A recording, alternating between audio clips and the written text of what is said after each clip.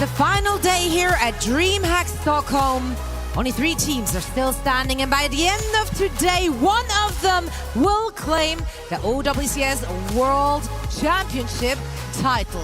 Buckle up, Championship Sunday starts right here, right now. Hello everyone, welcome. We're at DreamHack Stockholm in beautiful Sweden. My name is Zoe, and joining me on the desk to break it all down for you are Nekra and Avril. Guys, you are looking lovely. How ready are we feeling for the day?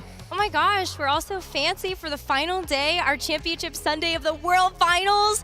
This is the year, Avril. I feel it. Something is in the air. I think something really special is going to happen today. I'm ready to crown a new world champion. Falcons are out of here. They do not get to go for the back-to-back, which means somebody new has to win. I can't wait. That's right. Let's take a look at the bracket to see the journey. Look at the journey that all our teams have had over the last couple of days. We definitely had some surprises, ups and downs, lots of heartbreak. All these teams came to play, and we were treated to so many great matches. Lots of C9s as well, Nekra. I think that's on you though, right? You can still blame me for that? Yeah, I don't think that the curse has been lifted quite yet. But hopefully that's not going to happen today, especially when all of the final matches today are such high stakes. They are indeed. And now let's hone into what happened yesterday. We did have to say goodbye to our last Chinese team. Weibo, unfortunately, did not make it through in the lower bracket. After they had a tough go at it in the upper bracket already, it just didn't seem to be their meta this time around. Weibo have had struggles throughout the entire year. They peaked at the top 4 at the Hangzhou Champions Clash that we started out the year with. Unfortunately, got grouped at the mid-season championship. Couldn't even quite make it out of there due to Virtus Pro upsetting them. And now a top 6 finish, which they're going to have to be happy with a little bit. China, at least I think, on the resurgence somewhat. Team CC had some good showings at this event. Weibo would like to finish at least 1 place higher, but the nemesis is in Falcons, clean them up 3-0. I love that you're calling out there. Team CC definitely had a very good show of things, and I think a lot of where we can see the hope for our Chinese Overwatch teams. You still have just incredible players. I think Monk, Shy, Leave, they really had major tournament performances, and unfortunately, I think just the inflexibility of the roster, as you were saying, just with the current meta, did make it a lot tougher. Shout out to the fact that Weibo did take down SSG though, so Weibo getting some international victories in there, proving that China is here to compete, that they can still be competitive, that they are still growing, coming back as a region and coming back to next year strong. Absolutely. And I mean, in general, the region has showed up. Team CC had a great showing as well in the early stages of this tournament. They did exceed our expectations. So we're very excited to see more from China heading into 2026. Now, a big surprise yesterday has got to be that our reigning champs, Team Falcons, did not make it through. They got knocked down into the lower bracket by one of our MENA teams. And then they had an exit, an earlier exit than anyone would have expected at the hands of Crazy Raccoon. What could you have expected out of a banger? Crazy Raccoon, Team Falcons, they have had such a legacy competing against each other for the past 2 years. This season alone, Crazy Raccoon is going to have a 9-3 record versus Team Falcons in their matches, but it of course comes down to a 5-map series to end it all. Usually does, and well, for Crazy Raccoon getting themselves once again a win versus Team Falcons like they did in the final to get here, which was a 4-3 victory, and extending the lead overall head-to-head between the teams to 18-9. This was, of course, Crazy Raccoon Falcons number 27, and look, number 28 will be around the corner next year. And I was really excited to see that Crazy Raccoon did take some risks in this match as well. Brought Spint back into the roster to at least give Spint his first ever LAN tournament game. And even though that did not work out for them on New Junk City, gives me a lot of hope that, you know, Crazy Raccoon, they've definitely hit the books. They know how they're going to get the best out of each player on their roster. It does mean that Crazy Raccoon get the opportunity now to maybe get that elusive world title they missed out on last year due to Team Falcons. This year, they get the revenge. Falcons, they cannot go for the back-to-back now. Crazy Raccoon, they are dangerous in the lower bracket. We saw how they managed to win that in the Champions Clash early in the year, dropped down the lower bracket, then went all the way through and won. The salty run back. You can always expect it out of Crazy Raccoon, and especially with the veterancy on the roster, you know that these players are no stranger to having to play in such a high-pressure environment, and I just think that Crazy Raccoon, while they are in that lower bracket, they can definitely make the comeback. They can indeed. I think, honestly, if you're looking at our 3 remaining teams, You can make a really good argument for any of them hoisting that trophy at the end of the day. Let's talk about individuals. Starting with the OWCS roster, I think one player we just have to point out here has got to be Landon. He popped off yesterday. What a performance. It was just amazing. I think especially with the 3K that Landon was able to get on Kings Row, I feel like that was just such a clutch moment for the team as a whole to be able to just solidify themselves at one of the tops in Overwatch history. And Landon in particular is a player that I think has seen a lot of growth over the last couple of years. Started mostly as a Baptiste player, especially during his time as a part of the London Spitfire, but now as he's moved forward through OWCS, we've seen a lot more growth in terms of being able to play the Kiriko and the Juno. It's also the first time OWCS has been able to take down a Korean team, and we saw the first part of that clip that in the highlight package that, yeah, it's the clutch on Shambadi. That's the memorable one from yesterday, part of the huge victory that OWCS had, and Landon now the sole North American player remaining in our top 3 teams. The rest of North America in terms of teams may be out of here, but at least the North American player has remained. Yes, please, please, our That's North such America a hope. that actually, like... Paid No, for by the and he's Mr. out. X gang. Landon's playing for EMEA team, therefore he is EMEA. You cannot claim him no more. But yeah, Landon is he's just such a stable backline. Like, he always performs. Like, Landon just cannot underperform. But it's not even just the healing, it's the damage output from Landon. You saw all of those kunai headshots from the Kiriko, and just to be able to get like he 1v3'd an entire team yesterday. And I thought that was just so special, and you can always count on Landon to be able to get that double duty. Indeed. Now, let's talk about one, if not the DPS player. He's been around forever and then some. It's Lip. And he once again showed that he's not slowed down in quote-unquote old age. And Lip, he is looking towards his future quite brightly as, once again, it's that world title that he is still looking for. Won many titles in the Overwatch League, won many other titles, including the majors that we have had in the OWCS so far. But for Lip right now, looking at his entire career, absolutely the most winningest player of all time, overtaking Violet. Violet's not at this final. Lip is looking for #1, and he's leading the way with Crazy Raccoon. And he doesn't look like he's missed a beat.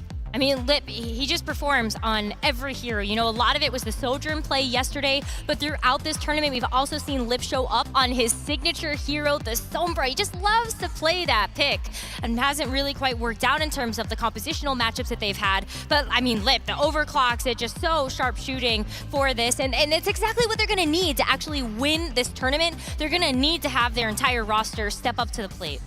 Oh, and I have no doubt Lip will be performing today. Here you see him barely fitting in the screen since he's 7 He's foot so tall. tall. He's Fun actually fact. so Has tall. anyone in fact, that actually, gives him, like, how tall is Johnny, Johnny is stood next to Lip, and Johnny, I'm going to call him out. Johnny doesn't think Lip is tall, so get Johnny, please. Everyone get Johnny. Johnny believes Lip is actually not that tall, but I think Lip is gigantic. Have you ever seen a picture of them next to each other? Johnny says he doesn't want to mog Lip, so they don't want to take a picture. That's how it is. Don't worry, Johnny's coming. Let's go with that. Now, another highlight-worthy DPS performance is what we got out of Quartz yesterday. Like, that was criminal, honestly. Like, that was filthy. Filth. That's what it was. I have never seen something like it. Like, Quartz stepped it up like to a level that I didn't know he was capable of.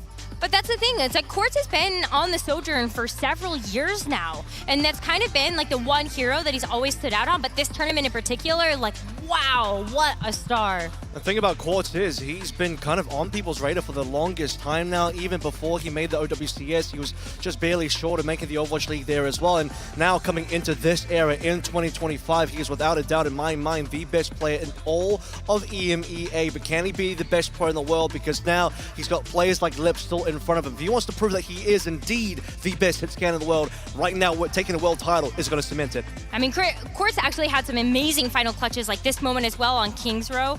I think it's just like, as a whole, this entire squad for Twisted Minds, when they're feeling themselves, and they actually can do so much with that momentum and that just confidence that they're able to generate with a lot of these big clutch plays. Hot take.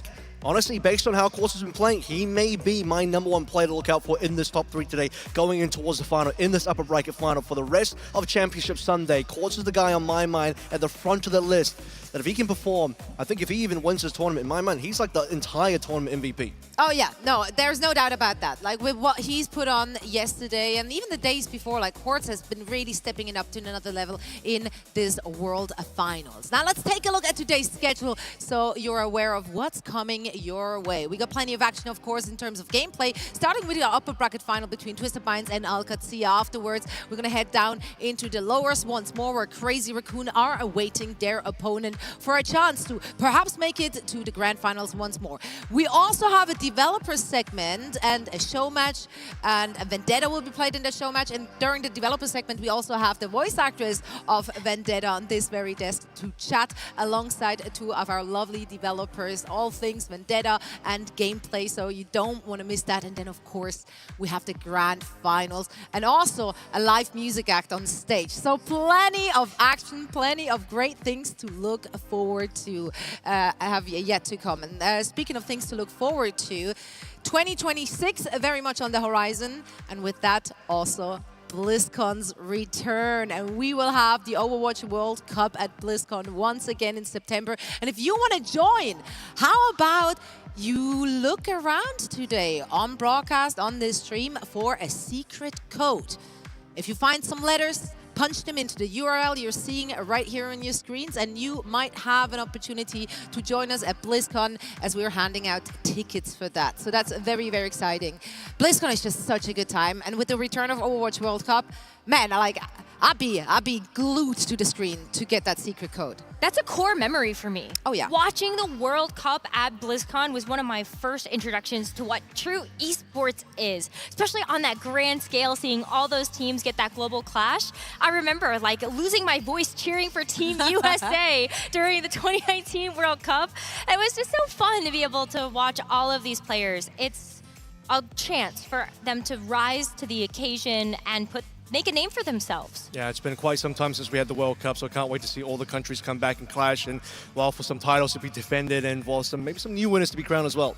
That's right. Well, we have to crown our OWCS champions first, so let's dig into our first match of the day in the upper bracket to figure out who's the first team who's making it through to the grand finals. We did have an opportunity to sit down with the players from Twisted Minds and OWCS earlier, so let's hear what they had to say.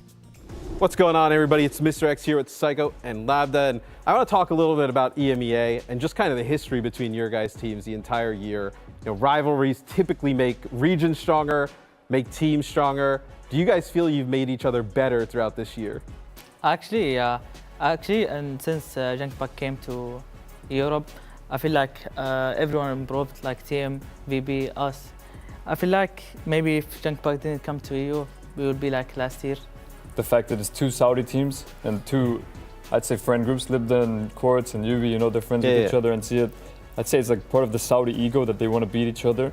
And throughout Maybe that's true. Yeah, throughout the year, like both of our teams usually don't try that hard in scrims. But if we go against each other, everyone's trying their hardest. When you watch the other team, is there one player on the other team, like for you, TM, and you, Alcat, that you just watch like their POV and you're like, how does this person get away with this? Like how, how does this person do this? Last Saudi League, Quartz on map routes, and he was killing everyone actually in that map. So I was, how? Yeah, he does that sometimes. Yes. For OWCS, I don't know, they just work so well together. Like in that Diva, Lucio, Kiri, Sim, it's just everyone. I mean, obviously they're all really good individually, but they just click as a team. What's your guys' take on like some of the other regions? Let's start with like NA. What's your guys' take on NA at the moment? I saw a smirk out of him. To be honest, I don't watch any region. But from Not gonna scrims. lie. From scrims? Yeah. Actually, NA teams, I'm gonna say they're not that good actually. Even if we scrim every team, Liquid, GK, we didn't scrim GK. Yeah. But Liquid, GK, and SG, I feel like EU way better. Do you feel like EU took a step up this year as a whole? Yeah. Like compared to Yes, some of the other last year, regions? NA team was better with Toronto. Yeah. I feel like Toronto, right? Yeah. Yes, they were better than EU teams, but I feel like right now we are way better. Like we made each other so much better this year, and also just, I guess, more imports came to Europe this year. Yeah. So that just raised the overall level. You could get one thing from the other team that you think like, okay, TM is so good at this, I wish we could steal that, and vice versa. What would it be? Actually, when they play Young Freya, Yeah. Chaser, I want to be like them. but we can't. I wish we were as good at sim as them in the sim there. Because then we would have beat them at EWC. Obviously, the rivalry's been extremely competitive. What would you want to say, kind of words of good luck to Twisted Minds going into this Actually, one? I wish them the best luck because they are EU team. I want the best for EU teams. You know, we've been playing against each other all year. Now finally, we're on the other side of the bracket. Yes. So I really do hope they make it to grand finals against us. That would be the dream. Well, what would it mean for, like, Europe, for either of you guys to win? I mean, it would be insane. First time ever a European team, or even the Saudi team rather, has won like an international tournament. So it would be history. Hey, I mean, I'm excited to see you guys play at this event. I think both of your teams are awesome. Thanks so much to Psycho and Labda for joining me here. We'll see OWCS and Twisted Minds playing at the OWCS Grand Finals all week. Great to hear the insight from both of these players. Necra, they're just, it's just so exciting to see them making it into that upper bracket. They both took down those Korean squads, which is just so exciting. It's just a huge accomplishment, and especially speaks to what you heard those players say. A gap is closing. EMEA is on top right now in terms of the regions that are outside Korea, and now it's time to prove that. Can they overtake Korea when it comes down to seeing Crazy Raccoon in the lower bracket? One of them is going to lose in this upcoming match, going to have to take out Crazy Raccoon so they can live out that legacy and kind of like the prophecy of seeing both of these teams match up against each other. Now, we've seen Twisted Minds and OWCS play already in the regular season. Across the calendar year, OWCS has won 10 times and Twisted Minds 9. They are so neck and neck in terms of just how close they are in their skill level and also how much they push each other as teams. And of those games, we've had 4 E-League championship titles there in terms of stage wins, and also the recent E-League 2025 championship, 2 stage titles for OWCS where they went into the grand finals.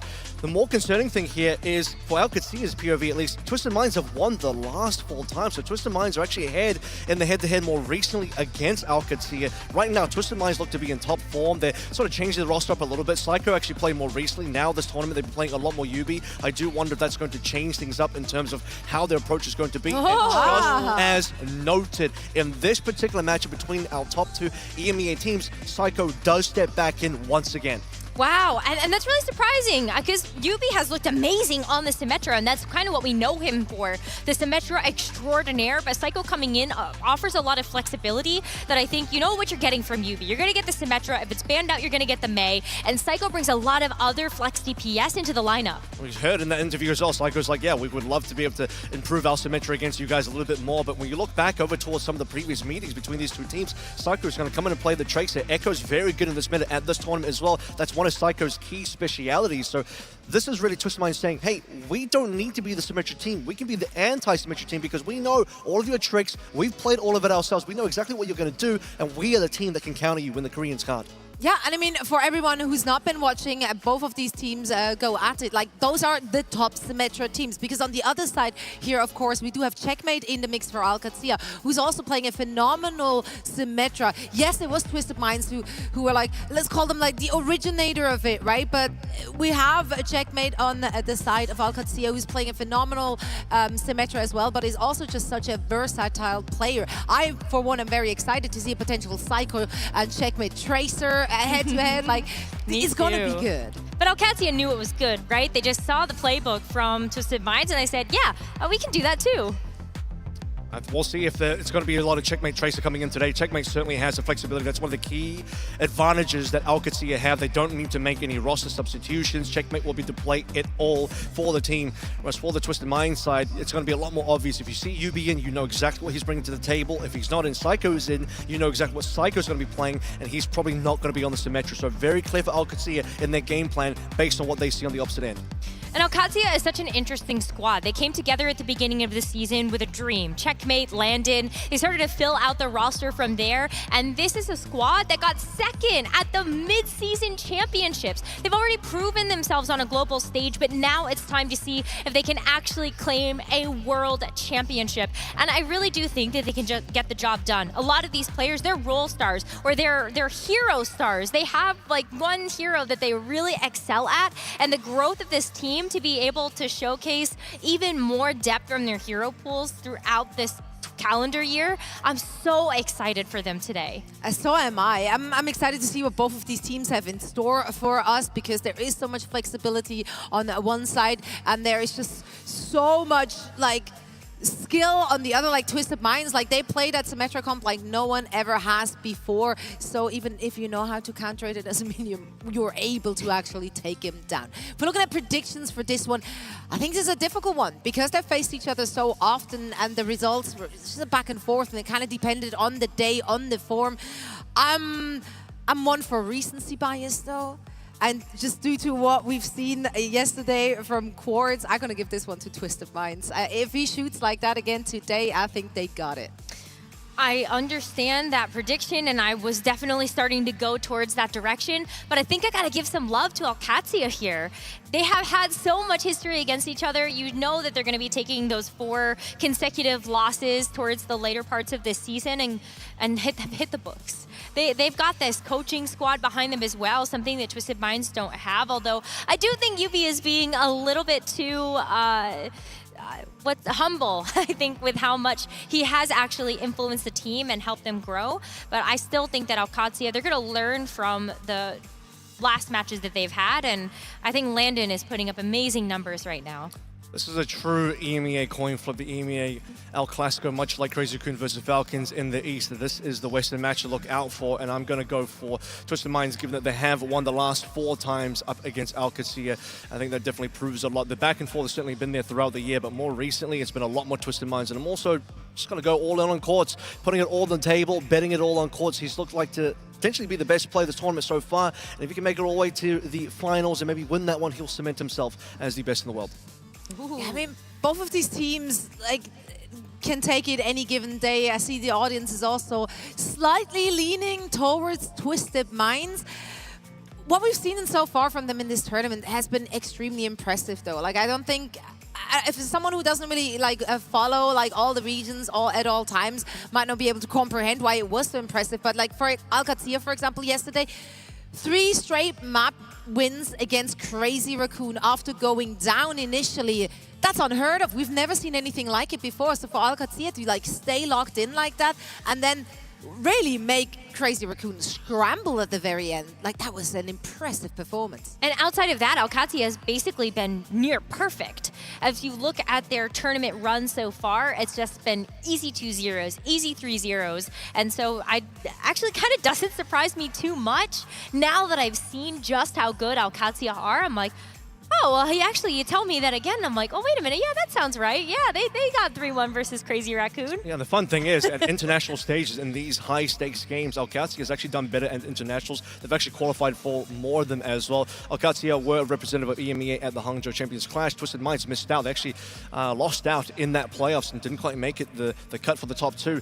They made it to mid-season. Of course, we talk about the OWCS second-place finish. Part of that journey for the second-place finish for OWCS was taking down Twisted Minds in a 5-mapper on the way through from the semifinals in that single elim. So Twisted Minds didn't get a chance to face off against Falcons in that final. And well, we talked about them facing off against Falcons yesterday, and that's what they would have liked to have proven at the mid-season championship. So Twisted Minds, they've had a lot more of a rough journey, I would say, this year in terms of making it to and then performing at the international stage. Now they get to be the team going up against OWCS to see once again if they can make the final or not, or whether this is for Twisted Minds once again being stopped in their tracks right before the final because of OWCS. And just like the games between Crazy Raccoon and Team Falcons, if you have Twisted Minds and OWCS going up against each other, you rest assured you're most likely going to get a 5-map banger. And that means there is a lot of time to watch because it's so many maps. And that means there's more opportunities for you to get your drops. So make sure that your Battle.net account and your Twitch account are connected and you can start earning your drops right now.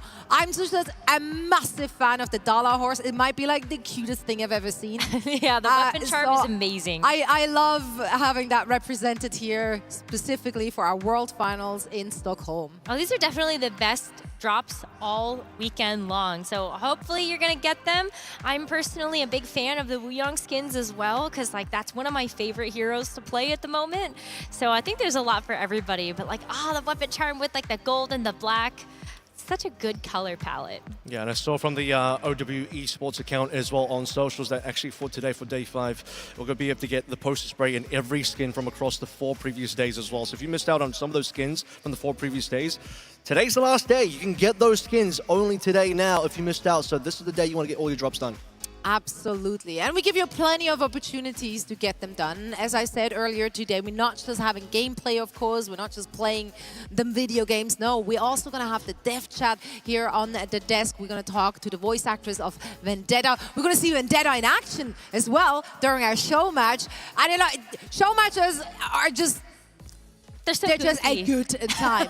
I can't wait to see what our players have in store for us when they take to the Vendetta, because it is, of course, a Vendetta weekend, so you can play Vendetta as well. What can be done in the hands of, are we calling them pros? Some of them are pros. Some of them, yeah. I'm actually not entirely sure who all is playing in our show match. Do we know? Do we have full rosters? We do, but that's a secret. It's a secret, or maybe that's. I wanted to be surprised. I'll tell you what, I've been Definitely peeping into some player practice rooms. I don't know if they're the necessarily ones playing, but yeah, I've seen some pro players already hitting up some Looking queues good. for Vendetta. They play secretly. You won't notice them because they're all under like the streamer names, so they don't reveal themselves in European 5v5 or 6v6 quick play. You just won't be finding yourself up against a pro that you recognize anyway. But yeah, finding their time playing some Vendetta, watching them all learn that hero has been a lot of fun. Yeah, it's going to be so much fun to see Vendetta in action with all of our teams on the stage. But enough waffling. We are ready to start our day. Our all EMEA upper bracket final is coming your way right now.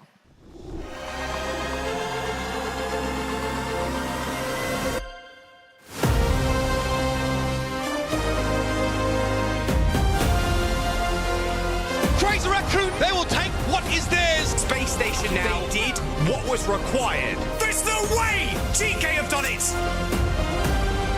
Again and again and again. How does he keep doing it? Damned if you do, damned if you don't. The impossible achieved.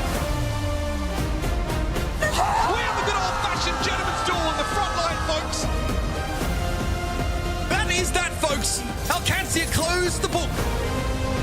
Falcons break the ties and bind to become your mid-season champions. Oh, buddy, it doesn't get any better than this.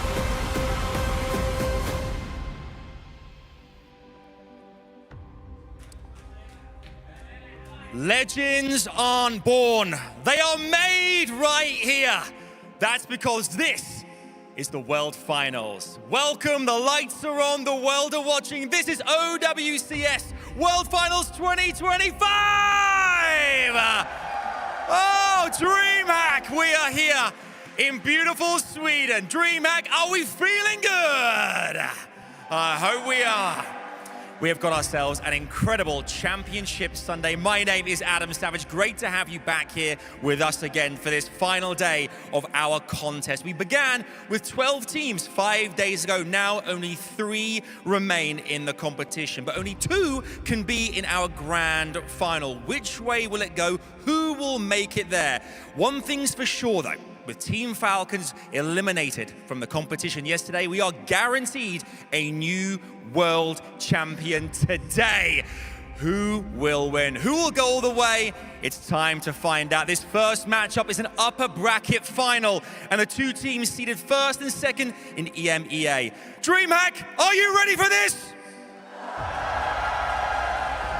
Are you ready for this too? Let's meet the teams. First up, it's Twisted Minds!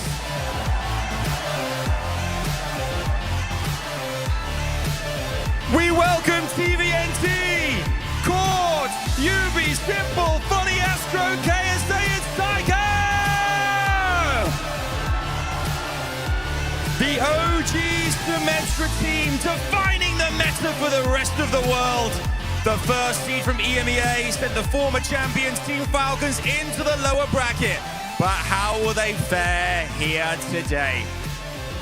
Please welcome to the stage their challengers. Give it up for Alcatia!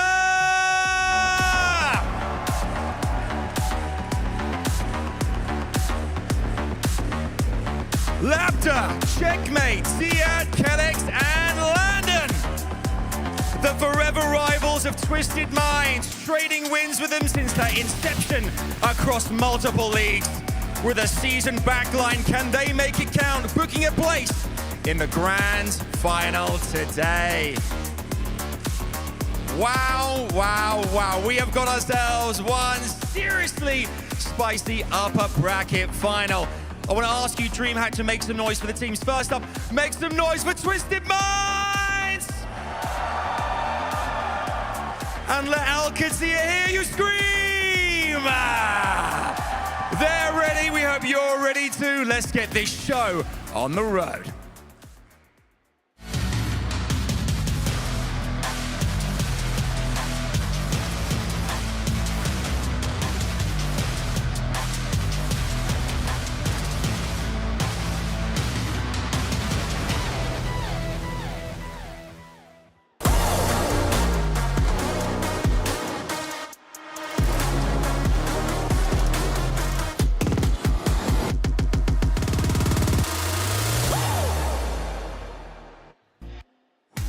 It's Championship Sunday here at DreamHack Stockholm. Twisted Minds now OWCS facing up in this upper bracket, Johnny. We're guaranteed a new world champion, and EMEA are guaranteed a team at the grand finals table. It's an absolute treat being here on the last day of the 2025 Overwatch Esports circuit. And the year that's been, I feel like it's really been the story of Twisted Minds against OWCS, facing up 20 times already this year throughout the Overwatch Esports ecosystem. And now we get to see them at least one more time today. At least one more time. And their matchup as well, Johnny, it's been 50-50 over the last year, like straight up. This will finally break that tie. And on the international stage, at least looking at mid-season, OWCS ended up taking down Twisted Minds to make it to the final in a 6-map banger with a tie on Blizzard World. Unprecedented for the world stage.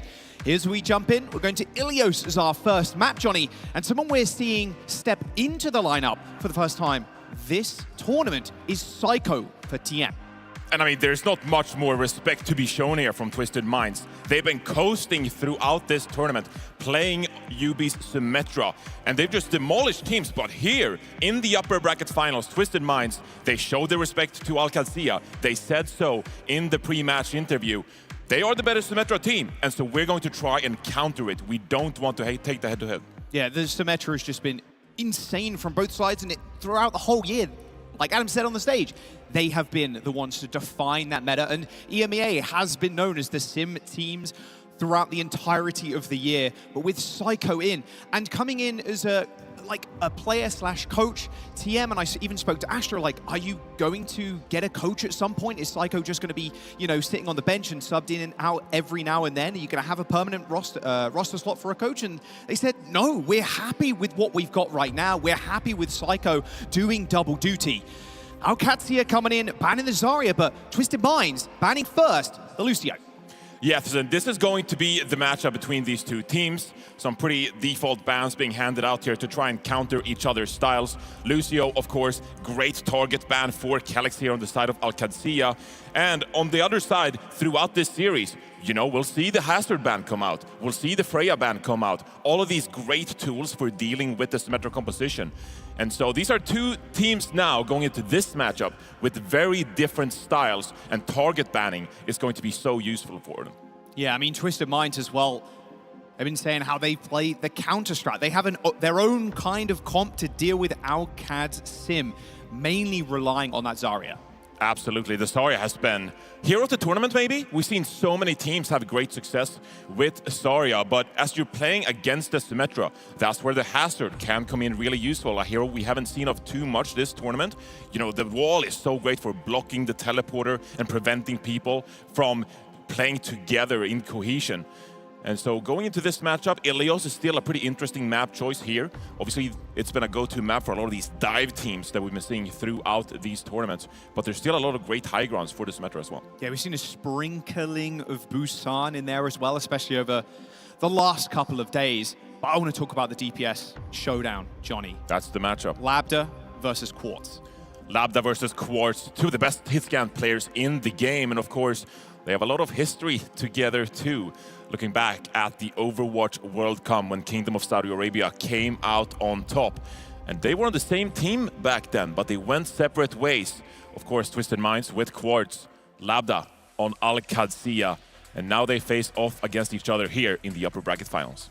First to 3, that's how it's been done. And look, we've had a lot of 3 Overwatches over the last couple of days, Johnny, but a lot of them have been extremely close. I want to look at Al-Qad's kind of a small little flashback to yesterday, Johnny, against Crazy Raccoon. Holding down the point on Shambali Monastery was Landon in the backline. Not only has Landon been around for quite some time at this point, plays in the Overwatch League, but Kellex, a historied player, has been around since basically the dawn of Overwatch's time. It's one of the more experienced backlines we had in the entire tournament. And, you know, speaking to Kellex, last year I did actually, when he was representing ENCE in the World Finals, he said, this might be my last tournament. This might be my last opportunity to hoist that trophy. But then found himself on this Al-Qadsiya roster going into Championship Sunday. This is an opportunity for a lot of old school players to build on their legacy here on Championship Sunday. Crazy Raccoon obviously down in the lower bracket right now. Guaranteed an EMEA team in the finals, maybe even both of them if they continue what they've been doing over the course of the World Finals. It's been a crazy affair as well, like you said, watching the tank players kind of evolve. We expected a lot of RAM coming in for a lot of tanks. TVNT and Ziad, though, playing something like a D.Va, that is their wheelhouse. Ziad, arguably Rookie of the Year, very young player coming into this year and just building on his legacy. And meanwhile, TVNT been such an instrumental part for this Twisted Minds team and hitting peak form at just the right time. A big influence to Twisted Minds' success as we roll out here on Ilios. Psycho stepping into the roster again. Tracer, Echo, very flexible. Checkmate. Classically, we're going to see Al-Qadsiya on the sim, Johnny. We're going to see Checkmate on this sim, and obviously Point Control is the name of the game for this roster. Twisted Minds opting for the Freya instead. A lot of poke here coming out from Funny Astros, Wu Yang as well. Let's see if Twisted Minds can break apart this Al-Qadsiya composition. Yeah, getting to the point is the #1 priority for Al-Qadsiya. Gonna try and bait the teleport, get up into the high ground. Pressure simple. Great Got matrix. the Wu Yang heals though coming through from Funny Astro, but great pick by Quartz. Checkmate down, mobility cut in half now for Al-Qadsiya as they try and retreat through Cage, but Quartz with an eagle-eye view of the competition. A double kill for the Freya to start us off. And they look so comfortable, Twisted Minds, around these rooftops. So difficult for Al-Qadsiya to get any sight lines to try and hit these very mobile targets. Was a bit of a dive opportunity there for Al-Qadsiya, not able to find the pick because of TVNT's great defense matrix usage as well. Now Al-Qadsiya struggling to walk up here just to get a little bit of space. Yeah, the path to the point is going to be the most treacherous for Al-Qadsiya. You want to take it slow with the sim comp. You want to be able to get around places with that TP. A nice little bowler shot there from Quartz, and it's just lambs to the slaughter for the Freya. Quartz with a 3-piece after the bowler shot. And Twisted Minds look mighty comfortable here on their map pick already. This is going to be a favorable matchup for them. It's a great map choice. Al-Qadsiya here. They'll just have to rotate, use their mobility off the teleporter, try to get in a position where they can start dealing some damage to these Twisted Minds targets. Does take a long time to set up this sim though. Looks like they're going to try and flip the map on them. Wait for another TP from Checkmate. Instantly, as soon as it comes off cooldown, he's straight on. Orbital Ray on the point now. Simple Shield's already gone down. Tidal Blast on the brig. Bash into the point. He's swinging, and there's the knockdown on the cast, but they can't quite finish Labda. Psycho ends up falling over, but another bolus from Quartz. A double kill for the Freya yet again. The hard carry from Twisted Minds coming up clutch as Kellex. It's just under such duress right now. 50 HP, shield deleted. Twisted Minds lost the point, but should be able to get the recap now. They got man advantage, but eking out percent now is Al-Qad as Ziad gets demeched. And that's a big fight for Al-Qadsiya. Double support ultimate used there to try to have enough survivability on the point as they set up their defense. Now, Checkmate still has the Symmetra wall. This is going to be a great tool just to mitigate a lot of this damage coming through. You want to out-sustain Twisted Minds' poke composition. Teleporter coming in on the outside area here. And Pulse Bomb Ethan as well. Great from Ziad. Yeah, beautiful stuff. Escorting the team to the point. Deadeye available for Labda as well. Pretty free cap though, Johnny. But look at them rotating here. They want to utilize this Symmetra shield to get picks. They can't sit back quietly. Bro, they can't get anybody. Quartz is drawing the ire right now of Zia, but jumps up straight to the high ground again. Ends up getting taken down eventually. Those thrusters from the D.Va are on such a low cooldown. It's hard for Quartz to create space between himself, but still, Twisted Mind, 80% on the board. And OWCS are doing a great job here, building percentage points, taking control of the space, and then they're pushing out. Twisted Minds here, trying to go for a bit of a contest here. A couple of ultimates online, Tidal Blast if they want to use it. Another bowler shot is made up from Quartz as well. Ends up tagging the corner, and Kellex instantly goes down. Nice duo effort there from the DPS players of Twisted Minds as Checkmate is chased off of the map. Oh dear, OWCS, they maybe got another attempt. They get 70%, but this is final fight with double support ultimate for TM coming up. And they want to fight early here. They want to make things difficult for OWCS. You can see them, 90% coming up here. They're pushing spawn, Johnny. Oh, what? Labda pops the high noon. A small misstep, maybe. TP. Looks like someone's waiting for the boot. TVNT's got the self-destruct, so staying power on the point is just insane for Twisted Minds. A good bash onto Ziad as well. Tried to go for the self-destruct, but denied the remake. Overtime and still support ultimates are plenty for Twisted Minds right now as they secure the first round. It's a great break play from Simple there. Another young generation player who's really found a place on this Twisted Minds roster, fulfilling his potential. Great start for Twisted Minds with Psycho in the mix, you gotta say as well. Haven't had any appearances this tournament. Can maybe feel a little bit unease just being on stage for the very first time, but as we take a look at the scoreboard, that's not the story at all. Funny Astro, 14-0. Psycho, 14-1. And TVNT doing a great job as well. Funny Astro, 0 deaths, bro. I mean, Quartz is going to be the main guy you're chasing after, right? But only a couple of deaths. And it takes him a long time to actually go down too. Mobility Freya cannot be understated. Labda now on Soj. Labda on Sojourn here, so there's going to be a lot of poke coming out towards TVNT here. The extra mobility is nice as well. You can be quite static on that Cassidy against a Freya who dominates in the skies. 10 seconds until the point controls here. It unlocks, and that is going to be OWCS' trigger to engage with this Symmetra. Quartz definitely getting the better of the duel right now against Labda. It's been a struggle so far. Even a small misplay as well on stage, using that high noon. Maybe thinking they were pushing early. OWCS though with a very swift cap. Yeah, a great cap from OWCS. And a nice pick onto Quartz as well. This should be them with complete control here, this first fight on Ruins. Yeah, that's what you want out of your hit scan. If they're not online on stage, then something is definitely wrong. Simple resetting, and yeah, OWCS are going to try and take a forward position. Have got the safety of the TP to get out of there, though. And this is a bit of a tougher round for Twisted Minds here, because they don't have the same opportunity to surround the composition. You can see Psycho navigating these health packs, trying to get into the backline. But the rest of Twisted Minds' damage, very much all of it comes in front of you. Much easier for OWCS to play around Twisted Minds' composition here. Still bash there.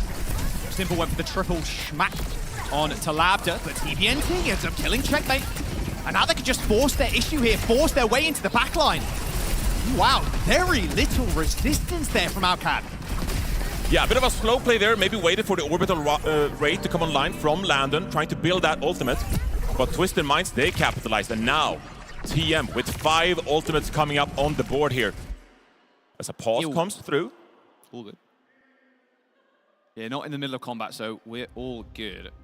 More awkward when it's straight in the middle of a fight, so hopefully we'll get this problem sorted out very quickly. Obviously, you want to be at your most optimal best here in this pivotal matchup in the upper bracket finals. Dude, that is a recline. Oh, we're chilling. Chilling. I mean, don't let the appearance fool you. There's probably a lot of stress hiding in that. in that the lean? Yeah. Yeah, most probably. See a Kellex sign out there. Mad respect. What we got? Touch grass. Okay, buddy. People are trying to win that DHL drop. They want the jerseys. Avast will be out here later. Yeah. Kellex equals the glue. Is Kellex the glue that holds the team together, do you reckon? I mean, Kellex is such an experienced player. I mean, he's been competing for like, what, 7, 8 years now? Since you've been competing, right? Well, essentially, yeah. We traded. We traded fast. Yeah, we did a little bit. All right, let's jump back into it, though. Yeah, not a long pause, see. It's all good. Get those tech pauses out the way. And just look at Twisted Mind's positioning here. Poking Alcazia early here. They want to force out any little ability to try to get the upper hand when the fight comes. Oh, great calls from Psycho. It's insane coming in as well. Think about it from Psycho's perspective. Not really played the whole tournament at all, Johnny. Coming in the upper bracket final against a team you have such a heavy rivalry with. Yeah, being able to perform in a moment like this with no experience on this stage is a testament to Psycho's individual skill. As Alcazia, they're gonna have to step up the tempo here. You can see a fake Symmetra teleporter forcing Twisted Minds back a little bit. But you gotta play with pace here as the orbital ray comes through. Oh, Landon going so low. Luckily the ray's there to actually heal him up. They're going to push through this choke, but I think Twisted Mind's pretty happy with this. This Ray moving slowly, disappearing as well. Now the wall to push them onto the point. Here comes the Tidal Blast, though, straight onto Checkmate. A nice little bash onto TBNT to try and sustain through this. And it looks like they've managed to do just that. Checkmate all good. That overhealth aiding in his survivability.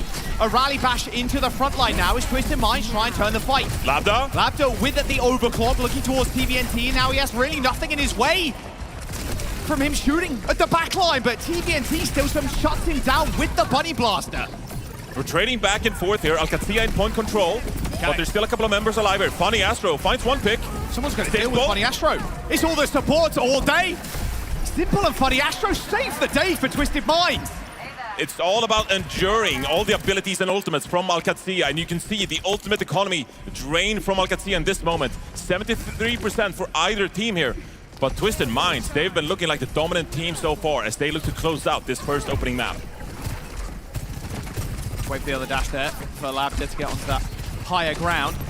Psycho looking for another pulse. Oh, slowed down by the turrets as well. Hindered in his egress. Simple falling is not a good start though for Twisted Minds. Funny Astro, wow, paying for their sins in that last fight as they managed to carry them to victory, although Twisted Minds still with a good percentage, 98, as Labda snipes quartz. And this round comes down to the one final fight. Alcazia with no ultimates on the board here. How do you get the upper hand in this fight as Funny Astro? Tidal Blast on the ready. Quartz has that bola for a big play. Can Siad eat it with the Matrix? They need this orbital ray, Johnny. It cannot be understated. Lano's building it. 5% away. Siad taking a fair bit of poke damage in the front line, but here comes the Tidal Blast on TBNT already straight towards the Sim, and Checkmate goes down before he can take the teleport. There's one kill already. And now Alcazia, they've got control of the point, and it's an OT, but Quartz has found a way into the fight. Misses the last shot, though, on Landon, and here comes the rally. These late support ultimates coming up clutch for Alcazia, but no! Oh, Cad. With double support orbital ray, rally going off, but Twisted Minds right under their nose, sneak the map away. We gotta get a second look at that. A chaotic final fight on Helios, and Twisted Minds come out on top with their poke-oriented composition.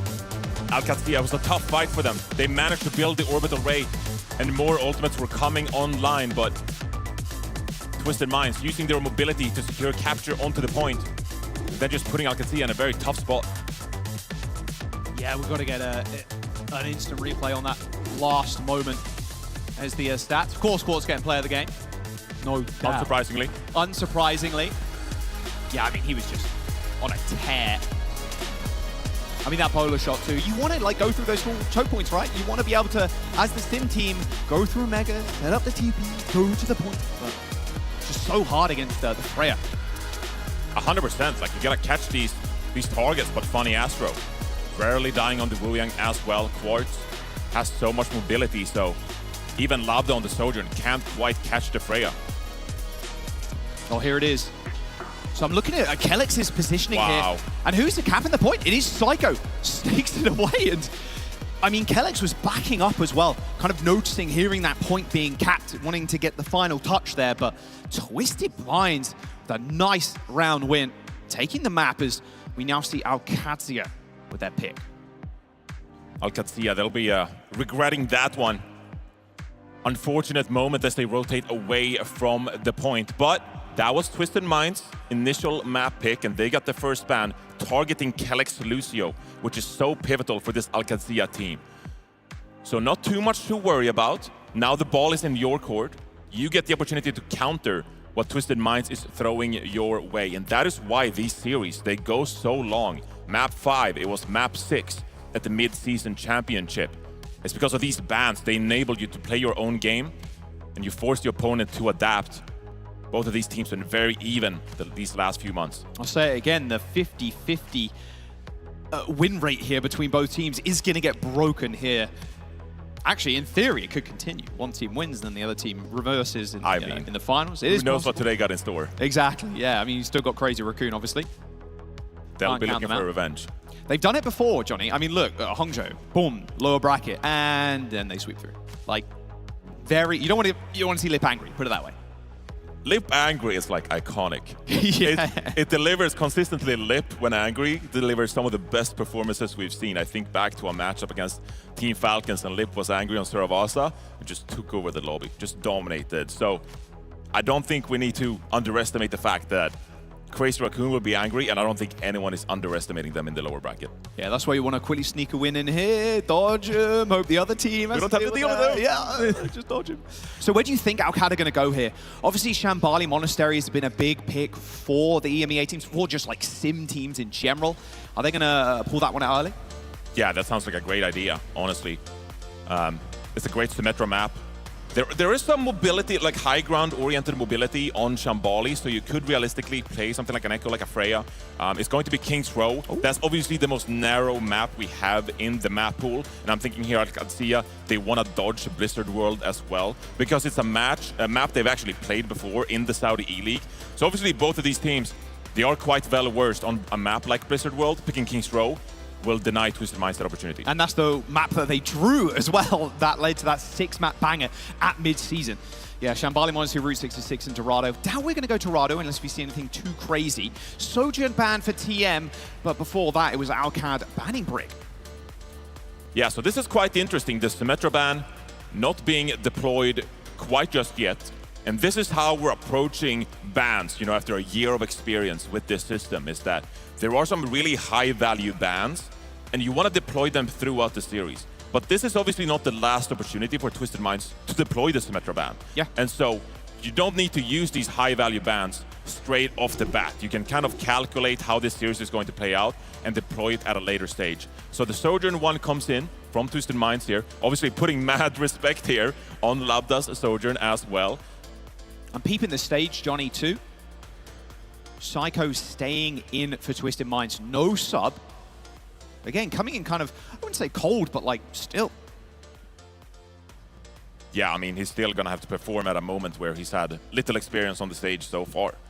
And the big question is for Twisted Minds if we'll ever see Yubi in this series. Because so far, when they kick off a series with either Yubi or Psycho, they tend to stay with that damage player. They're not big fans of doing mid-match substitutions. And obviously, we have a lot of experience with that in the past, a lot of discussion about, oh, let's sub in a player for map 5. Perhaps not the greatest idea to put him in cold in the most tense map of the series. And so this is a team that they go into a match like this with a plan in place, and they don't really deviate from it. They gotta commit. And obviously, with an opportunity like this, maybe you're feeling in the upper bracket, our tournament life is not on the line, and so we're going to commit to Psycho in this matchup. And then if that doesn't work out, maybe if we do make it to the grand finals again, we can have the opportunity to put Yubi into the match. Right now, it does seem like Psycho is going to stay in the mix here, and this is the plan of choice for Twisted Minds. Yeah, and then you want to go heavy sim, maybe. If you end up facing Crazy Raccoon at some point, then yeah, you can have Yubi step back in. But map number 2 is about to get underway. Twisted Minds and Al-Qad 2. The rivalry speaks for itself, and even Avril touched it on the desk. It is like the Crazy Raccoon Team Falcons in Korea. We've got one at home, and it's Twisted Minds versus Al-Qad. It really is, and I mean, steel sharpens steel, or whatever that way saying is going. It's that. No. I'm the Swedish person, okay? Like I'm trying to get help from the native English speakers. But my point being is that these two teams in EMEA, they really pushed each other for excellence. Great scrim partner to have throughout the year, and just to keep improving. And I think you look at some of the Korean teams, Team Falcons, Crazy Raccoon, they don't really have. They have a scrim bubble of some of the best teams in the world, but they don't have a scrim bubble with the best Symmetra teams in the world. Yeah. And so these two teams, they're obviously excelling in this meta, in this playstyle, and Korea doesn't have the same level of practice against it. So Twisted Minds Alcazia finding themselves here, it's a testament to their dedication to practice, how much they demand out of each other, and how they're constantly improving each other. TVNT on the Zarya now was banned away in that first map, and this is kind of the anti-sim comp they've been running against Alcad for what feels like forever. They want to have the Zarya, and having Psycho in also makes sense. Send in on the Tracer, even on an Echo as well, being able to get so much high energy, and also minimize the targets that can be TP'd on. Exactly, that's what it's all about. Obviously, the Symmetra provides a ton of mobility with that teleporter, but Twisted Minds composition is great for dispersing, from moving yourself away from wherever they are teleporting. Now, TVNT on the Zarya, quite immobile, and will be a target for Alcazia here as they scout out the defensive composition. Labda and Checkmate taking so much damage early on. Quartz, though, knows your trick. Then Labda goes extremely low, takes a take-aim shot. I think his life flashed before his eyes there. There The comes bolt the next rotation. exploded. The next rotation, up onto high ground now, but TVNT has an escape route, and he finds a kill too. Landon already dead. Nice hint nade does end Quartz's life for the time being, but Twisted Minds, it cannot be understated how much they played against the Simcom. They just hold kind of split. You TP onto us, we have maybe even 2 escape routes to run to make sure we don't instantly get popped. You can see here Twisted Minds, they're just trying to navigate around this point, trying to find the flank angles as Alcazia putting the pressure under the point here, but here comes the teleporter. Teleport behind now. Oh, Quartz caught off guard. Straight from spawn, they managed to get him. Nice little boop there from the high ground. Simple though, still with a nice view of the fight. Early Suzu usage, and Labda is so low. Oh, wins the duel though against Psycho. Very little healing coming his way as well. Psycho needing maybe a couple extra bullets there from the Pulse Pistols. We'll see if her recontest is in the making. Doesn't look like it. That Funny Astro goes down.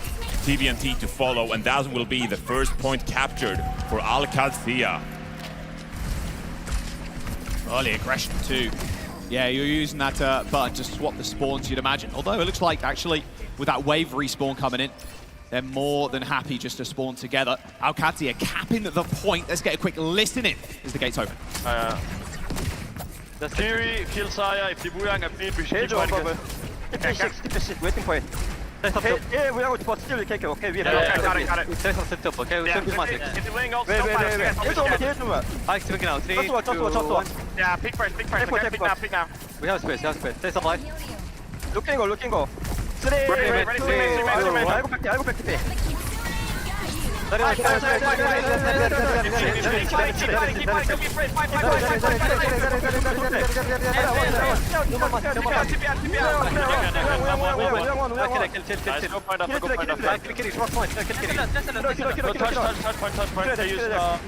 The back and forth, the tug of war, they're back in, back out. We have the game plan. If they use this, we use this. But what a teleport from Checkmate there. Gets them all out of the grab, apart from Kellex. They escape, get to high ground, and then Checkmate just beaming everybody. And that was dominant from Alcazia. Twisted Minds deploying their entire ultimate bank. And now, looking to recontest here on second point. With what tools available for them. Someone needs to make a big play here. Yeah, but with no ult shot, it's going to be so tough. Alcazia, they could walk up, hit the wall, hit Deadeye. What are you going to do? Oh. Well, you can't do anything now, not with Astro dead. Good luck, Simple. You got a whole lot of work needed to be put in now. Checkmate, though, deploys the wall before he ends up going down. And now Simple just ran out. I mean, Alcazia with a perfect game plan on King's Row. They're going to get second point, Johnny. That's a lot of time in the time bank. And that felt like an unwinnable fight there from TM, and that turned into reality. Yeah, this is really getting away from Twisted Minds now as Psycho swaps over to the Echo. A lot of high ground on this third point, but still Alcazia. High noon available for them here, as well as the self-destruct. Oh, they're pushing forward with the Deadeye. Gonna run TP, straight across, looking for head, Astro. Oh, they still take out Labda. Astro was baiting out the high noon shot there, but it was Quartz that was the final arrow to the knee for Labda. And if you can start building some ultimates here, great spot for Twisted Minds to be in here. As they get closer to that Kitsune Rush, want to match Landon's tool here. But this gets tricky. You can see Twisted Minds, they're stepping up here, but the teleporter is looming. No, look, Quartz already He's looking at the high ground. He's waiting. It. All right, well, there it is. There's the TP. Only Ziad taking it, though. Rush available for Lander, but Twisted Minds still need to build up theirs. They're going to back off for the time being. Quartz taking care of the teleport, but now comes the danger. TVNT on a knife's edge ends up getting beamed down by Checkmate as this Rush. He's just way too late from Simple. He's 5% away, Johnny. Ends up going down. Tidal Blast onto Astro. He ends up just trying to run to the point to stall, but a good boop is going to steal the deal. And that is why Alcazia took us to King's Row. A dominant attack featuring the symmetric composition, and Twisted Minds had no answer. Initiating match. That symphony of plays, Johnny, on the second point. You heard Landon call out, if they, on Kellex too, if they use this, we use this. We kite when they use Tidal Blast. We slightly later beat, and then we can push back in. They saw the bubbles being deployed, and then, well, it's all over. TVNT has to pull himself back, ends up hitting the grab, but then Checkmate has the answer. They're playing 4-dimensional chess, underwater polo at the same time, and it's just working out. 3 minutes and 24 seconds in that time bank for Alcazia. That is an insane amount of time, considering the caliber of both teams. The map feels like it's essentially over. That is how much of a hole Twisted Minds have put themselves in here. You just gotta go out there, try to make some plays, try to get the payload rolling. Obviously, we've seen this tournament so far. If you can start the snowball on a hybrid map like this, you are capable of some great capture times. But they need to improve their layering. They need to get more value out of their ultimates. On that previous round, it was all Alcazia, like you said, showcasing that layering of ultimates. Twisted Minds looking for answer here as Psycho swaps over to the main. Yeah, big flex from Psycho. Plays just about everything. Although not opting for the raw hit scan, of course, not when you have a Quartz on your roster. Alcazia playing them quite a bit of respect, though. Can't step up too much to the statue here. Just poking and prodding for now. Symmetra, teleporter comes out. But this is an opportunity now for a Twisted Minds to turn things around with that teleporter deployed. See if you can find a pick. Maybe even waiting for Quartz to find that one, man. So low, man, and they know it too. They're trying to push this corner right now. TP onto the high ground, but Twisted Minds kind of expecting this, kind of flipping the map, using that wall to separate the team. And in fact, make sure they can't TP back either. Good kill from Psycho too. Labda going down here. TVNT has nothing really in his way that can stop him. Kellex finds the boot kill onto Astro, but this fight is messy. It's split. They've been walled off in Alcat. In Twisted Minds' spawn as well. A D-suit. And that's the TM taking this point. They got 2 ticks already, and there's the cleanup. And that's how Twisted Minds, they want to play the game. They want to surround their opponent. They want to fight back and forth, a little deathmatchy. And it works in their favor as they get the ball rolling. And now, look at these ultimates coming online for Twisted Minds. Slightly earlier than Alcazia. Landon has that Kitsune Rush, but we do expect Twisted Minds here to build up their ultimate economy. And this next fight is going to be pivotal in the outcome of this attack for Twisted Minds. They are going fast, Johnny. Just going to try and flip the map completely. This is really smart, and being able to get there so quick as well. A TP plus the speed boost. Oh, speaking of speed boost, there's 2 rushes now on the point. Caught on a nice angle, though. This is free range for him. Someone has to be dealing with it. Ziad does end up getting the eat, but here comes the sound barrier, and TVNT overwhelmed. A Blizzard is going to stop Labda for the time being, but landed with a Suzu unfreezes the DPS. Alcazia just putting the pressure on right now. They're playing double support ultimate. And they're tear their opposition apart, stalling this payload. And Twisted Minds are losing crucial time at a moment like this. And now Checkmate coming up on that Symmetra wall. Another great tool for these cohesive team fights. Well, Twisted Minds here, they're poking. They want to deploy this Graviton Surge, but Ziad with that Matrix is going to prevent them. High noon. High ground. Oh! Great dodge.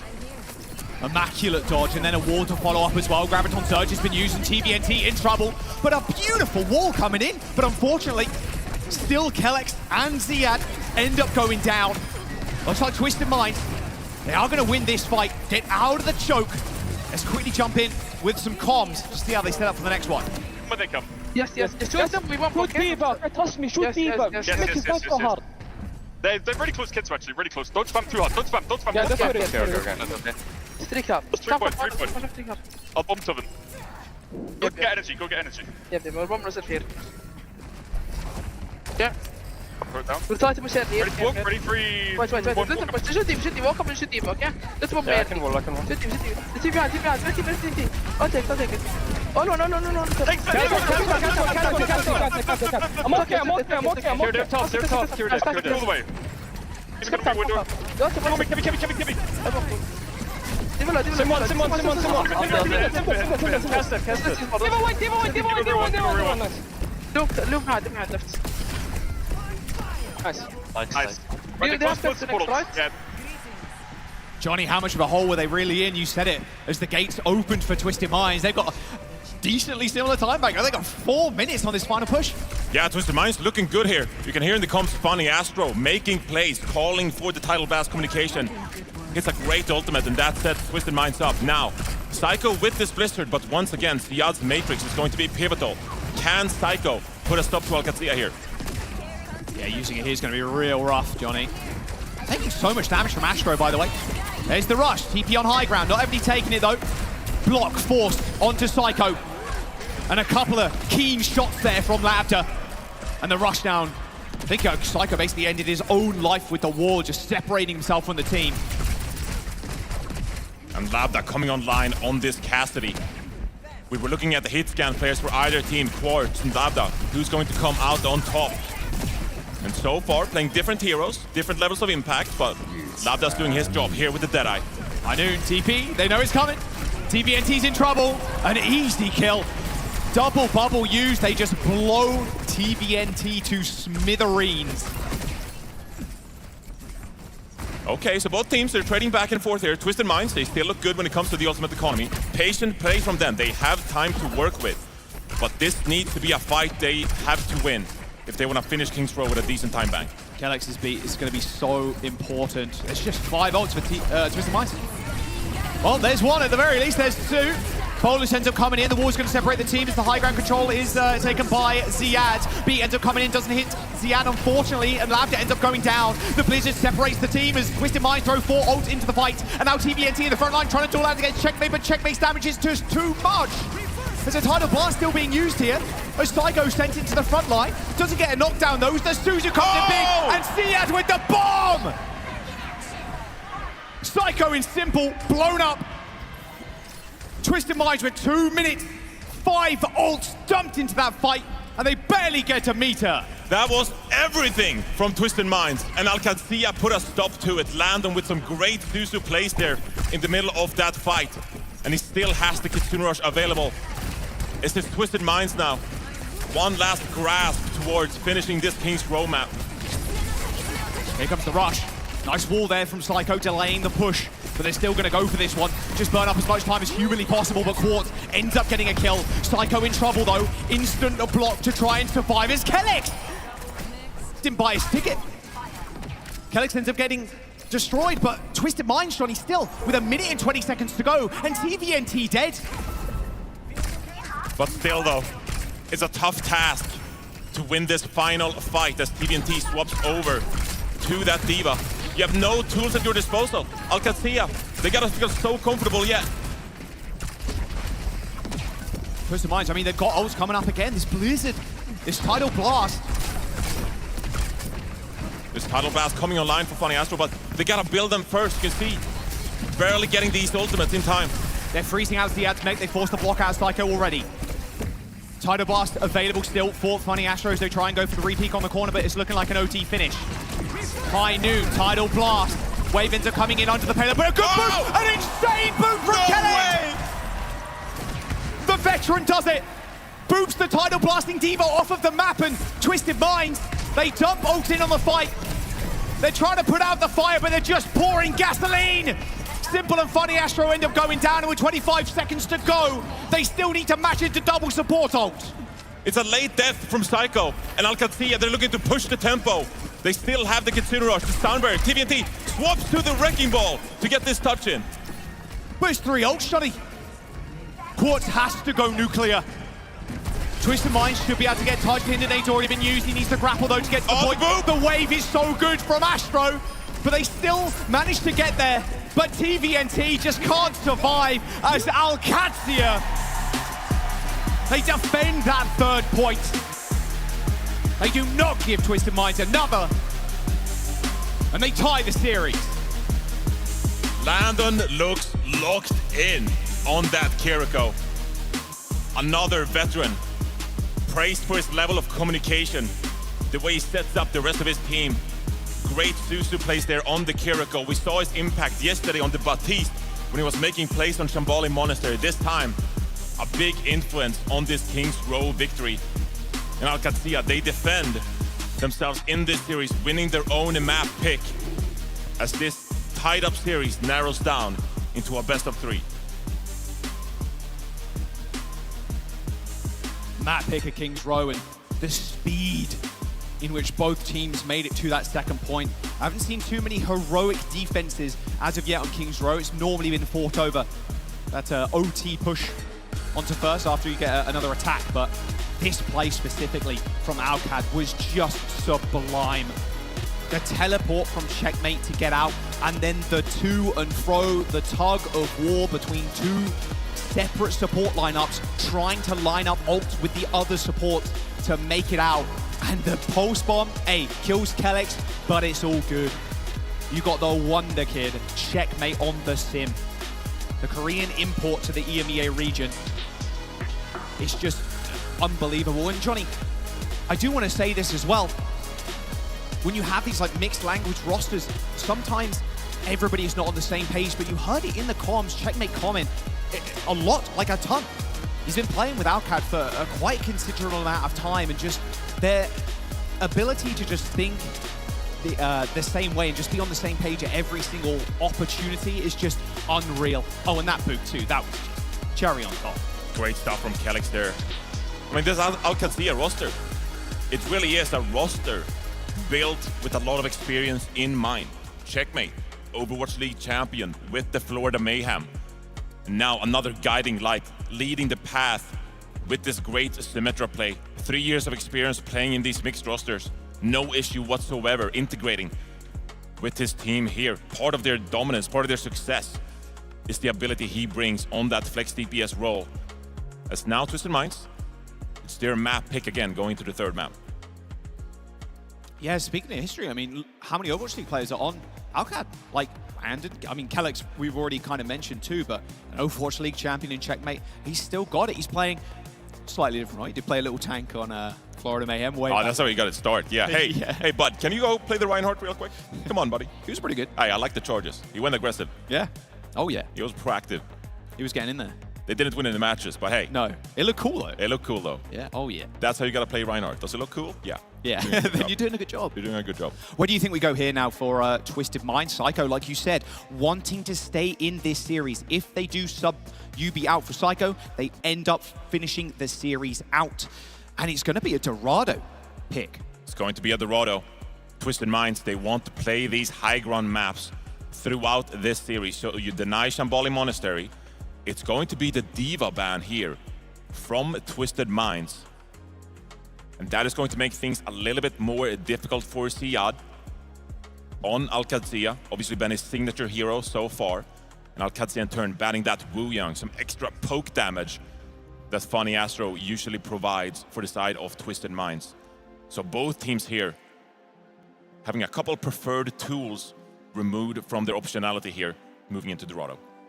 Yeah, taking that one away from Astro. It's just going to be double Lucio, Kellex, and Astro picking that up. Astro historically, like even if you look at him in the Overwatch League, and even before then as well on British Hurricane, like the guy was only playing Lucio. Juno obviously got added he added that to his hero pool, but his Wu Yang looks just ridiculous. Stats from Labda there from that last map, 23 and 7 on the hit scan. Yeah, and I saw yesterday when both of these teams, they beat their respective Korean teams, Team Falcons, Crazy Raccoon. Labda had a little bit of a banter with Quartz back and forth, where Quartz was, yeah, I'm the self-proclaimed hero hit scan player here, and Labda said in turn, like, great plays, buddy, but I'm the better hit scan between the two of us. So two storied players, two great friends now going head-to-head in that hit scan role. keeping an eye on who is coming out on top of this one. Where do you think OWCS then pivot in terms of their tank here? Well, they got quite a few options here because they still have that Symmetra. It's not like you need to play a hero with mobility. Again, we've seen the Zarya getting a lot of use case, and this is a time where if you play with that Symmetra, okay, you're playing Zarya, who's usually a ground tank, with now some added verticality added to the hero kit, hey, right? Pretty good. That comes with the Zarya. Yeah. And so there are quite a few options here. Obviously, Hazard is sort of like an in-between. It's kind of an off-tank hero, but with that leap, with that climb, you get some added verticality. It doesn't really favor these kind of compositions because a key for OWCS here, it's going to be that you need to reach your opponent. And obviously, you can utilize the Symmetra teleporter, but Hazard struggles to catch some of these players on Twisted Minds. So we'll have to see what OWCS deploy here as their preferred tank. Gotta say as well, like D.Va, that's a preferred hero for Twisted Minds as well. So they're obviously coming into this map with a plan in mind for how they're going to break apart this brawl comp from OWCS. Yeah, both teams very D.Va pilled. Here we go, it's Zarya. It's going to be Zarya. Kelix on the Lucio. Okay. Checkmate just TPing people forward, and yeah, sticking on the sim. No shock. Maybe expecting Checkmate to pivot off to something else at some point, but Symmetra with the Zarya, like you said. Hey, you got no mobility? No worries. We're just going to break how the game works and teleport you around the map. So it's really interesting still that Twisted Minds, they haven't bothered banning the Symmetra. And that is a strategic choice for later on in this series. We saw the Ilios pick come out. Very good for Twisted Minds already. Now we're seeing the Dorado, really good for Twisted Minds already. Maybe you feel like you want to save the Symmetra ban for later in the series when you're forced to play the low ground maps. Maybe some of those flashpoints. He's talking about being a very flexible player, Psycho. Now on Echo. And against these sim comps as well, can be kind of deadly if you can kind of predict where that TP is going to go. Sticky bomb the TP as everybody's coming out. It's a lot of damage. In fact, well, can't teleport anymore. And guess who's stuck on this low ground? It's Ziad. He's going to have to get out. He's got the speed from Kelix, but I mean, this is just an insane amount of damage from Psycho. One more try shot will actually kill Kelix there in the back. Ends up skating away. Important thing for OWCS now, Johnny, is just not to lose anybody else. Yeah, can't have any late staggers here. Need to make this a great final stand on the first point. Try to shave some extra time off the clock for Twisted Minds here. The poke coming through. Always threatening here to find a pick. Oh, Quartz in trouble. Great teleporter there. Amazing, yeah. 3 players, I think, actually jumped through that to end Quartz. This little ragdoll went directly upwards. There was no sideways mobility at all. So again here, TVNT is on that Zarya mirroring Ziad, but he lacks that Symmetra teleporter. That will always be a factor for OWCS here. You see a couple of Zarya bubbles get used, easy target to run over. High ground now. Maybe give Quartz a better shot, although Quartz and Psycho hanging right. There's the TP again. Can't use it anymore, though they're a little bit too far up, but with Funny Astro dead, they can continue to pressure. All right, both supports now down. Slowly but surely here, Twisted Minds, they're just getting burnt up. Yeah, and they kind of missed their window here. Getting that first pick, getting off to a hot start. That's when I want to see them finish this point and cap it out. Now, you've allowed OWCS to build their ultimate economy. And so they can actually teleport quite aggressively here, utilize the Kitsune Rush from the rooftops, and put pressure on a Twisted Minds roster. OWCS actually warming up here for a really good first point defense. Yeah, Cart's moving back onto the bridge as well, as Quartz once more tries to hang right, looking for a good angle to throw in the bolus. There's a duplicate too, so even duping the support we're seeing a lot of teams do at the moment, or even just the classic tank, have a lot of bubbles. Oh, Lavender ends up the first kill as Funny Astro ends up going down, but Quartz, again with a bowler shot, connects with Lavender. I mean, it's just a ridiculous amount of damage, and then 4 bubbles, Johnny, as Psycho dupes into Zarya. There's some pretty good protection there, those Zarya bubbles. How do you lose anybody at that point? Like, they're going to try and go for this again. Are they going to Couple of beats, they're going to try. Kelix is already dead, though. No sound barrier. Ziad cowering behind this point, but Psycho trades. This isn't over just yet. I mean, this wall could be used. Quartz trying to get an alternate angle here, but the Graviton Surge is going to get thrown out by Ziad. What a final stand here on this first point. 1.12 meters for OWCS. And again, they clutch it up there where Twisted Minds perhaps expected that they were going to close out that point. Kelex threw himself on that payload, died for the sake of his team, and Siad clutches things up with a great Graviton Surge. Now, Labda's got this overclock. We're seeing what these hitscan players are capable of. Will Labda come true for his team here in a dire moment? TVNT, though, has got that grab, but Checkmate, we've seen him do it once. That teleport out of there. Well, Here it goes. Actually going to start this one off with this overclock. Everybody's just trying to cower right now, but Checkmate's actually wants to go down. And now the Graviton Surge hits, but the sound barrier from Kelex is massive. But that focusing beam from Psycho cutting through the overhealth is going to eliminate Labda. And Twisted Minds, despite what was a good start, they do end up capping 2 minutes and 40 seconds. Alcad with an incredibly impressive first hold. Yeah, you gotta say, that was a great defense from Alcadzia. Twisted Minds, they end up capping the point. But Alcadzia, they did their job on that first point, draining the offensive time bank. And now they look to contest once more. No ultimates on liner for Alcadzia. There should be a moment where Twisted Minds come out on top. Oh, he double tapped. Lab to there, that was close. So maybe he was going to get blown up. Getting so much energy. Over into the other high ground. Swift step. Oh, quad! Off screen. Both DPS die to the bowler shot. And it has to be said, Johnny, as well.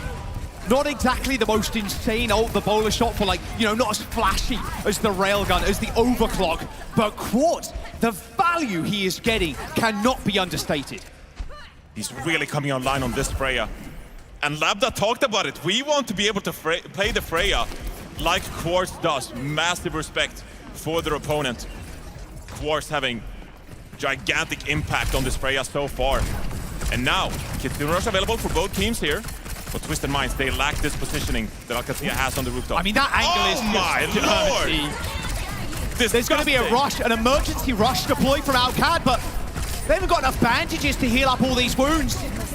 There's going to be a grab that gets thrown out. Duplication comes in, but Kelex and Siad still end up coming up big. The double support, and Siad just end up taking over the fight. Who needs DPS when you got Siad at 100 energy? They just turned it around. They just flipped the fight with their Zarya play.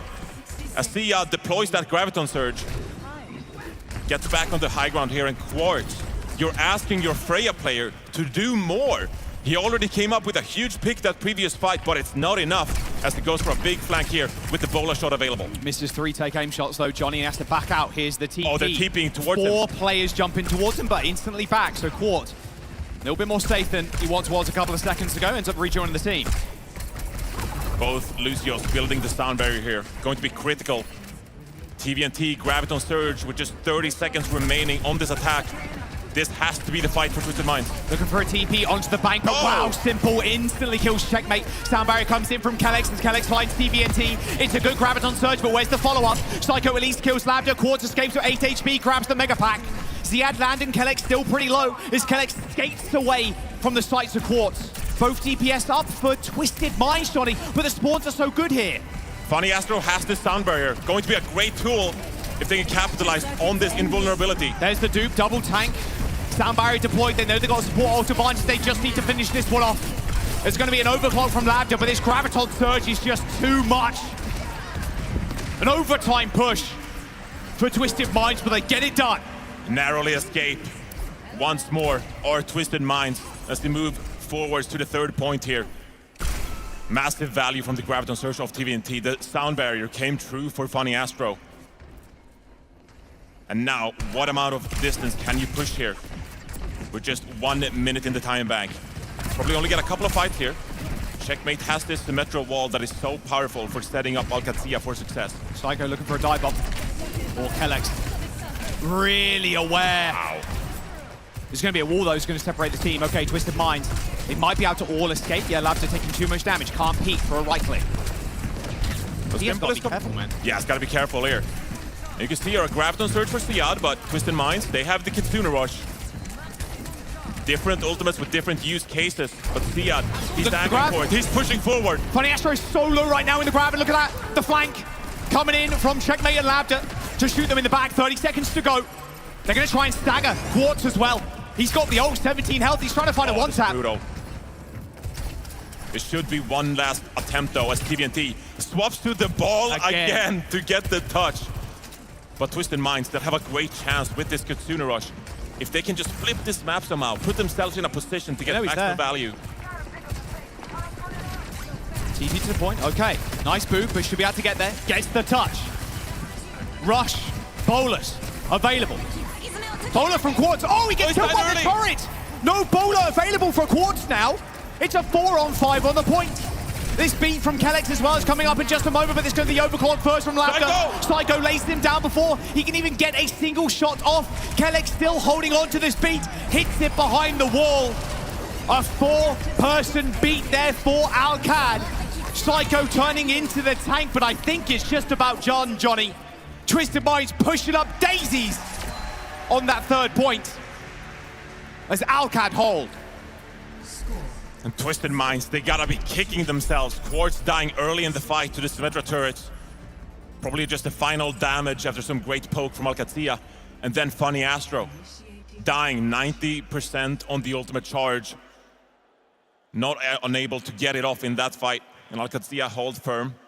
But still though, if you're Twisted Minds, you gotta feel you completed the first point in overtime. Second point in overtime.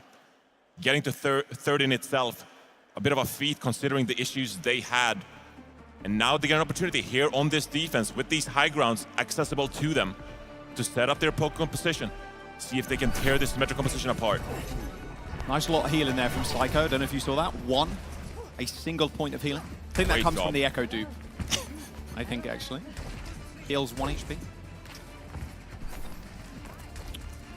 All right, they're going to stick with the same thing.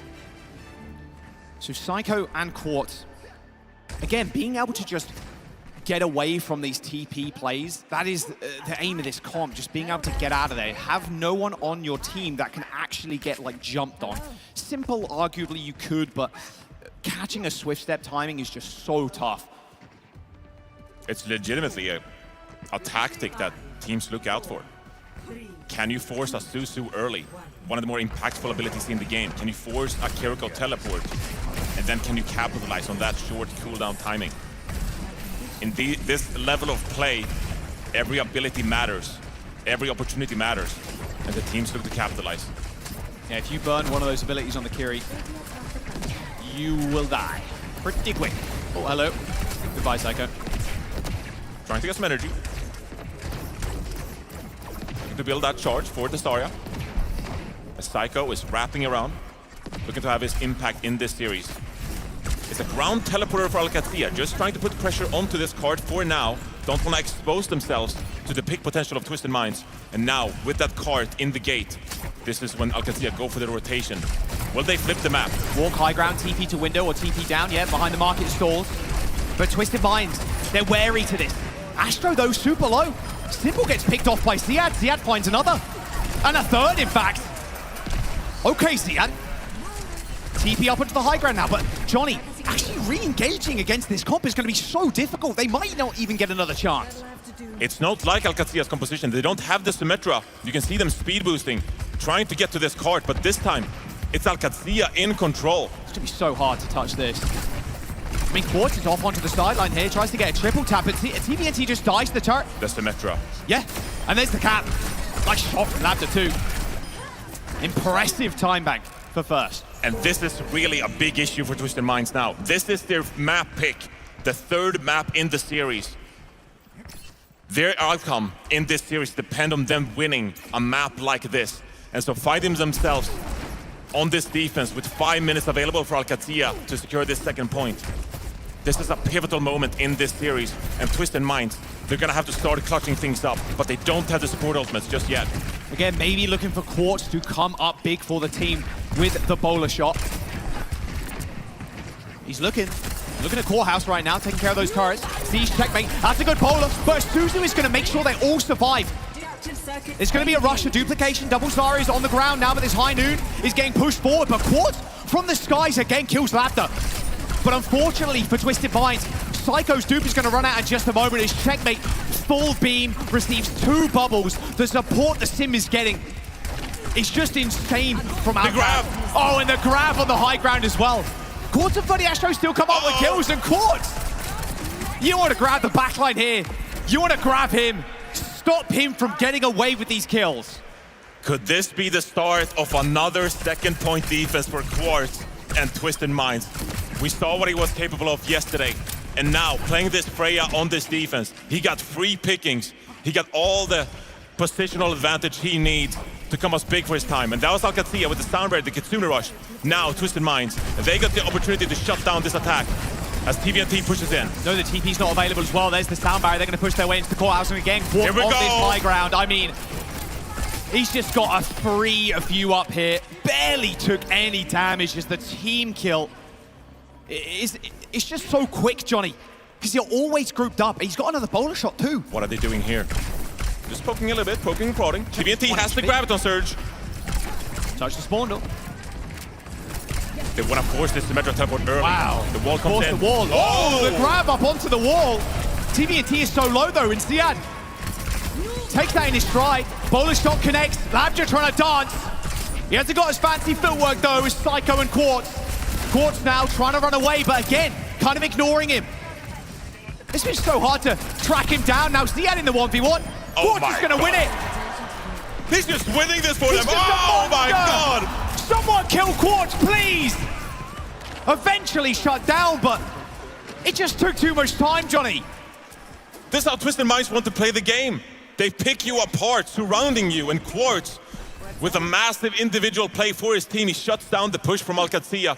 And now, TVNT over to the Hazard. Going to be useful with the Hazard wall, the Jagged wall, to shut down the teleporter. OWCS, they look to push this high ground with Lanos Kitsune Rush coming up.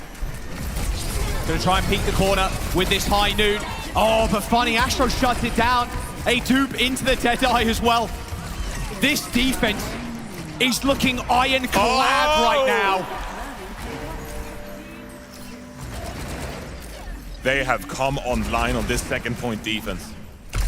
We talked about how important of a moment this was, and Twisted Minds, they're living up to it. Putting a stop to OWCS momentum on this attack. And now Labda swaps over to the Freya. He's taking the duel. We want to be like them. Now's your chance. 1 minute and 20, Johnny. It's going to be an OT push at the very least here to the second point.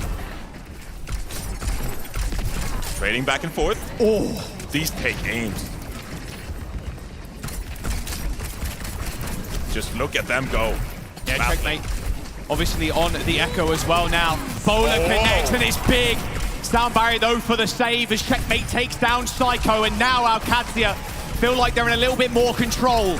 Loud Quartz though with a double. Stop. They're both DPS dead, but Ziad's in a perfect spot to laser everybody down. He just needs to kill Quartz, who's now on the high ground. I mean, it's just an unrelenting assault from Quartz, just raining down these. He's gonna try and kill them from spawn. Why not? Go get him. Ends up hitting Kellex. Kellex with a taxi. Just looking for a target here. OWCS gathering below. They have a Graviton Surge here. Twisted Minds need to get those support outlets online. High ground for Ziad, looking for targets. TVNT closing in on this ult as well. Funny, Astro desperately needs the sound barrier. It's Graviton not in time. Well, Jagged Wall, Suzu, everything thrown in as well as the rush. There's the downpour, misses.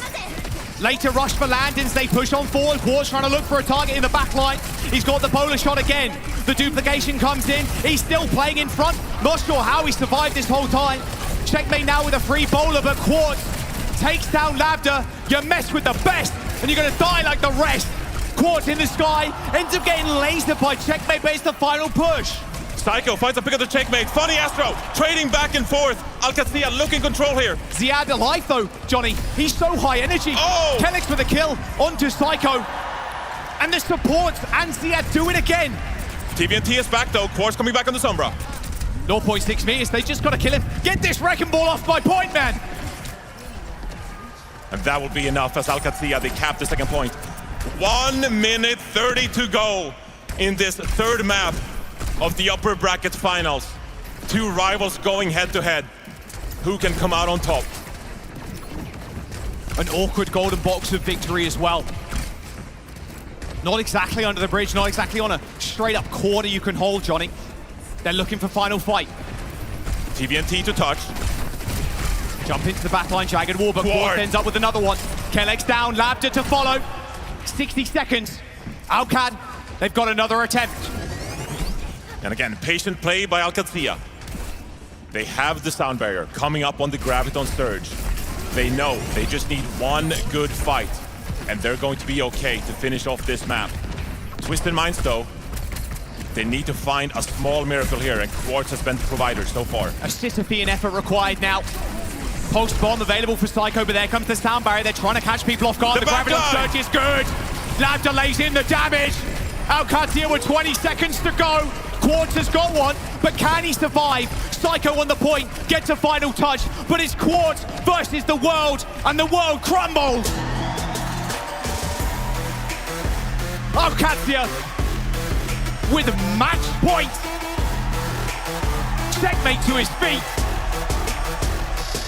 As they are one map away from securing a spot in the finals. And you can see the relief, the joy on Alcadzia claiming this third map. That was Twisted Minds' map pick.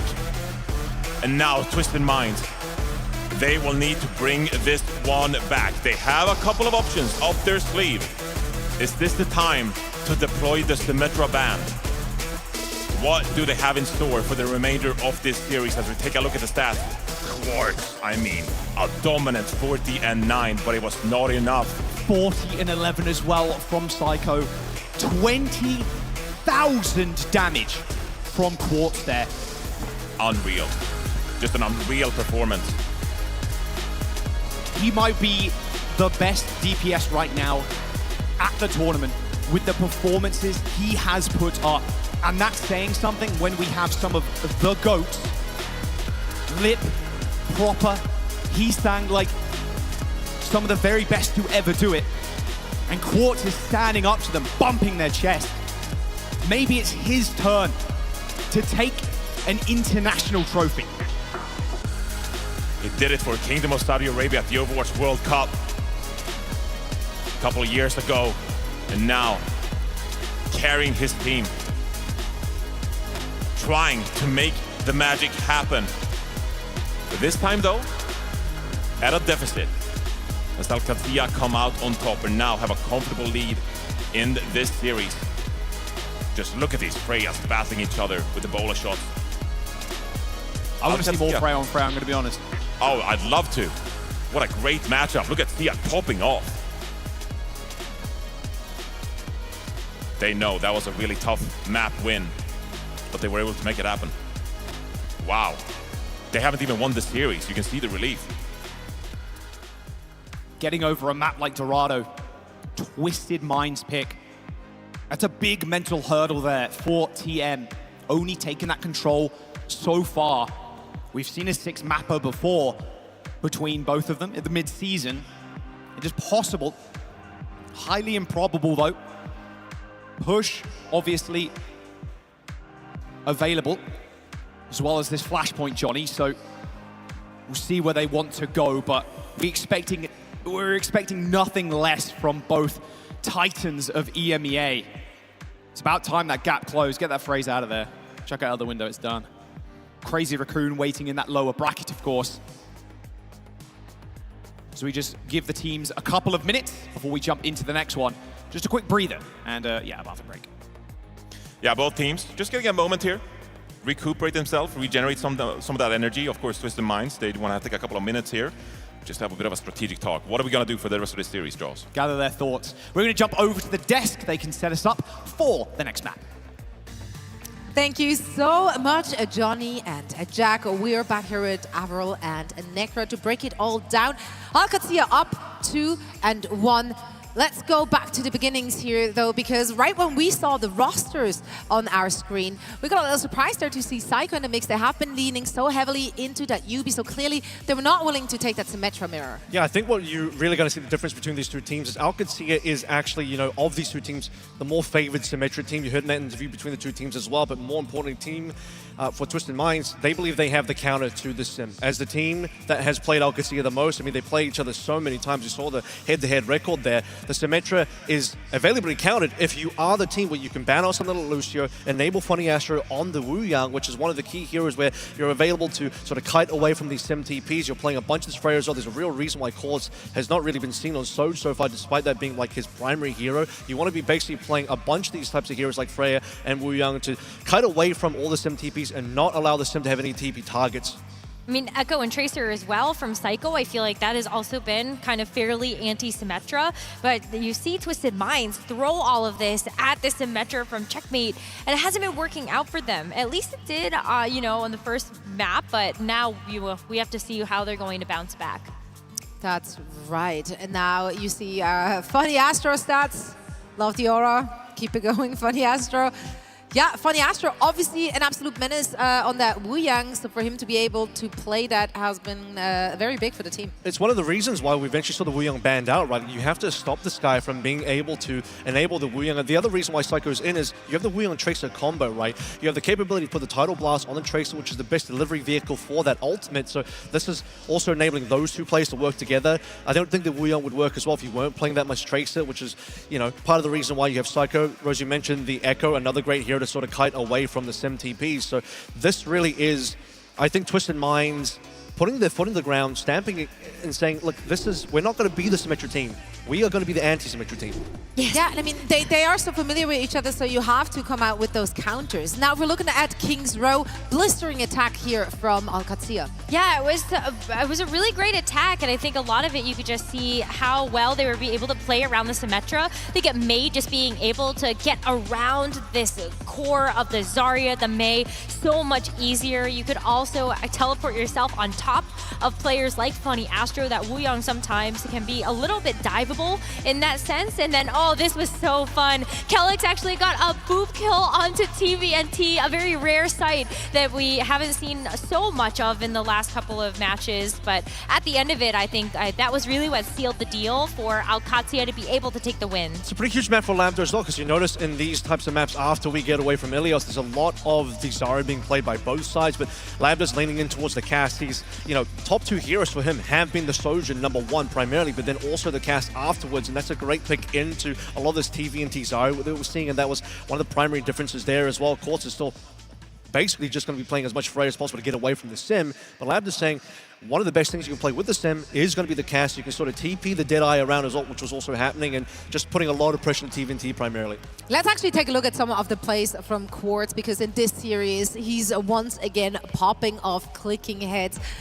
The aim on that kid is unreal. This is actually insane. I mean, Quartz already showed us how good he is on the Sojourn, but now being able to play the Freya in just this really weird, you know, anti-Symmetra kind of composition, I feel like Quartz has shown up big. Even on Dorado, I feel like Quartz almost single-handedly kept that defense alive on Dorado point B and was like 1v5ing the team, all the kites around the high ground as well. You could just see that, like, Quartz, he knows how to play this Freya. The only thing that's really concerning now is you have this sort of map with Twisted Minds where you enable the Freya, ban away the D.Va. Freya, by the way, is going to be much better situation where the D.Va's not going to be there. So the fact that Twisted Minds did lose their D.Va ban map is maybe a bit of a concern, because you're not going to be able to lean back into that. D.Va's also a very good primary pick to play with the Symmetra. You have the Symmetra TP forward. The D.Va comes out of that, then boosters straight into your backline. That's core to OWCS strategy. So this, to me, was actually a very important map in the series. And if OWCS do win this series, you're going to have to look back to Dorado, because I think this is the swing map. Right on here, some numbers. Quartz topping kill feeds left and right. Let's look ahead then in this series. OWCS is up currently. Twisted Minds, though, still do have their all-important Symmetra ban. Yeah, this is where we are going to need to see it come through straight away. You have push left and flashpoint left. Of those two game modes, I do believe it should be push. You're going to see the Symmetra ban come through for push. Push is going to be one of those maps where if you remove the Symmetra, the ability to close the gap for OWCS is going to be extremely limited. If you look at the gameplay for Twisted Minds so far, Freya, Echo, mainly just looking towards Freya and Wu Yang being the primary picks here. Symmetra ban protects the Freya first and foremost. Wu Yang's already been banned, can't be banned again. So you're going to have this very heavy poke sort of style come through from Twisted Minds on a very long sightlines type of game mode / map like push. No Symmetra to close the gap. That's going to be a strong position for Twisted Minds. I think it's like push or flashpoint. I think either one of those may be great to be able to utilize the Symmetra ban, but I also look at the fact that on Twisted Mind's roster, I don't know if we're actually going to see a swap to UB. If they want to ban off the Symmetra, I don't think UB's going to come into the roster, and the fact that they played with Psycho this entire time so far, I think they're going to kind of continue to play down those strategies of those anti-Symmetra flex DPS. I do also want to say is the Freya ban is still on the table for OWCS. They haven't used it. They're not going to get the chance to over this next map. Unless Twisted Minds for some reason do not protect it with the Symmetra ban, then Freya being banned on the next map would be pretty disastrous. You want to see Twisted Minds be able to keep playing that hero. It's something that Quartz has played a lot more than Lambda has. Lambda doesn't quite have the time on it. Lambda famously didn't really play much of the Freya when we even had a very heavy Freya meta, so he's still on the catch-up on that hero compared to Quartz, which looks much more comfortable. Yeah, and I mean, also keep in mind, right, we're here in the upper bracket. That means the loser will drop down to the lower bracket facing off against Crazy Raccoon. Now, one of the two teams have already taken them down. Can they do it again? Who do you think has the better odds when going up against Crazy Raccoon? It's tough to say, because I think like you look at both of these teams being able to run the Symmetra, and if we do see Twisted Minds go up against Crazy Raccoon, I think that is where we would see UB actually get the playtime in the roster. Since the Symmetra has been so good, and we already saw how that matchup went with OWCS versus Crazy Raccoon, I think that the Symmetra has to come back out from Twisted Minds as well. I think they're both good into Crazy Raccoon. I think Crazy Raccoon are going to have to really run through the gauntlet today, going through both EMEA teams, no matter which way it goes. And well, if they can, I'll say this, if they can win against one of the EMEA teams, maybe they can win against the other. But right now, these two teams look on fire. I mean, the good news for Crazy Raccoon is that they will be facing off against two teams with very similar styles, so that their prep can be similar at the very least. But first, of course, we have to find out which of the two teams will make it through into the grand finals and which will be facing off in the lower bracket against Crazy Raccoon. We are ready, I believe, for map 4. Let's send it back over to Reinforce and Jaws. Yes, thank you very much, Sorry. Rose and Avril over on the desk. Twisted Minds now fighting for a map 5, Johnny. It's going to be their choice again. What do you think of Avril's point there, the Freya ban? Do you think it's going to be a bit of a protection here? Yeah, like he said, I think it's a good point from him that obviously you want to utilize the Symmetra ban now. This would be the time where you can deploy it because you have your first ban. But it also does protect the Freya, of course, which has been a pivotal hero for them yet so far.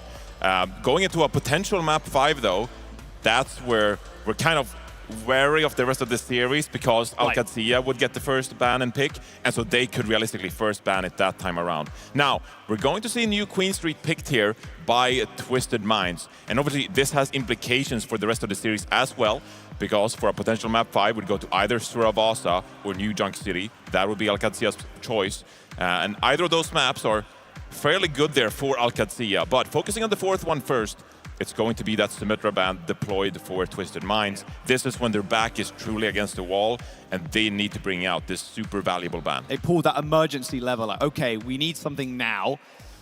The map number 5, like you said, being Flashpoint, and, well, with Checkmate not playing the sim, it's like, actually, don't forget, he's pretty good at Tracer. He's pretty good at a lot of other flex DPS. He's a king of all trades. Yeah. He can play all the heroes asked of him. And we, seen these teams go back and forth. It was the Symmetra ban deployed, of course, for them on Blizzard World. They were so close in the mid-season championship, and so... KSA in the back there as well. Swapping seats, okay. Some more mines added to the stew, and, well, with new Queen Street, you can add mines to the stew. I mean, makes sense, right? I mean, they don't have a coach, but they're like all helping each other. Yeah, exactly. I just love this roster. That's the point I brought up in the very start of this series as well. I spoke to Astra and was like, hey, you're going to have like a permanent full-time coach company. He's like, actually, we're happy with the way we operate right now. And it's got them this far. You don't really want to break anything. If it's working, don't fix it. I mean, I think it's mad respect to the team as well, because even though they don't have a coach, they're cognizant enough to make these kind of substitute decisions for themselves. Right. They're not being selfish about their playtime. Hey, sub me in. I think I can win this map for us. Instead, they put themselves in the best position to succeed. UB, when they need the Symmetra. Psycho, when they feel like they need to counter the Symmetra. As we head into new Queen Street. And the amount of angles here that's really going to benefit Twisted Minds as they look to pick apart this OWCS composition. But without that Symmetra deploy, though, you wonder for Alcazia, is this an opportunity for Checkmate to maybe bring out the Tracer we've seen from him so many times? Try to match the head-to-head against Psycho. Yeah. This map specifically will differ from the previous ones we've seen in this series. He's a Tracer guy, man. I mean, and obviously joining Alcad is like, well, we need the Sim guy. We've got the Sim guy now. maybe a Flex DPS player who isn't a Tracer player. The Tracer guy, yeah, that's true. That's true. The Tracer. Like even Viper, who gets subbed in for the Genji for T1, just like, I gotta play the Tracer here. Okay. Yeah, that's true. All right, new Queen Street. 4th map. Alcazia with match point. Can they make it to yet another international finals? They ended up losing 4-0 in the finals against Falcons at mid-season. So they want another chance, and they're so close. So the gates unlock. Looks like Labda and Checkmate. It's going to be Echo Sojourn, Ziad on Diva, but Quart back on the Freya. If you're feeling that hot with it, Johnny, no point switching. 40 limbs in the last game. Freya, never a bad hero pick, especially in the hands of Quart, but Labda now on his comfort Sojourn. The extra horizontal mobility, the railgun, is going to be deadly on this new Queen Street. Whoa. Astra almost getting a one-tap there. Almost got a clean shave. Bot unlocked, but this is a better position here for Alcad. Twisted Mind's kind of fighting into them, trying to find an off angle. There it is, the speed boost. Quartz off angling, and Ziad's in trouble. Ziad's alone on an island. Alcazia sent him on his merry way, and unfortunately wasn't able to get to the stairs as Quartz finds 3 kills to open this one up. And I know we're glazing Quartz here, popping off in this series so far, but I'm looking out for Psycho in this matchup specifically, as Alcazia rolled out on the Sojourn Echo. But Checkmate, he makes the swap over to the Tracer head-to-head, recognizing that he needs to match Psycho to protect these flanks, to protect these off angles, and set up his hit-scan player for success. He's already got the polar shot as well. Just how fast you gain that with that passive. Oh, hello. And then just ends up TPing away. All good. Nothing going on here. Don't worry. Trying to take this mega health pack route. Oh, but Checkmate. Here he goes. There you go. There's the impact. Polar shot ends up connecting though in the back. They end up trading, but Checkmate has been forced out. Both Tracers forcing each other's recalls. TVNT is super low. Has to get away, or so close that self-destruct. Maybe would have got it online with a couple more shots, but Twisted Minds happy with the lead so far, with another recontest in the mid coming up. And at this level, the fights, they deteriorate. It gets messy. The players scramble for individual picks and duels. As Checkmate comes out on top of that one, securing the first pick in the fight. Ultimate coming online here, Alcazia with double support ultimate, slightly ahead of Twisted Minds. Checkmate wants to force him out, he's already done just that. There's the rush on the point as well. Twisted Minds trying to flip the map here. They've got high ground advantage. Checkmate retreats for the time being. Pulse bomb in hand in a couple. But that's great value. Twisted Minds look to turn it. Yeah, instant rush there, back onto the point to try and get control of this spot. Kellex waiting in the wings with this down barrier. And Labda with a perfect angle here, the straightaway with this, with the railgun. Ult didn't get too much, but that did. Sound barrier ends up connecting with only 3 though. TVNT didn't end up getting that beat. Self-destruct near the box, and Labda gets another. Psycho goes down as Alcazia. They're going to be able to demech TVNT. No use using the self-destruct here, but they're going to be able to gain the lead. And Quartz is taking the Sojourn duel, abandoning the Freya. And this is the pick we saw him on yesterday. The hero he had such tremendous impact on in that winning series. Can he stand against Labda, a former teammate of his? Going head-to-head now for the opportunity to qualify for the OWCS World Finals Grand Finals. To checkpoint 2. He gets picked early. Labda picks him off early. A right click and a couple extra bullets will do it. Any more picks here is really bad for Twisted Minds. Checkmate manages to get out of the way as Psycho falls prey to Ziad. Alcazia, they might end the series here and now. 70 meters and counting. Landon's got an earlier Kitsune rush, and Labda's got the pressure on, coming up on that overclock. Alcazia, they're looking to close out the series right now. Yeah, they're just gonna go. Just pile on the pressure, that's what push is about. TVNT has got another remake opportunity here, Johnny, with this self-destruct, but Quartz is in trouble again. Has to dash away. They know they want to get him down, or at least force him out. Self-destruct, close to the spawn. Remake comes in, but Funny Astro is dead. Is this Simple's closing in on this rush, but it might be too little too late, Johnny. They're stomping them. Twisted Minds got no chance. Where are Twisted Minds, Johnny? They're nowhere to be found. And TVNT's going to get staggered. Is this just a full cap? Is it over? Is this all you've brought to the table, Twisted Minds? How can I going to get this full cap, Johnny? Simple's got the Kitsune Rush, but he needs to make it there. Lambda kills Quartz again. Simple takes down Checkmate, but Lambda is on fire. Psycho dies with Pulse. TVNT kills one, but Lambda needs to be stopped. Self-destruct high in the sky, and Great Suzu from Simple saves the day. Funny Astro needs the sound barrier to stay alive in this series. Oh, but Quartz, okay. If there's a time to come alive, it is now. My goodness. 126 meters for Al-Qadsia. Just a couple away from outright winning the map. And now, Twisted Minds, they will have to do something historic in bringing back this new Queen Street. Pulse bomb for Psycho. Wow, weaved that around the Matrix as well. Didn't end up getting the connection though, but here comes the push. Funny Astro with the sound barrier, looking at Ziad. Ziad super low. D-Mexed. Yep, there you go. All right, a kill onto TVNT. Across the board, 4-on-4. A fair fight now. As well, it's going to be Lambda just jumping on it. Okay. With the support, I mean, the guy looks invincible right now, Johnny. Just look at the rotations coming out from them. Kellex, Landon, they recognize their carry and the way they navigate this map with double support ultimate on the board for Al-Qadsia here. They once again push forward, looking to close out this map and series. It's go time for Lambda. Astro has to respond with the sound barrier, but they're going to get one as well. They're hunting for Quartz, and Quartz goes down. Falls prey to Ziad. And with a post bomb from Checkmate killing Simple, Johnny, this might just be about it. Al-Qadsia making the final push on New Queen Street, making it to a finals once again. A 3-1 victory for Al-Qad in one of the most dominant push maps we've seen all tournament. The EMEA rivalry goes so far, but on an international stage, Al-Qadsia once again overthrow TM.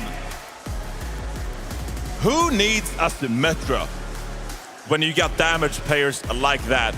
And Al-Qadsia, for the second consecutive major Overwatch Esports event, they qualify for the grand finals. At the mid-season tournament, it was them up against Falcons, that time taking an 0-4 loss. But now they overcome Twisted Minds in the upper bracket final with a dominant New Queen Street to finish it. Take a look at the stats here and just look at the teamwork. Ziad, 19-3, Labda, 17-3. Everyone contributing to overcome Twisted Minds, who were so dependent on their mechanical skill, their ability to pick apart their opponents. But that Dorado, it was all the difference. Maybe the nail in the coffin, as Al-Qadsia just came in way more confident into this final map of the series. Sure, we placed him, but Checkmate still got a nasty Tracer as well, only dying a couple of times in that last map. I mean, that was dominant. That is a statement from Al-Qad, and like you said, second time in a row, making it to a finals. Their opposition this time, Johnny, is going to be different. We're going to have a new champion, a new world finals. Could it be Raccoon? Could it be Twisted Minds? They've got to play also shortly as well. They're going to come in hot, but Raccoon are going to be no easy opponent. So what's it going to be from Twisted Minds here in this lower bracket final? We're going to have a bit of a preview coming your way, but Psycho couldn't get the job done for Twisted Minds in this series. Or are they going to go back to relying on their Symmetra play with UB in the mix? The one thing, though, is you can't keep yourself down. You gotta take this time before the next match to recuperate, get that energy, the confidence back. You have the skill required. Let's see how they do in the lower bracket next. Yeah, but before we get there, let's go down to Danny on the stage with a hit scan superstar, Labda. Thank you so much, Jack. Yes, I 100% agree as well. I am here with the Hitscan superstar. Give it up for Labda, everybody. Fantastic job, fantastic job. Yeah, Labda saying thank you here. Say it into the mic. So much. Thank you so much. Thank you so much. How are you feeling right now? I mean, you guys came into the tournament as a second seed in EMEA and you guys beat down TM, who were the first seed. How does that make you feel? Actually, I feel so happy since that we're losing like last stage and we lost against them in Saudi League. So I feel so happy. When we came to Stockholm, we fixed our mental. Everyone playing so perfect. So yeah, when we came to Stockholm, I feel like we can win everything. So yeah. You guys could definitely win everything. And now, talking about winning, you guys are moving on to the grand final. Labda, who do you think is going to be your opponent for the grand final? Is it going to be TM or is it going to be Crazy Raccoon? Actually, for me, I feel like maybe TM, EMEA on top always. EMEA on top as always. All right. Thank you so much, Labda. Before we go, there's letters here. Let's read it together, okay? Okay? Starting with, here. R. I. S. E. What does that spell? Rise! There you go, everybody. Give it up for Labda one more time, everybody. Thank you so much. Zoe, back to you. Thank you so much, Danny. Huge congratulations to OWCS, who are finding themselves once again in a grand final. It's just been a few weeks since they took to the stage in Riyadh as the grand finalist, and now let's see if they can make it happen this time around here in Stockholm. Necro, Avril, let's break it down. I mean, they had an absolute speed run finish there, but I want to cycle back to where it all started. Looking at this series, we expected a close match. It was very like countery between the two teams, obviously regarding the sim compositions. Yeah, again, I look back at the Dorado, right? I said that was going to be the swing map, and that one was a very important one that felt like Twisted Minds were in a great position to win. Diva ban gone. Diva very necessary for these symmetry type of compositions, but also on a very necessary map like Dorado as well. And had a situation where you basically had a spawn camp coming through from Twisted Minds, Psycho copying over towards the cast, Ban and hammering into the spawn, and you were looking at, okay, this is going to be a Twisted Minds map win.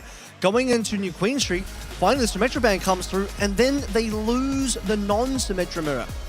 Yeah, it was just, you would think that that would be kind of the way that Twisted Minds would be able to turn the tide, but I think this entire series, you have to take a look at, you started off so strong as Twisted Minds. I think especially when you were able to just play with such a fast pace, that was something that did kind of set OWCS back a little bit. But then as we move into the later parts of the series, we get to King's Row, full push from OWCS, and then on the defense, it felt like they were just playing lights out, especially that boop from Kellex to send TNT off the drink.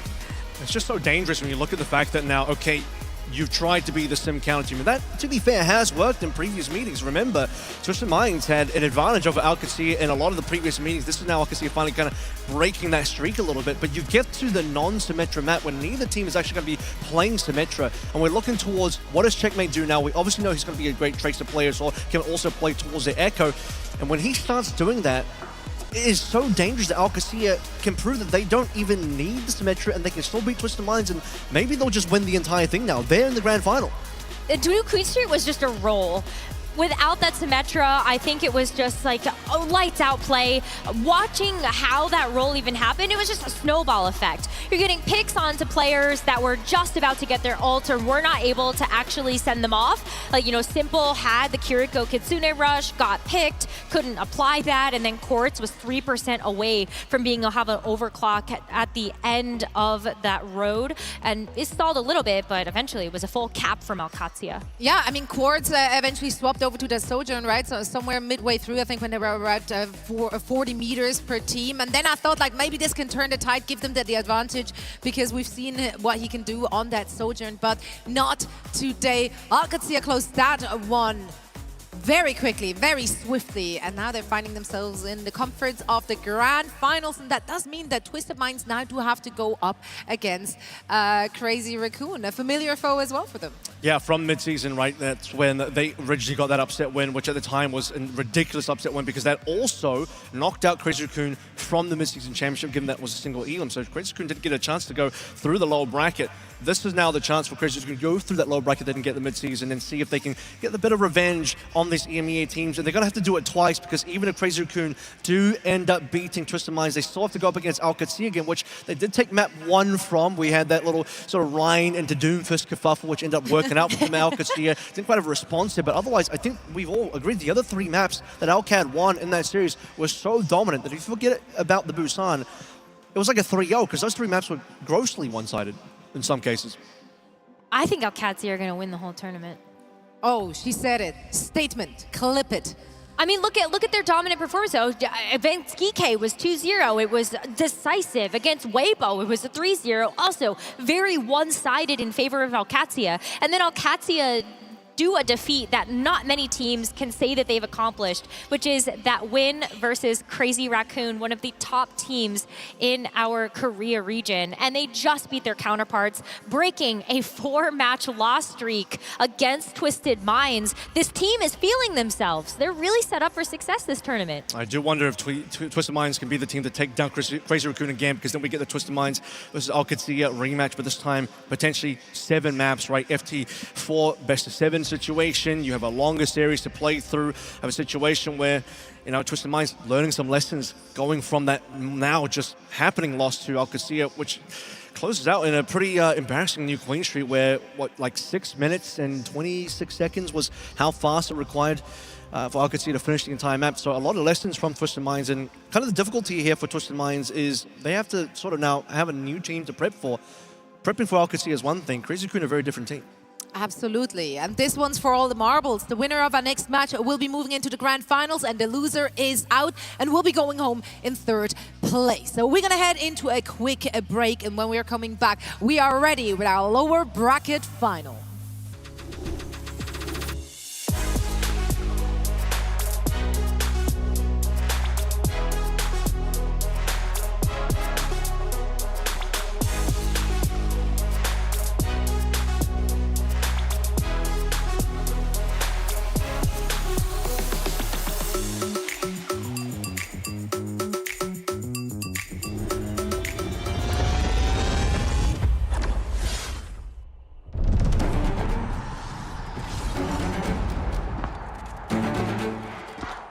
Ancora bocca aperta, eh?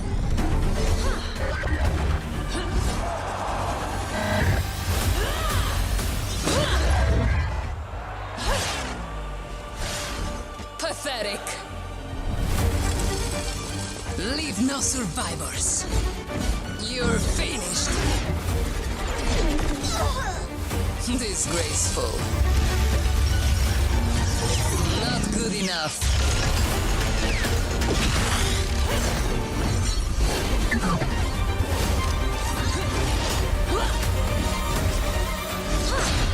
Dirt beneath my heel. Wouldn't want to be ya.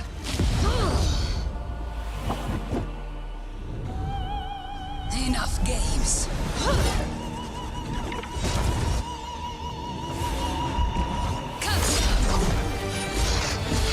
Taste the Palatine Fang.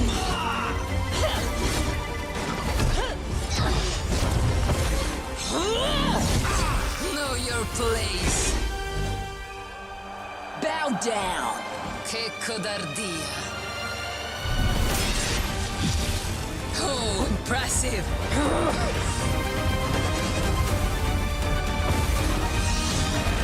Arriva la punizione!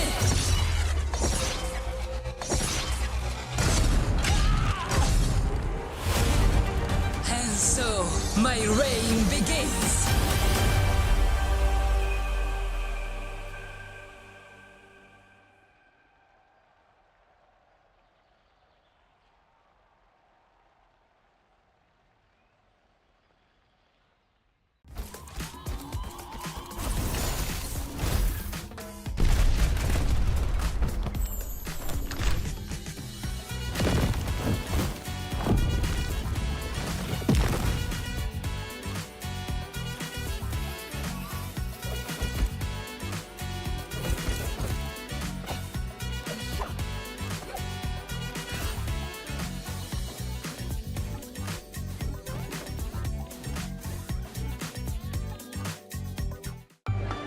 Excuse me, do you have a pen?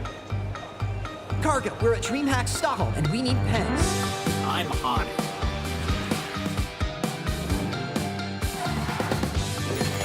FB, let's do this.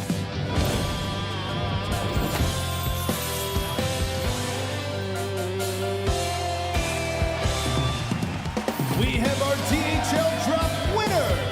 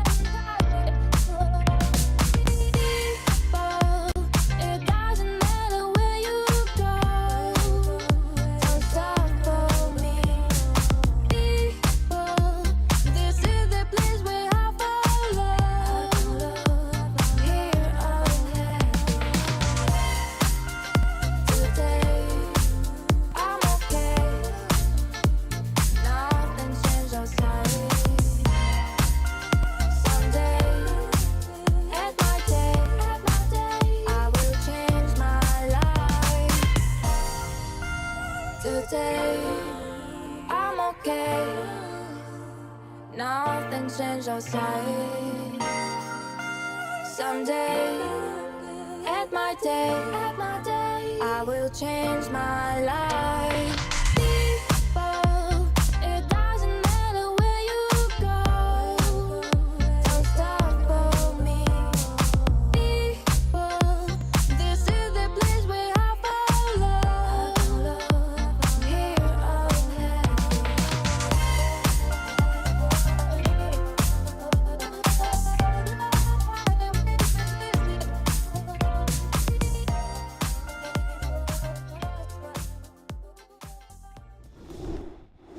The 2025 Overwatch World Finals is brought to you by DHL. Hey guys, we're here in the arena again with the DHL drop segment. It's the final day of OWCS Finals here in Stockholm, Sweden for 2025. I'm here with Cargo yet again, and I'm giving away 5 jerseys to some nice signs here in the arena. And once again, I have complete creative control, so I can choose whoever I want. And guess what? The best part, I've already pre-selected many of them, Cargo, if you could believe it. And our first winner, if you could believe it, Cargo, right there in the front, I see a buff white Lifeweaver sign. And I'm assuming you're a Liquid fan, correct? That is correct. Well, then guess what? I have a Liquid jersey for you right here for my helpful. There we go. And could you hold it up to the camera real quick just to show it off? It's signed from everyone from Liquid. North America might not be here, but their jerseys still are. There we go, first winner. And now I need to run away. I need to do many, many more. I think I've seen, is that a Show Lucio point of view over there? Now, I'm not gonna be able to get Cargo to you. Could you come to me? Because instead I can't get in there. Just come on through. Come on through. Now, I have a Kodsia jersey for you, if you could believe it. Do I have it right here? And normally, I would say show it to the camera, but guess what? I have to keep moving, so thank you so much. I gotta keep going here. Let's see, I think I had one over here. Oh, Landon, my stat farmer. Now, guess what? I just gave away your Kodsia jersey. I know that's very sad, but in return, I did promise you, what did I promise you? What did I promise you again? Falcons. I've got a Falcons jersey for you right here. Now, could you show this one to the camera? This time about everyone on Falcons. Just hold it up real quick. There it is. Woo! And then this one, this tugged at my heartstrings a little bit. We Miss You, Alarm. So I'm assuming you used to be a Fusion fan? Yes, absolutely so. Yeah, I know, and unfortunately, you know, we do all miss Alarm. He had a huge impact, but in return, I do have an SSG jersey for you right here. Thank you so much. Against in North America, they may be gone, but their legacy can live on via the jerseys. And I have to pick one more. One more. I gotta see here. I can't pick. Wait! Dilducks! Speaking of which, DHL Ducks. I love that one. Dilducks. You guys might not know, best team in North America. I love what they're doing out there. Are you a Dilducks fan? Of course. Best team NA. And I have one more jersey for you right here. I believe this is GK, a GK. Is it GK or GK? I don't know. It doesn't really matter. Either way, here's your jersey. Hold it up to the camera. Thank you guys so much. Oh, wait, is it GK or GK? I don't know. But guess, it's GK? It's GK. Cargo, could you believe that? He does. He believes it. He believes it for sure. So thank you guys all so much. This is our last day giving away jerseys. But remember, !DHL drops in the chat. Have your whispers open so we can message you. I'm going to send it back to the desk now. Right now. Thank you so much, Cargo and Avast. Bye, Cargo. We love you, Cargo. Bye, also, Cargo. Avast, or to whom it may concern, no one knows if it's GK or GK. We literally asked the org themselves and the players, and all of them gave us conflicting answers or said, we don't know.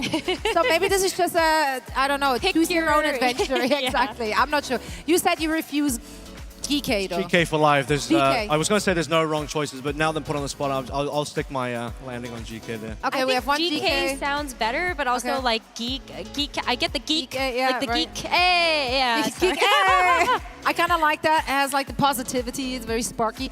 I think I go with the GK just because it's the abbreviation as well. So even if, True, the, like the if the letters. full word would be wrong, I can just pretend that I went for the abbreviation. Either way, we're not here to talk about them anymore, unfortunately. We're going to talk about our teams that are about to play on this very stage. Let's start with Twisted Minds. They just had a full series in the upper bracket semi-final. No, not upper bracket semi-final. It was the upper bracket final, in fact. And they fell at the hands of OWCS. Well, in that match, they weren't busting out the UB Symmetra, which brought them so far in this tournament and in this season. They had Psycho in the mix. I feel like for this one, though, UB's got to be back in.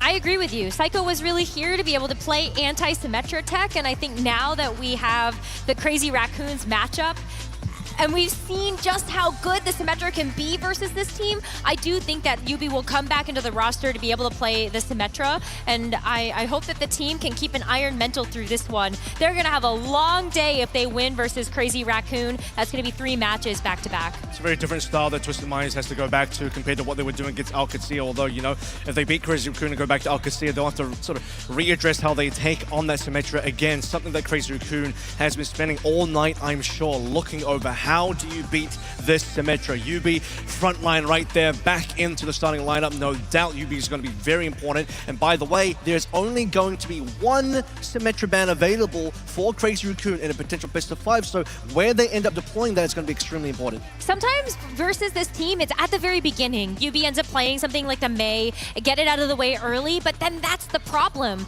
You still have to learn to beat the Symmetra after that ban does come through, and that's where a lot of teams have struggled. Sometimes it just doesn't matter, and we saw that happen even just in our last series. Exactly. It will matter a lot, I think, for Crazy Raccoon, given that I don't think they have... they need to really be playing the Symmetra ban, in my opinion, on a type of map that has the longer sight lines, going towards the pushes, going towards the escorts. You don't want to be deploying. I even looked back at how they sort of use that in the mid-season. They use that on Atlas. They use that on a Flashpoint, which I just don't even think is that amazing of a Symmetra map compared to the other maps. You want to put UB onto Mei, rather force them onto the Mei as a Crazy Raccoon POV on a map where the Mei may not actually be that good. If you look at something like a New Queen Street, Mei probably doesn't really have that much value compared to many other maps. What you don't want is to give him the availability to play Mei on King's Row. I want to clarify, I said it's not that it doesn't matter, like you don't want to use the ban. I mean it like, it may not matter at the end of it that you use the, like the ban might just not play out for you that way. It needs to be guaranteed. When the Symmetra ban map has to be guaranteed map win for CR. Like that's pivotal in this series. Yeah, there's a lot going into the ban strategies when you're going up against a team that is so well known for this particular look. Now, if we're looking back at a Crazy Raccoons game against OWCS, they did win on control, busting out Jumbin's Reinhardt, then Doomfist really throwing something at the opposition that they were unable to deal with. Is that perhaps a similar approach we're going to see in this match? Could be a reasonable look at for a map 1, but at the same time as well, I don't think that Doomfist is a great spot in this meta. I think OWCS were a little bit surprised by that one. Now that cat's out of the bag, Twisted Minds, they obviously saw that as the only map 1 by Crazy Raccoon in the OWCS series. I think TM should be very much ready for this coming back, if even it will come back. I just don't really see it the second time around. But map 1, if it's like an Ilios Diva ban, that's still a really strong start for a team like Crazy Raccoon. Typically, this is what these dive teams do, especially if you are from Korea. You want to go towards the Ilios map 1 Diva ban. Sim is maybe obviously still going to be on the table, but at least you remove the Sim Diva combo. And then for the rest of the series, we might see more Max. That has been a look that Crazy Raccoon have been a lot more confident in, especially during the OWCS World Finals. This tournament has really been about the off-tanks, and what Max brings to the table is the Ramatra. Ramatra, Zarya, there's a lot of different looks that I think like this team can be very confident on, and they also broke their King's Road curse. They did end up winning with Max in the roster on that one more recently, and so I think you can have a lot of confidence with Max coming in. This needs to be a Ramatra heavy game. I think for Crazy Raccoon, that's going to be one of the better shots. Shambali in that pool, it's going to be a better look for them to be able to play the Ram Mirror. Obviously, we are going to start out with Junmin because it is Junmin beginning. I'm sort of leaning towards the possibility of this being an Ilios. Obviously, they did do the Junbin Busan for the OWCS game, but that was to sort of play with the Ryan, play a little bit with the Doom. I think go back to what Junbin's better at, go back towards the ball, go back towards the Winston on a dive-heavy map. The Diva's required, ban out the Diva.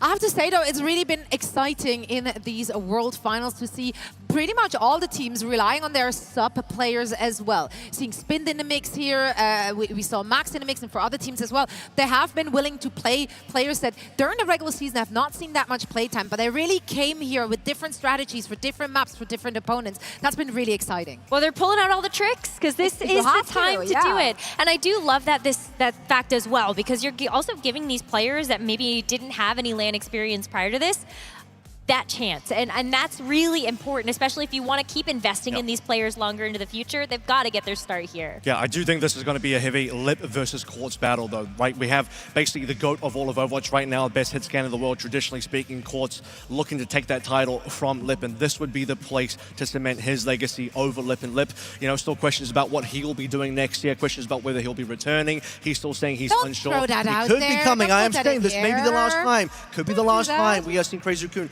if they're knocked out. So it's a maybe. He's saying it's a maybe, so we'll see if he'll come back or not. But really what's important about Lip here is he doesn't play as much Freya compared to the other hit scans compared to Quartz. Freya very pivotal, in my opinion, to countering the Sim as what Twisted Minds are trying to do to OWCS. If Lip isn't comfortable on the Freya, could be a problem. But he's saying could also play the Echo. I think that also, like, the Venture is not a bad pick to be able to bring out in this matchup, but it really is just about making sure that with those teleporter strats, you're not just going to get flanked, or you're not just going to get 180'd, and that's something that I think Crazy Raccoon, with the time that they have had between yesterday and today, you know that they're going to be hitting the books. They're going to have a strategy this time around, and they might have even gotten some help from some of the previous players that actually did play against this Symmetra strategy. I don't know. I think maybe Team Falcon's in the mix there. They're colluding in there. I mean, they've all had their practice room on our floor, Avril, so we got the deep insight. Yeah, you guys got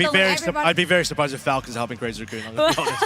Listen, sometimes you got to band together in order to like make it happen. The region camaraderie. Honestly, is that not a thing? I would say there is a thing. Well, I'm pretty sure. Like, okay, so like I'm just saying. At least the North American fans, right?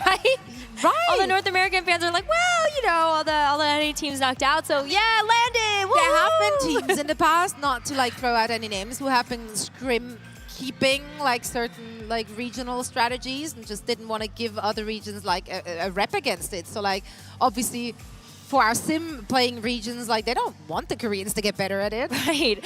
And you actually did hear from that interview before we went into the matchup between Twisted Minds and OWCS. They're just happy if EMEA wins. Obviously, you do want to be the team to do that, but it's still great to be able to hear that they just want to see EMEA on top.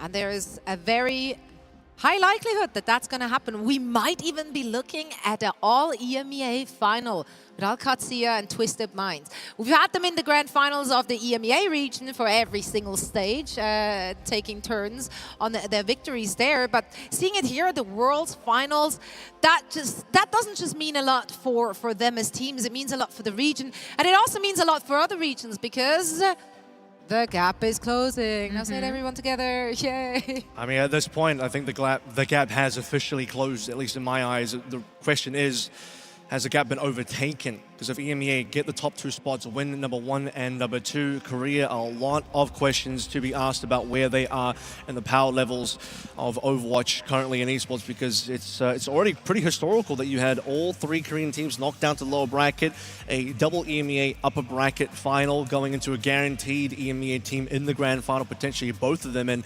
then if you actually get an EMEA World Finals champion, it would be groundbreaking. I don't think in the entire history of Overwatch esports, at least from the OWL era on, was the last time a European team has won is probably when Johnny played, honestly. I just think it's a little unlucky that we did have to have, you know, Crazy Raccoon eliminate T1, and then we also saw, unfortunately, Crazy Raccoon eliminate Team Falcons. You know, a little unfortunate how the bracket played out for that. Yeah, they're very anti-Korean as a Korean team. Like, so, I don't know. Oh yeah, okay, so maybe there wasn't maybe any they're the help from problem. Team Like, I don't know. Yeah, but then again, like you did see the MENA teams, or rather the EMEA teams, they were the ones knocking the Korean teams down in lower brackets in the first place. So, you know, it's a taking and giving, or whatever I was about to say there.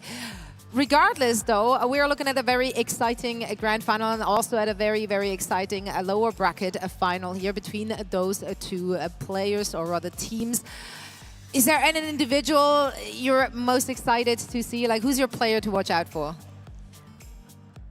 If you need me to look at just one specific team, I think for me it really is going to be Yubi. I think I need to give Yubi a lot of credit for this upcoming match, and so when we take a look at our predictions, I actually did say Crazy Raccoon for this.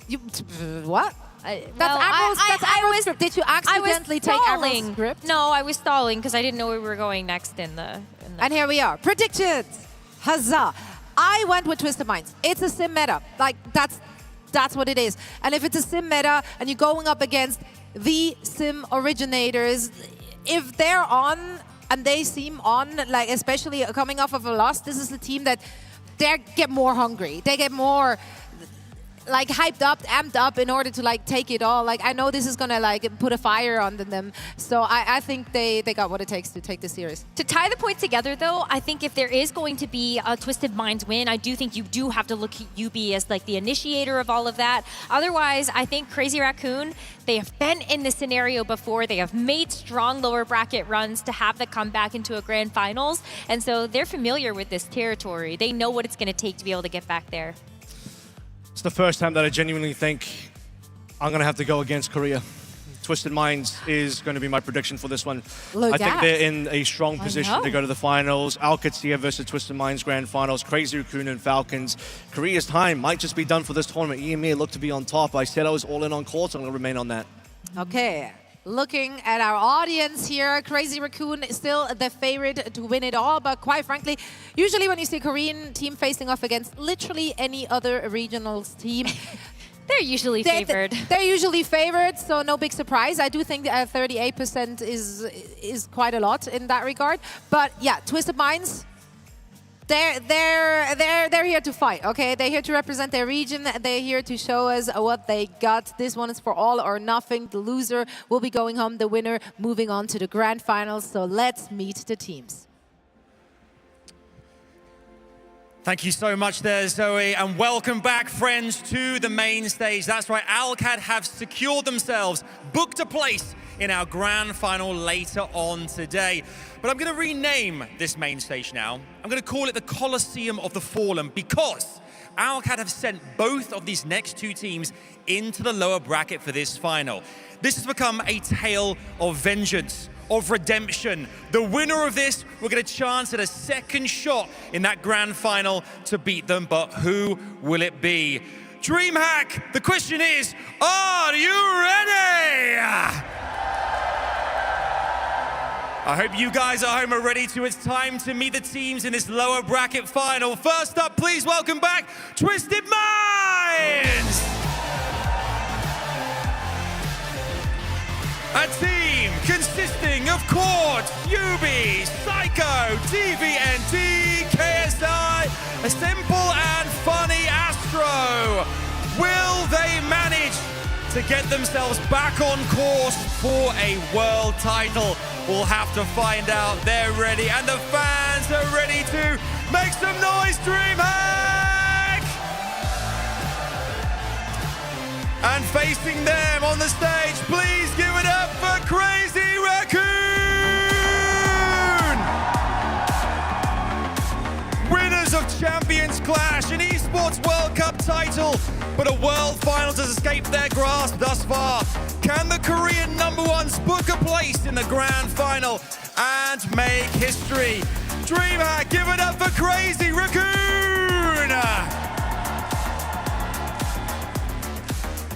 The fans are ready. It's spine tingling. Woo! I can feel the goosebumps are there.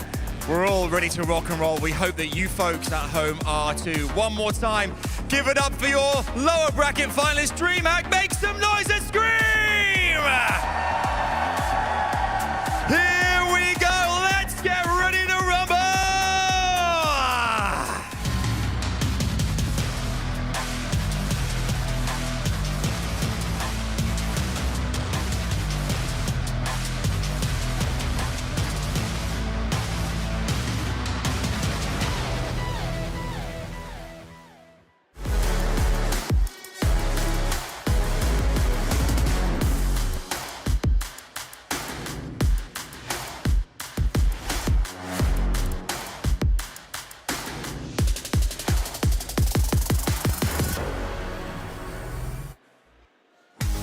The last time we were graced with a Twisted Minds and Crazy Raccoon game, it was the mid-season, and it was a map 5 where Twisted Minds overcame Crazy Raccoon and knocked them out of the competition.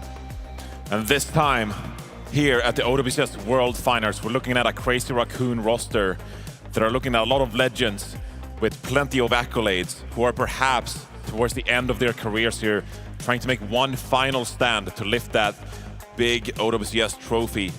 Can they get over the hurdle though, Jaws? Twisted Minds, Alcazia, they've looked mighty powerful so far this tournament. Yeah, big warm-up game as well, you'd want to say, against Alcazia. Waiting for them in the finals, and I think Adam put it perfectly as well down on the stage. Like, look, someone is going to get revenge here. Or maybe Alcazia just end up sweeping TM if they make it back to the finals. This series is going to be close. Korea's #1 versus EMEA's #1. We're going to Busan with Twisted Minds banning away Jumbin's Winston as Lucio ban for Crazy Raccoon. Very much expected from either team here. Crazy Raccoon, a team that relies on their mechanical ability, their individual skill. Jumbin's masterful Winston is going to be impactful throughout this series. So Twisted Minds, because they come from the upper bracket, they get the advantage of first map pick and first ban. And like the desk touched on, UB back in the mix here for a Twisted Minds roster that faced a bit of a trap game here. They need to get back into this game with confidence, feeling energetic, and that can be difficult after just about missing out on the grand final. But this is where a team captain like UB, who is so great for the communication, the leadership of this team, to rally the troops, to get your head back into the game. Twisted Minds here, you can see UB so far in the OWCS finals been pivotal for them, providing the Symmetra capable of taking down even the most powerful opponents. But Crazy Raccoon, they got more to worry about, because so far I can see Twisted Minds, they've been looking really good even without the Symmetra. Korea, they got a bigger uphill battle than just the Symmetra in this one. And that's not really something we've ever said any time before. I mean, look at Overwatch League, and even Abra was talking about it throughout OWCS's history too. Korea has always been on top. Can EMEA upset that and rewrite the history books, or at least add another page? Now, even looking at Crazy Raccoon, Lip on the other side, you're not expecting him or Heesang to really permanently play something like a Symmetra. Maybe we see flashes of it. Of course, we did see Proper playing someone for Team Falcons, but that's not where their skill lies. That's not where their comps are really going to deviate. So we go to Busan. What do you expect we're going to see here from Jumbin? Of course, Wrecking Ball, it's been another massive hero pick for the tank player. Yeah, Jumbin, one of the best Wrecking players in the entire world, and this could be a good time to pick the Wrecking Ball. Hazard, another good hero pick to try and deploy against this Symmetra. But when you compare the two Korean teams, Crazy Raccoon, they overcame Falcons yesterday. But Falcons, they rely more on the teamwork. They're capable of flexing over to a hero like Symmetra, and maybe they could have made it work here today, but instead it was Crazy Raccoon in a 5-map banger who took out their Korean rivals. And you can see going into our first control map, Crazy Raccoon, they are perfect on this map so far. I will say though, those upper bracket finals, they were sweeps. They were really good. Yeah. And so don't let those stats fool you too much. It's only control, man. It's all good. It's just the first map of the stage. It's all good. It's all good. Fraudulent game mode, of course. I disagree, by the way. Love me a Lijiang Tower. Let's go. Not in the hero pool, not in the map pool for this event, but shout out Lijiang Tower. I appreciate everyone in ranked who votes for Lijiang Tower. That's true. If it's up there, I'm throwing a vote that way. Give it a B vote, you know? Yeah. All right, Lucio taken away from Funny Astro, but I think the Wu Yangs look very good for Twisted Minds as well. Yeah, the Wu Yang has looked spectacular for Twisted Minds, but that is obviously when they want to play a bit more poke-oriented, when they want to shut down the Symmetra we just saw from Alcazia. Going into this matchup, sometimes we've seen the Juno Brig deployed when you want to play these more brawl-style compositions where everyone is clumped together. You want to maximize the area of effect healing that comes out. It makes it so much easier to top everyone up. Baptiste has been a great pick for Landon on Alcazia in matchups like this. But going into a matchup like this, you gotta think Twisted Minds, they got a great game plan because this is their map pick. They decided to go here. Crazy Raccoon, they know what's coming their way. We saw in the upper bracket matches how they deployed the bans, the Lucio, the Symmetra, the Diva. Came out against teams like this because they know what is coming their way. Let's just see how they've adapted overnight. See if there's any difference in play from them. Seeing a lot of this from Shu too. This Ana. I mean, look, at the end of the day, Jumping can still rely on the Ram.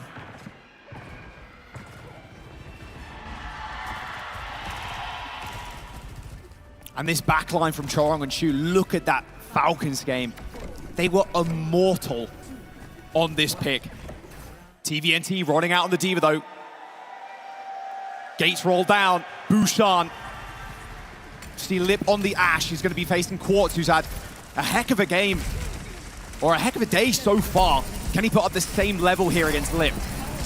Junbin already poked back, taking a lot of damage. He's going to die. He's just going to fall dead. over. You're right. Just WM1. He didn't have the support there at all, Johnny. A bit of a positional mistake early on, and that's going to provide Twisted Minds with the control of the capture point.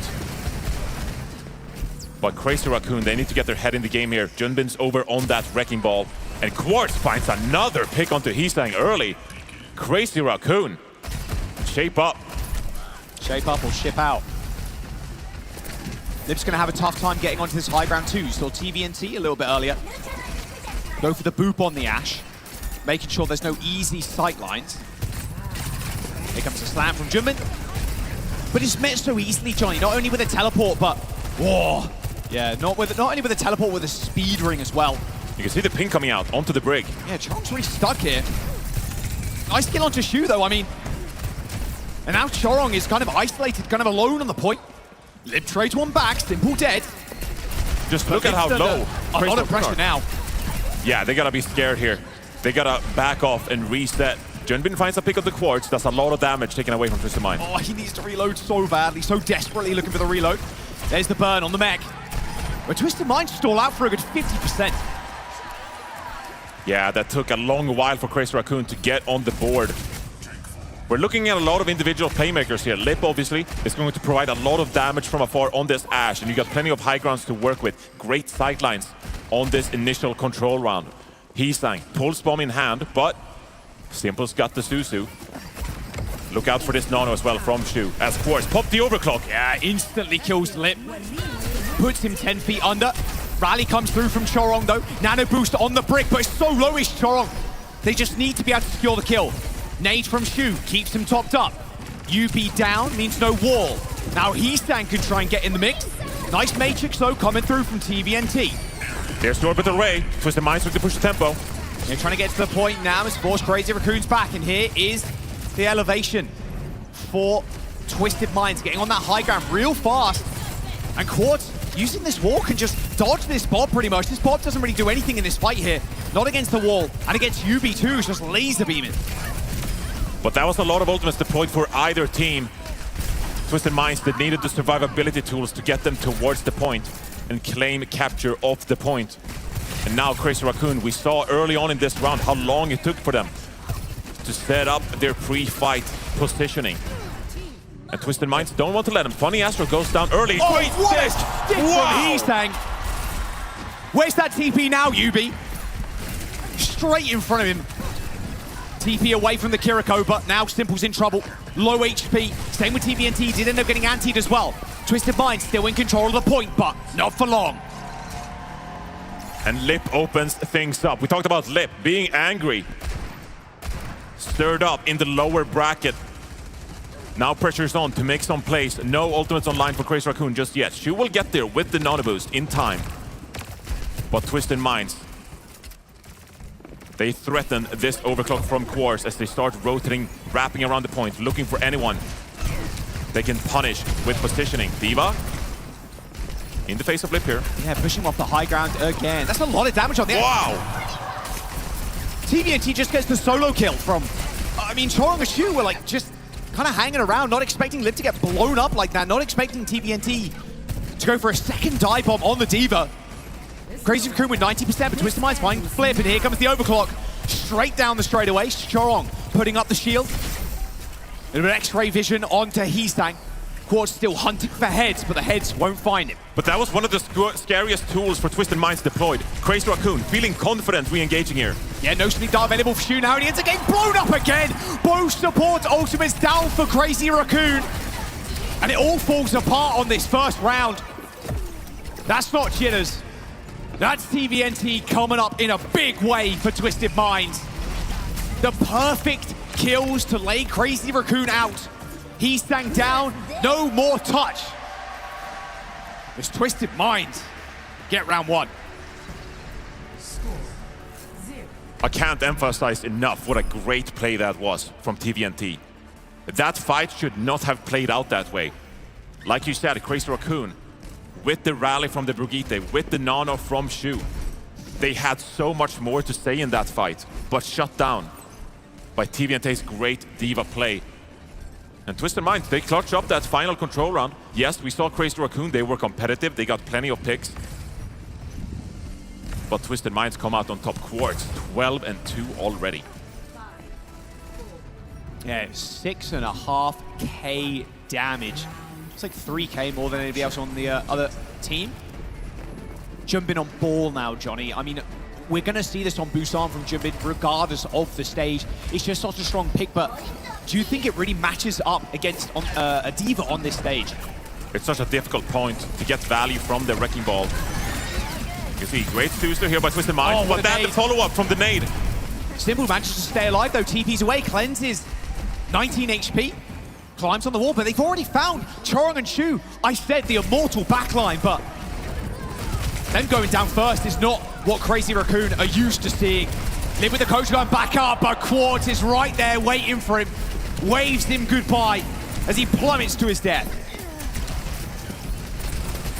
Heesang gets one. They're still trading back and forth. Chorong with another, so Twisted Minds with control cap control here. But Crazy Raccoon, they want a death match here. They want to find individual picks. Got to find him first. I mean, the deathmatch is being won out by Quartz right now. Heesang goes down. Astro. Whoa. Okay. He's a professional. Oh! TVNT. Can he get another boot on him? 1000 HP. That'll be a low charge. Yes, sir. Jump in with a double boot, but it's all good. Mobility tools of Funny Astro and TVNT's disposal. And as Jonbin builds up to these mines from the Wrecking Ball, that is going to be really helpful in prolonging point control here, making it difficult for Twisted Minds to stack up. Twisted Minds, how do they utilize the mobility of this Symmetra teleporter to keep themselves safe from the surrounding threats of Crazy Raccoon? Like a Christmas ornament, he's waiting on. Hey, oh, no one's gonna check. Slam. Mine's available. 1000 HP. so low at Twisted Minds right now, but they can use this teleport to create distance, and Lip's already dead. In a blink of an eye, they TP and insta-kill Crazy Raccoon. Jumbin basically up there like a statue watching everything happen. Couldn't react quick enough to Twisted Minds' TP plays. Crazy Raccoon opting for the Ashe here. It's going to be a great target to teleport on top of and punish the individual positioning. Crazy Raccoon here, they lose control, but they still have 5 ultimates online as the mines come out from Junbin. But Astro just hits the shift like he's out of there. Lip again. Lip's dead again. Nano boost onto Chorong. Gets a bit of damage actually onto the break. There's the rally looking for the bash. Nice cleanse there. It's going to help everybody survive as Chorong has to just dip, has to get out. No overhealth for the rest of the team there. Using that third-person peek to try and escape the wrath of Quartz. Uh-oh. But there's no escaping this Sojourn, nor the Diva. Twisted Minds, Johnny still in full control of this map. Lip's dead again. I mean, TVNT is just cleaning up on this map, getting the full support from the rest of his team. But the way he's punishing the backline from Crazy Raccoon, and Crazy Raccoon, they're going to make a wholesale change with Junbin over to Ramatra, Lip, some added point pressure from this mate. They need more survivability, not feeling comfortable so far here on Busan. Quartz looking with the overclock on the high ground. The Ramatra now for Junbin. More staying power on the point. Lip on the Mei. Had enough of just perma-dying on the Ashe. Twisted Minds teleporting up to high ground, and Lip is dead again! Overclock from height, a bird's eye view, and he's picking them off one by one by one! Quartz continues to shut down Lip, shut down Crazy Raccoon. A 2-0 on Busan to start off. And Crazy Raccoon are left pondering, how do we deal with this Symmetra composition? But it's not only Yubi who is threatening from this Twisted Minds roster. TVNT with a fantastic Diva game there. Lip, one of the most decorated hitscan players of all time, just had 0 impact. 8 and 9, that are not the stats that Crazy Raccoons are looking for. Complete dominance from Quartz, 26 and 2. 26 and 2 against the GOAT. A passing of the torch. Lip, he is the GOAT. At this point, you can firmly say that Lip, he has been so instrumental for so many fantastic teams over the years. So many championships won. But in this series, just unable to match what Corpse is able to deliver on the Sojourn. If Crazy Raccoon are to stand a chance in this series, if they are to qualify for the grand finals later today, they need Lip to perform at their highest ability. And so far, it just hasn't been the case. That shot was nice. Astro with a big smile on his face, warmed up. Talk about how maybe pissed Lip is coming into the series. Angry Lip. What about angry Twisted Minds? They want revenge on Alcad. They don't want to go down like this again. They want to be in the finals, and they want to take it this time.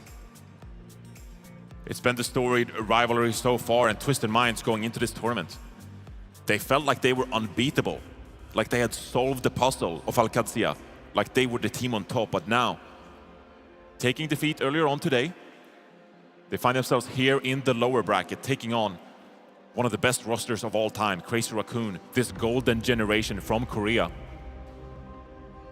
But this tournament has been anything but for the Korean teams. Both Team Falcons falling yesterday in 4th place, taking a loss to Crazy Raccoon, and then in the lower bracket, Crazy Raccoon yet to win a map here in this series against Twisted Minds. How are you feeling if you're... Obviously, we spoke about Lip already, but even with Junbin coming in through this tournament, we're swapping out Max in and out. Seeing Max come in, and not up until recently, like Max was coming in and losing a lot of his maps. Max is really, I feel like, improved as an off-tank player, and especially in this meta where you can play Zarya, Diva, even Sigma too. We've seen a little bit of sprinklings of that. How are you feeling if you're Junbin here? Do you want to continue to play Winston, Wrecking Ball, plays like this, and hope you can just be quicker than these TPs. Because we saw Jimbin in that fight, he's kind of, you know, hanging around in the choke point, waiting to slam. It's like, okay, we slammed, but the TP was almost instant. But by the time he like rolled away to get a different angle, they'd already TP'd across the map and killed Lip. Like, it was that quick. And Ball is fastest character in the game. Well, he's going to be given another chance here as Crazy Raccoon, they pivot to Dorado. Obviously, the Winston banned earlier on from Twisted Minds, recognizing the threat of the die potential from Crazy Raccoon. They're pulling it out now. As Crazy Raccoon, yeah, they deployed the Symmetra ban early on here with their first opportunity, with the first ban going into the second map. So going to Dorado too, because you remove Shambali Monastery. So not able to play that, definitely favored for those sim teams. So Dorado, yeah, makes the perfect sense for Crazy Raccoon. But this is also a big investment. We talked about the various value you get out of some of these bans. And Symmetra, it's obviously the most impactful one in this series, as Twisted Minds, they look unstoppable on these Symmetra compositions. So Crazy Raccoon, this is very much a must-win map for their chances for the rest of this series. If you go down 0-2 in this series, clawing yourself back without the opportunity to ban out Lucio, ban out Symmetra, it's going to be so much harder. You need to make life easier for yourself by winning these important map picks and map bans. So I'm favoring Crazy Raccoons in this one. But Twisted Minds, they showed yesterday they're good even with that Symmetra removed. Yeah. I mean, I feel like Dorado has been the go-to, like, we've got to win this. Like, we have to. That's the impact of this map pool. You can take yourself to your comfort zone, and we've seen in this tournament a lot of different teams. They have different play styles, different types of comfort. Twisted Minds, obviously, they prefer the Symmetra here, but Crazy Raccoon, they are very much happy shying away from it. Bit on screen. Crazy Raccoon here. What compositions will they play? We'll take a look at their stats on the Escort map type at OWCS Finals. 2-1. Second best, apparently, to our stats guy. But again, this is a map that we already performed on. We saw yesterday, I mean, Quartz just had unreal appearances on this map at that point. Playing the Sojourn, of course, and that is going to be a hero that is available to him if you want to take it there. Do you think Lip matches then? Go Sojourn as well? Obviously, Ash is going to be a big playmaker here, but as well. Yeah, but we also saw that Lip, he tried out the Ash, it didn't work out. Went Mei. He went Mei instead. And so on a map like this, you know, I love the Freya. I think the Freya provides so much when it comes to verticality, the ability to avoid the threat of the Symmetra, but with the Symmetra gone, yeah, maybe the firepower that a Sojourn provides, the ability to one-shot people with that railgun, especially with the minor perk. The overclock is one of the more impactful ultimates in the game.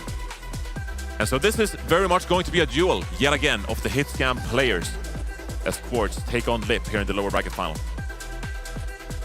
His backline's just got to stay alive as well. Shu and Chorong. Out of the two, Chorong, a newer face. As Shu has been around since Apex. Long, long time ago. Used to flex sometimes actually to Widow when that was you could as a support. That's ancient history at this point. But that major title, it escaped Shu in the Overwatch League. Right. If you remember back then, it was Chorong who came out on top with Florida Mayhem, taking down the Houston Outlaws, featuring many prestigious Korean players at that point. Checkmate. Checkmate as well. He was on that Florida Mayhem roster. I believe Shu was on Houston Outlaws back then, so he knows. They've grown fond of each other and now find themselves in this Crazy Raccoon backline. But as much as we praise this Crazy Raccoon roster, they haven't showed that same level of lethal threat so far in this tournament. It's been all EMEA. Twisted Minds now head into this map. And you're expecting Jimbin to roll out on Winston for sure if you're TM. You see Max, maybe some D.Va, but it's all Winston all day for Crazy Raccoon. Let's see that speed, let's see that tempo from CR. This should be the moment where Crazy Raccoon step up the tempo, like you say. Where they show what Korea is capable of when they're playing comfort. And it's a Genji Tracer classic dive. Like, couldn't be more classic. Maybe swap out the Kiri for an Ana. This couldn't be any closer to pure dive if you tried. This is what you want to see. This is the thing about the Korean region. It's always been the case. They play quick. They play fast. Don't play loose. They play fast. We'll see if Quartz can stand up to the might here of this dive. So a bit of poking back and forth. But here goes Crazy Raccoon. Simple so low already. Angling for a Simple's dive just angle. getting chased by Heesang. Wow, over the rooftop.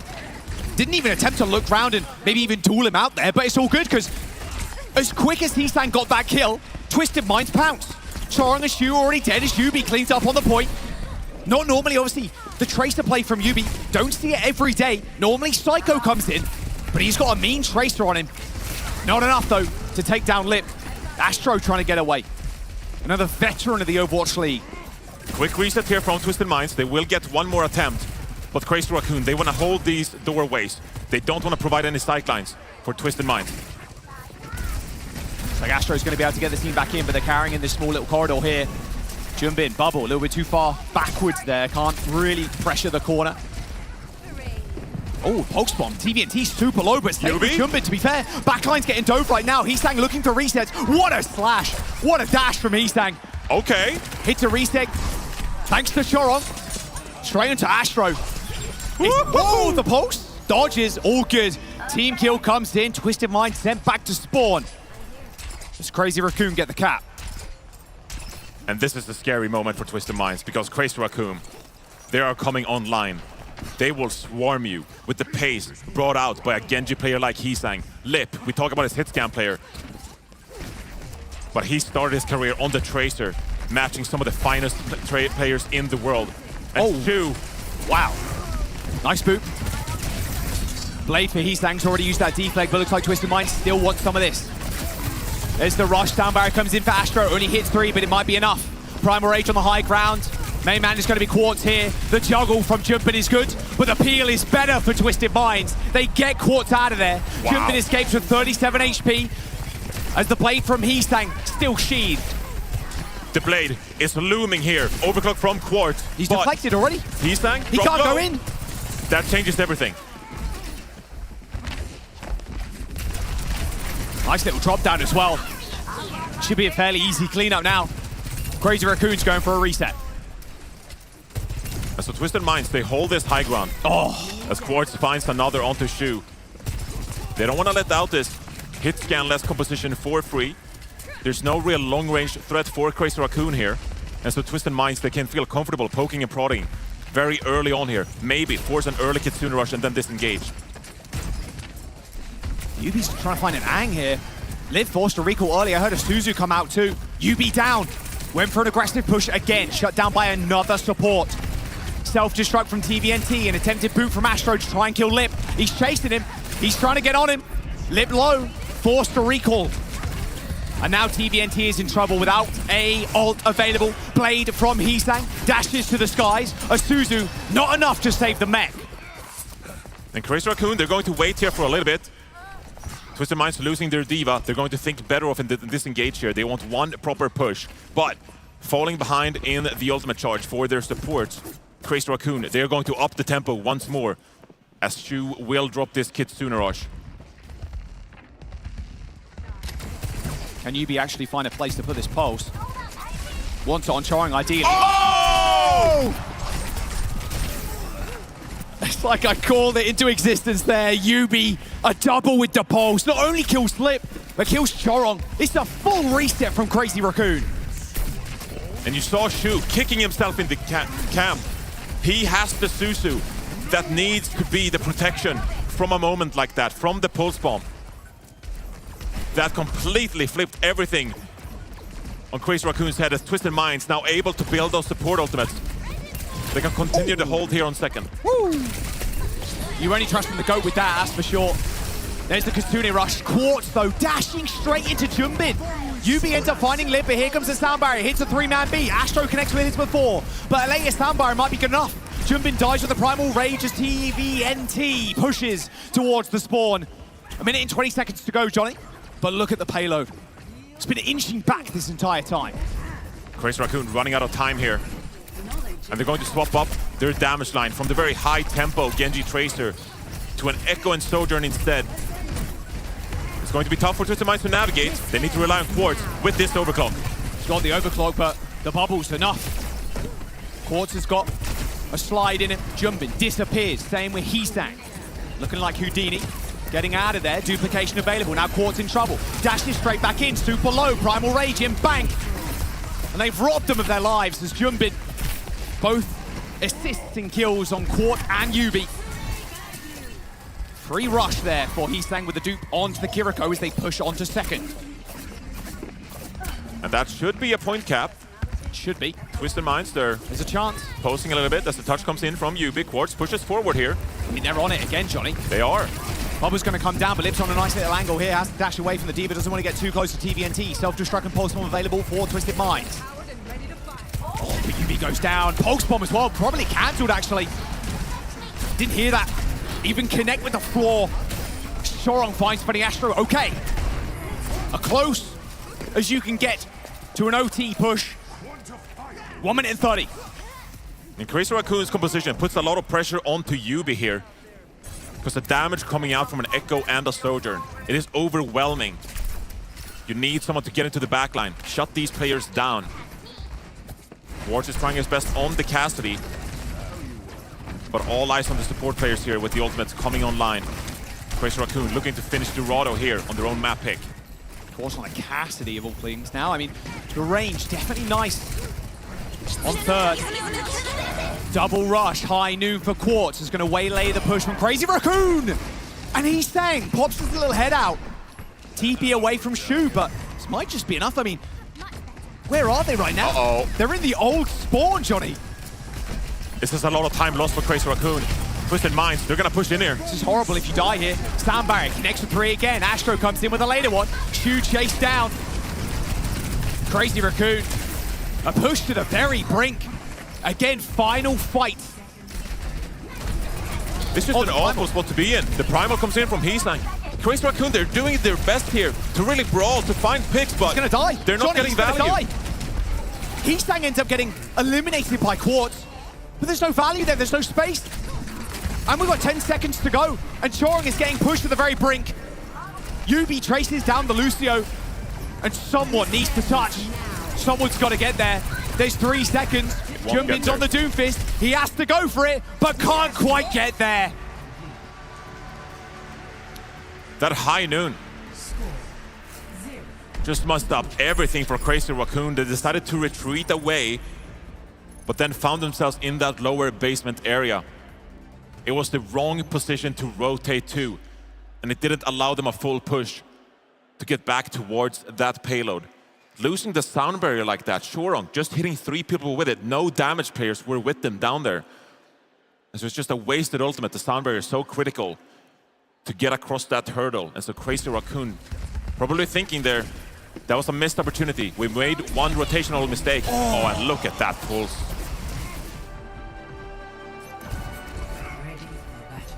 That, like you said, Shu kind of kicking himself, but feels like you can't really blame anybody there. That was just a good play by Yubi. That was just a perfect stick. Yubi coming on clutch here on this Tracer. We talk about the Symmetra. Theoretically, Yubi should be no match for a player like Lip in this one. But Yubi showing the nice, well-timed pulse bomb. He still got what it takes to have impact in this Roto.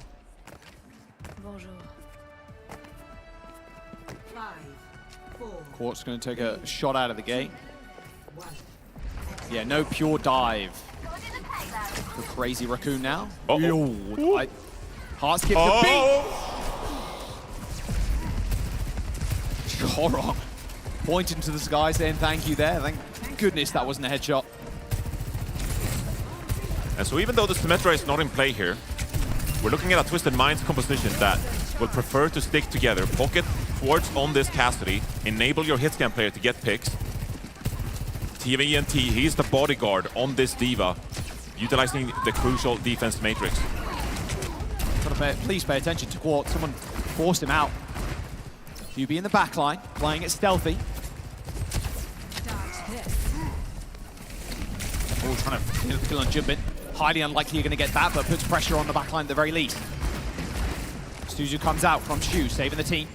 Yubi still slinking around. Crazy Raccoon here, they're just trying to keep this payload contested. They like to fight in this kind of an area, but they need their damage players to find pick Heesang. You need to get active on this Echo. They flip the map. They flip the map on the complete. This is a better spot for Quartz to be in, Johnny. They're running out of time here on Crazy Raccoon. They need to go for a play soon. Yeah, they do. They can't let this one go away for free. The payload is moving at light speed. And Simple coming up with the Kitsune Rush. Twisted Minds have the whole advantage here. They have a High Noon as well. Crazy Raccoon, you got to do something. You got to get Feral up in there. They just capped. High Noon. They just capped. Straight underneath their noses. I mean, that cannot happen. It cannot. Crazy Raccoon, they just got nothing going for them here. And now they're fighting in Twisted Minds spawn. I mean, this is a Crazy Raccoon roster that is hesitating, that isn't making the plays necessary to shut down Twisted Minds. We know what this roster is capable of, but they're not showing it just yet. On this second point defense, the ultimates will have been generated, so they should have a pretty good win condition going into this next fight. But we need to see a Crazy Raccoon roster come online, repeatedly win fights with the mechanical ability from Heesang and Lip. Railgun for Lip. Yeah, you want Lip to be a playmaker here. You need him to go for something. Sound barrier. Okay, now they're pressing the tempo. Funny Astro goes down, holds on to his own beat. No Ajax is here. Not at least for now. TVNT has still at least killed Shu. And the longer they stay in this fight, the worse it is for Crazy Raccoon. But the cleanup is swift. Self-destruct, dodge. Jumbin cleans up the Baby Diva. But that was the easy fight for Crazy Raccoon. Now begins the tough path of holding Twisted Minds here on second. Funny Astro's going to have the sound barrier advantage. Crazy Raccoon though, a lot of playmaking to be made with this overclock from Lip. Shu with this Kitsune Rush. They might just go again. They might just go fast. Rush over the edge. Yo. You be taking a body shot.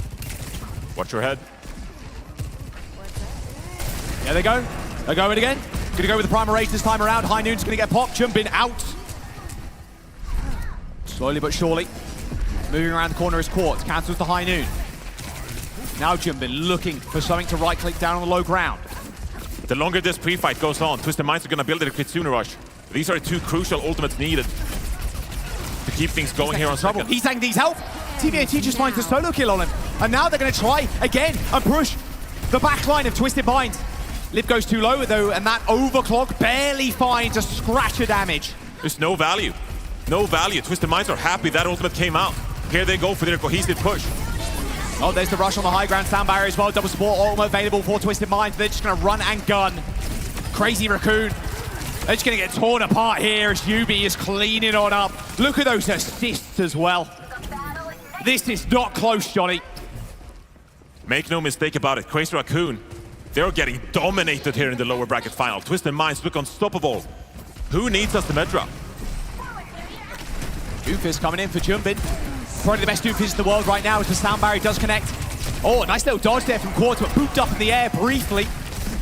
Half a meter-ish to go as Quartz is shut down. TVNT not choosing to self-destruct. They know this fight is done. We have the opportunity to get a second look on Doomfist. Who would have thought? Oh, yeah. Give me more of that, fella. More Doomfist. I mean, Jumbin is the best Doom in the game right now. Yeah, and honestly, it's going to be tough against this Cassidy. Obviously, a buff to Cassidy's Hinder recently. But this caters to the playmaking playstyle. Maybe this will help Crazy Raccoon to get involved, to get in there. Make space for your damage players. It's going to be very volatile on this Doomfist, but you can make plays. They got a touch. Jumbin's already in, hasn't got the ult, so he's going to be vulnerable after this block runs out. Lip is already down, he misses the punch, and now he's got to find a kill. He's got to find something, and they're not going to give it to him. Astro takes down Jumbin. Payload is going to get capped. And that time bank is ticking up. Crazy Raccoon living on borrowed time, and the time is ticking faster and faster. 46 meters is all that Twisted Minds need here on the third point. And they're coming up on some big ultimates too. Crazy Raccoon, they've had no answer so far for EMEA in this tournament. Post bomb from Heesang. Door closed. Trying to get it past this Matrix is going to be tough, but he's found a way in.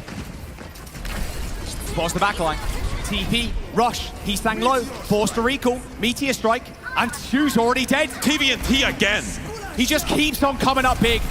Meteor strike gets nothing, sound barrier there. Twisted Minds haven't lost a single player yet. Chorong and Jun been low, and it's all over, Johnny. I mean, you can't much, you have to ask for a miracle from Heesang, but that miracle is not gonna come. Twisted Minds on map point. On the verge of making history. Will this be an all EMEA finals? Because Crazy Raccoon right now looks like their heads are no way near the game. We are seeing history in the making, in front of our eyes, as Alcazia, Twisted Minds, they are showing Korea what this region is capable of. Something unprecedented in the long history of Overwatch Esports.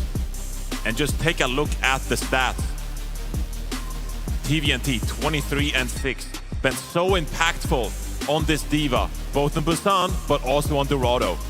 Quartz, 16,000 damage, rocking that Cassidy. Crazy Raccoon, they've had no answers.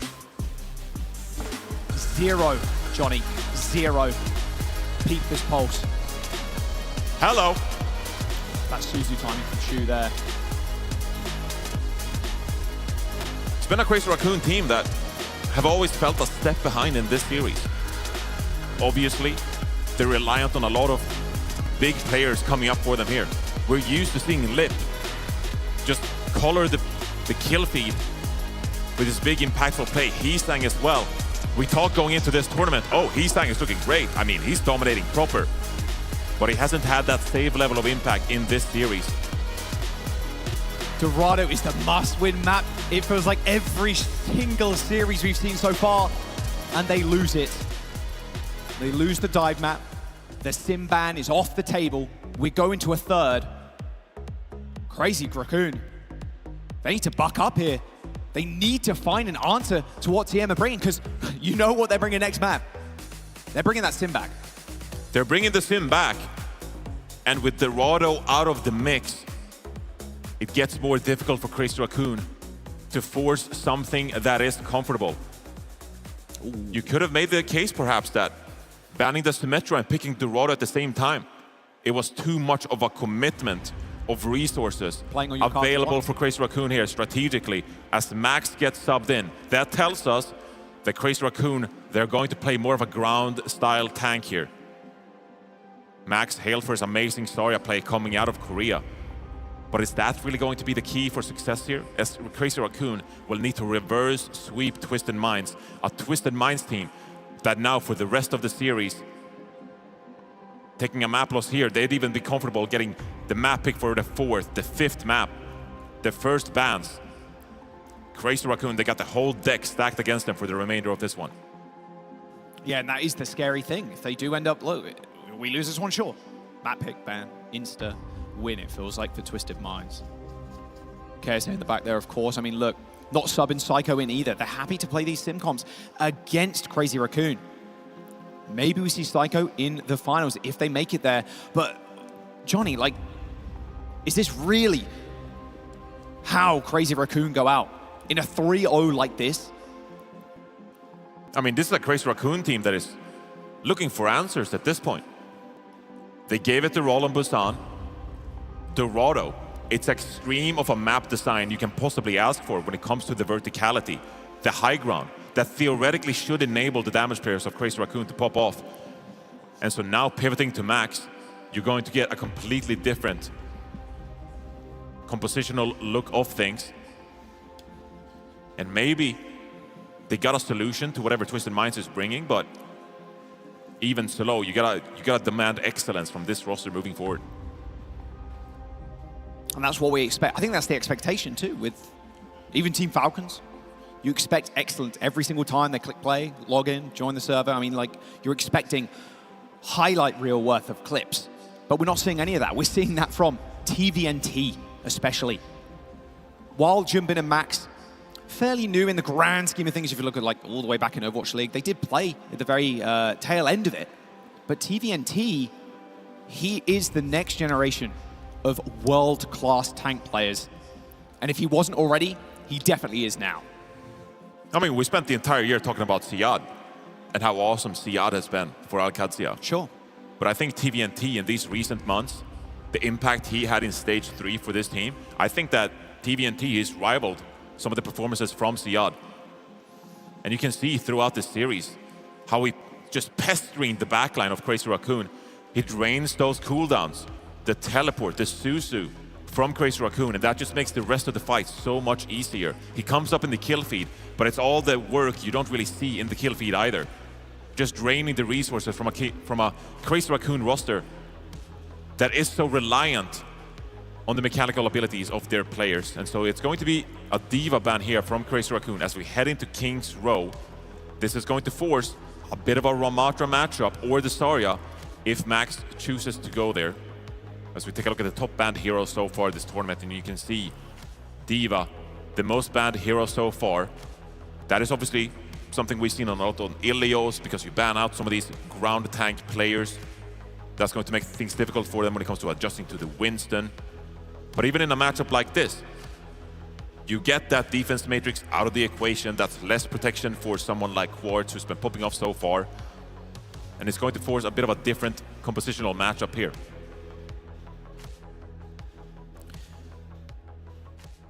With TVNT on the Ram, though, against Max, who has looked really good throughout the stage.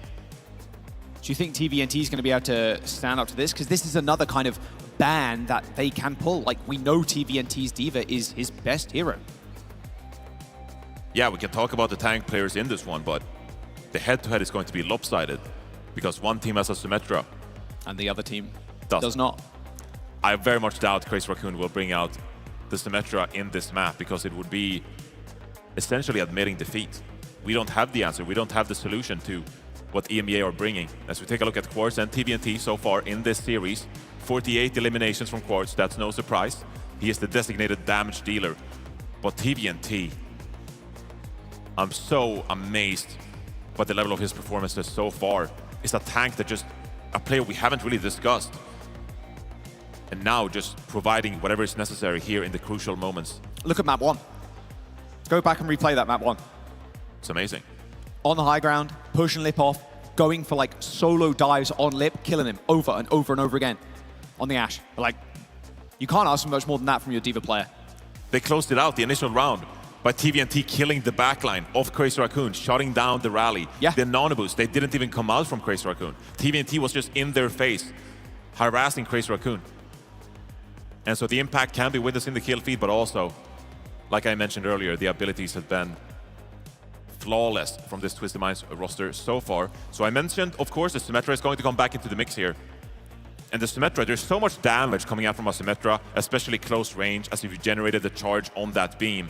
And so if you're Crazy Raccoon, if you're Max here, yes, you're going to play the hero of your choice, whether it's the Zarya or the Ramatra. Already displaying a little bit of confidence here as we head into the third map. And why shouldn't they be confident? They've earned themselves that opportunity to be confident going up 2-0 in this series. 1000%. I mean, even losing a map, right? You're still like, well, we kind of crushed Dorado. Like, we crushed Control as well. We're happy with this. We know we can take Crazy Raccoon. We know we can take some of the gods of Overwatch to their very brink. I mean, in many ways, the weakness for Twisted Minds so far this year has actually been that they're forced to map 5 so much because they end up losing the maps where they get banned out, where the enemy team target bans them and they are unable to play at their fullest potential. So when you start off a series 2-0, you know that you patched that up. You've solved things that you were previously struggling with. And so Twisted Minds, they've earned themselves that opportunity to feel a little bit of relief here. As we take a look at the bracket of the World Final so far, it's been 5 days of play for these teams. Take a look at the lower bracket here, and Crazy Raccoon, they run through it as they took down T1 in a 3-0 fashion. Last night, the last match of the day, Crazy Raccoon, they overcame the second seed in Korea, Team Falcons, the previous reigning world champions, for an opportunity here in the lower bracket finals against Twisted Minds. And Falcons, why do they end up in the lower bracket? Well, Twisted Minds 3-0'd them. The Korean Slayers. Both the number 1 and number 2 seed being put to their test. Max with a small little wave there as we jump into King's Row in just a moment. Diva ban for Crazy Raccoon. Down to the wire with a potential couple more maps to actually be played. I mean, Twisted Minds, if they 3-0 here, what a ridiculous run. 3-0ing Falcons, 3-0ing Crazy Raccoon, only being beaten out by Alcad to land in this lower bracket finals. Our third and potential final map here if Twisted Minds keep up this pace. Crazy Raccoon needs something special. This is something that Korea, they're unaccustomed to. Their dominance in Overwatch Esports. They have reigned for so long. And now heading into a third map in the lower bracket final, we're witnessing perhaps the final chapters of their legacy.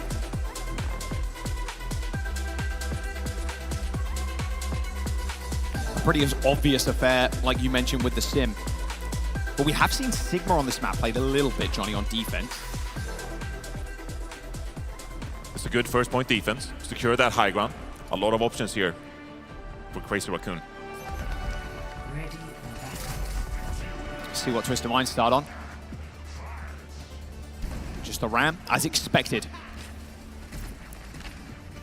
And now Max, a fresh set of eyes, a fresh set of ears too, to come in. Not like I'd expect Crazy Raccoon in any way to be crumbled mentally, but still a fresh approach needed, something different. And Moon has talked about, the coach for Crazy Raccoon, he's talked about, he didn't fully trust Max.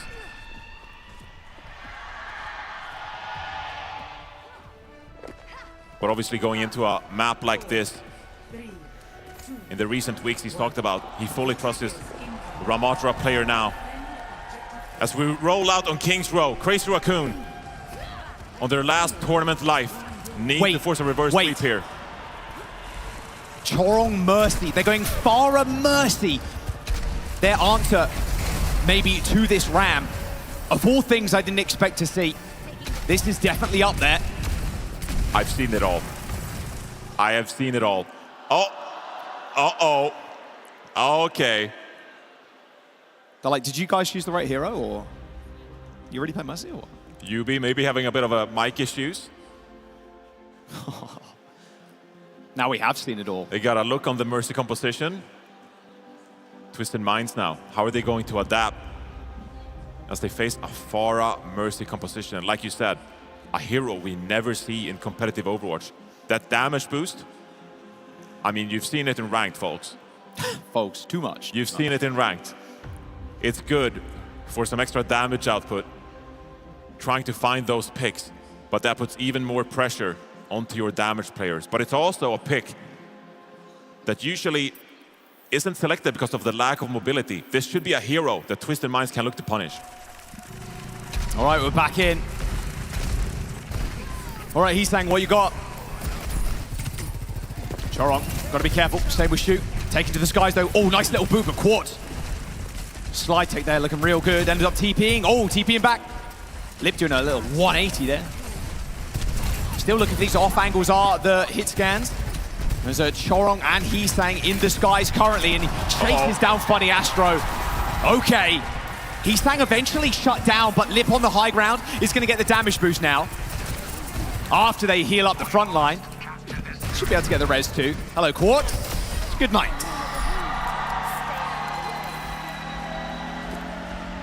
And you can hear the Korean fans roaring as Crazy Raccoon secure this first point cap. This is their last hope, their last chance, the Korean fan base, to cheer on one of their representatives here at the OWCS World Finals. But that was just 1 point, Crazy Raccoon. They have plenty left to go. How do they operate this second point? With the benefit of Heesang's far as he comes up with that barrage. Perma flank, hide on the roofs, going to be the aim of the game. Not many angles here for Heesang to fire down, so Quartz is going to be able to check a little bit easier. They're actually just going to try and rush. It's a 3v5 on that cart right now. Crazy Raccoon. The rest of the team just has to survive, Johnny. But Shu's already dead. The TPs that close the gap don't give Heesang and Chorong enough time to respond. It's an amazing response from Twisted Minds. They see the two people behind them and they push forward to punish Twisted Minds. And now, knowing that Heesang is up there, you could always teleport, you could always threaten that mobility to punish even more individuals. Lots of ultimates on the board here, but Yubi goes down early. No more TP, Astra gets booped in, Bob deployed. Going to be doing a fair bit of damage here with Lip. Yes, okay. Choke point secured. That was a great nade there from Shu onto the backline of Twisted Minds as well. Heesang obviously going to put in a lot of damage on this Pharah, but if you can force the Susu early, it puts Twisted Minds in a difficult spot, and Shu can really abuse the effect of the Biotic Grenade. That anti-healing, so effective at killing targets. Now you can insta-pop people as well. If you land an A, then land a damage-boosted rocket, it's GG. It's too much. Okay, ult from Crazy Raccoon here. TP. Alternate angle. Here, oh, Heesang's barrage. Drag straight back down though. That Ravenous Vortex was perfect. A resurrection onto Heesang, but Chorong pays for it. It's not enough. You can't go for 1 kill barrages. Chorong back on the Lucio as he tries to get back here. Twisted Minds, they are gonna contest this one. TVNT coming up on the elation, but they step off the cart. Crazy Raccoon, completely uncontested as they push the payload forward. You can't let that happen. Happened to Crazy Raccoon earlier on, but time for a little bit of revenge. Annihilation for Max. Yeah, punches UB's lights out. It falls in the fray, but they're all good. You got the res. That's commitment. The swap over to the Lucio. Hold on, we won. I'm back on the Mercy, folks.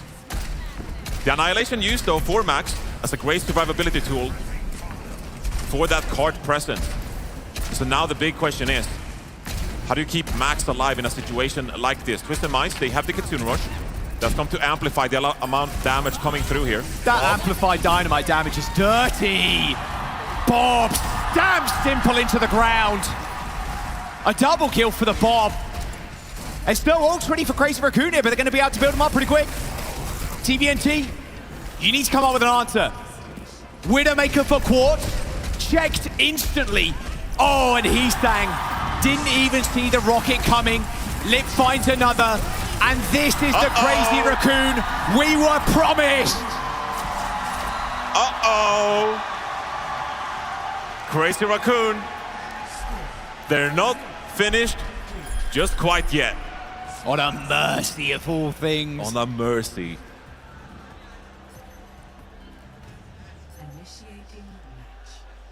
You can see the conversation ongoing with Twisted Minds. Yubi not happy with how that defense went. And 3 minutes now in the time bank for Crazy Raccoon as they push that payload to that third point.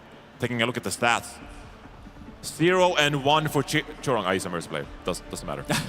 Doesn't matter. 13 damage. No! He shot one, like, left click, like one little pistol shot. Yeah, there was no chance they were playing this on defense, but still this backline on the defense is still scary for, I mean, Shu is putting up some nice numbers the other day on the Ana. That headshot perk, by the way. Thank you, Scott Custer Kennedy. Doing work for a lot of the Anas. I mean, you become an extra damage player, essentially. Yeah. If you can land if you those weren't Ana already, shots, to be fair. Yeah, well, it is an Ana. Yeah. They tend to get punished because their kit is so valuable. But that extra headshot perks makes them ever so more lethal. So Twisted Minds now. They gotta focus on this round ahead. Can't linger, be thinking about the Mercy. They gotta do what they've done already so far this tournament. Play this Symmetra to perfection. It's going to be TBNT over to this Zarya. Twisted Minds likely to contest for this high ground now. As they rotate up the stairs, they want to clear out this high ground, remove Shu from his advantageous positional high ground. But you gotta be wary of these rockets coming in from Heesang. Yeah, just downtown, sitting in that window, like, what do you have to contest that window? You have to wide swing if you're Quartz, UB can right click, of course, but maybe this is the plan. A little flank. Oh. Well, that's how you did. Well, it looks like you just wide swung and double hit him. So, well, that answers that question, Johnny. A lot of threats on this server. Quartz is one of them. Shu, don't peek him. Only headshots on Shu. Only headshots. You got to touch at some point, though, if you're Crazy Raccoon. Eventually made their way down to the point. TBNT pretty low. He's going to run out of bubbles pretty soon. Nemesis form already used. He's just impervious to damage. Like, no one's looking at this guy. Oh. Eventually, Heesang's going to come in, 25 HP, but you got to kill him. Eventually, the Cassidy falls. You got to touch. In amongst the chaos, Max in the front line. Couldn't stand up to the rush. Max tried to buy enough time for his damage players, but it was a little too late. And Twisted Minds, they endure on the point, forcing the objective. That is what the symmetric composition does best here. So just a tiny bit of time removed from the clock here as Twisted Minds, they march forward. Crazy Raccoon, though, they have this nano boost. Heesang, he's going to control the skies on this Pharah. It's just a matter of finding those picks and breaking down Twisted Minds' composition before they get too much card push. They got Barrage up with a couple too. Nano. At least you can move with a Barrage now, you know what I mean? But realistically, you're still going to get blown up. High Noon pushes them forward. TP. Going to back up. Pop through. Uh-oh, Shu. Whoa. A little bit sooner there. Maybe Shu gets caught out, but luckily Shu escapes with his life. So that's that push shut down for Twisted Minds. Shorong's coming up on a Kitsune Rush, but Funny Astro should be able to trade it with the sound barrier. Looking like he wants to give Nano to Heesang, maybe. Although sustaining the front line might be more important. Looking for a nade. Okay, there's the rush. It's a backwards rush. The disengage. Disengage is perfect from TM. Nice timing. That's so well done. But Heesang? Oh, straight from the skies. They need something. Nano boost on the far, but Shorong goes too far. And Funny Astro hits the beat too. A boop onto Max. Still Nano on fire. It's going to eventually dissipate. But Twisted Minds, I mean, they still got this grab. High energy Zarya. Max is getting bullied. Heesang kills Astro. Grab lobbed in. Bob to help. But can they actually finish this off? Lips Bob. Lip? Just carrying the fight. No way, they turned this around?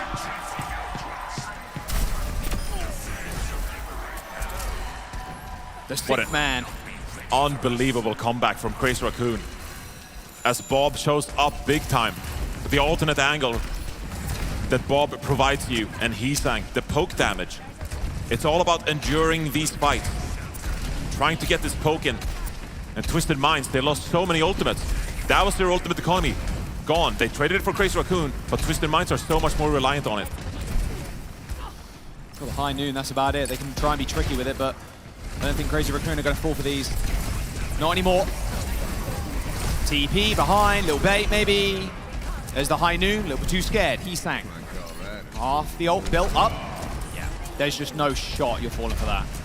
And guess what? Shu has already built another nano boost here. Watch out for this rotation though. Nice boot. Silver bullet.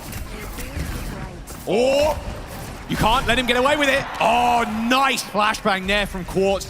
Hinders Strong's movement. And that's actually a bad trade for Crazy Raccoon. But they have the nano and the barrage to go here. Yo, what's going on up here? Oh, Lip! Woohoo! That's why he's one of the best. Hitting headshots like that at close range.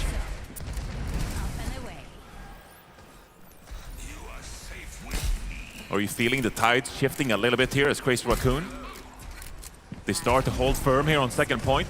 2 minutes remaining for Twisted Minds here. Uh-oh. Hello! Hello,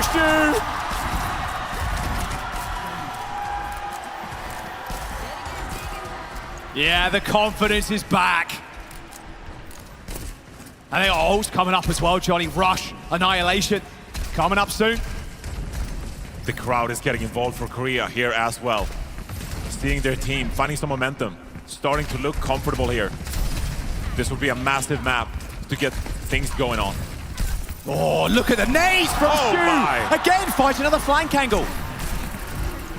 The headshot. God, he's so good. Oh! Slams the desk a bit there, a bit frustrated with himself. Losing that high ground position, and Max used Annihilation to stay alive. That's a very expensive fight for Crazy Raccoon. And Twisted Minds now with 5 ultimates coming up here. They should have all the ingredients required to cap out this second point. Heesang, a lot of poke from behind. Twisted Minds, they're going to drop the Casino Rush. Casino Rush basically on the same frames Heesang is dealt with. Sound barrier for Funny Astro as well.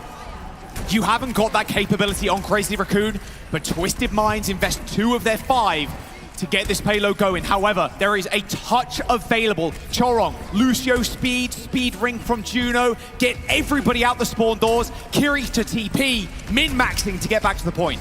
But the worrying sign is that Crazy Raccoon, all the members are in front of Twisted Minds, and the High Noon comes out. Bob Quartz dodges it. There's the wall. Quartz needs an angle though, can't find it. Heesang, he's got the barrage here. Needs to come up big time. He spots him as well. Quartz in trouble. Still dodges though. Heesang low. Dared not peek. The rest of Twisted Minds are also healthy. Max is so low as well in this front line. Barrage from the skies. Kills 1, kills 2. Heesang with maybe a third. Overtime. Heesang just demolishing Twisted Minds. We're going to a map 4. We knew Crazy Raccoons had more. Korea, not out of it just quite yet. Earn themselves a little bit of relief as the players go backstage. Give themselves a bit of a break. Take a deep breath. This series is not over.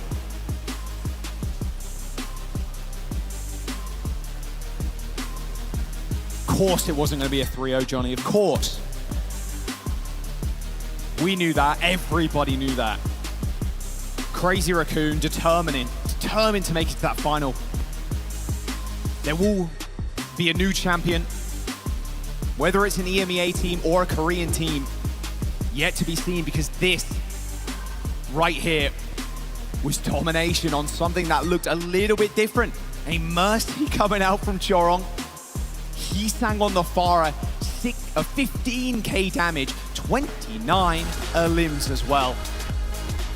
I mean, that barrage, it looked almost hopeless. Look at the health bars on the side of Crazy Raccoon in that last fight.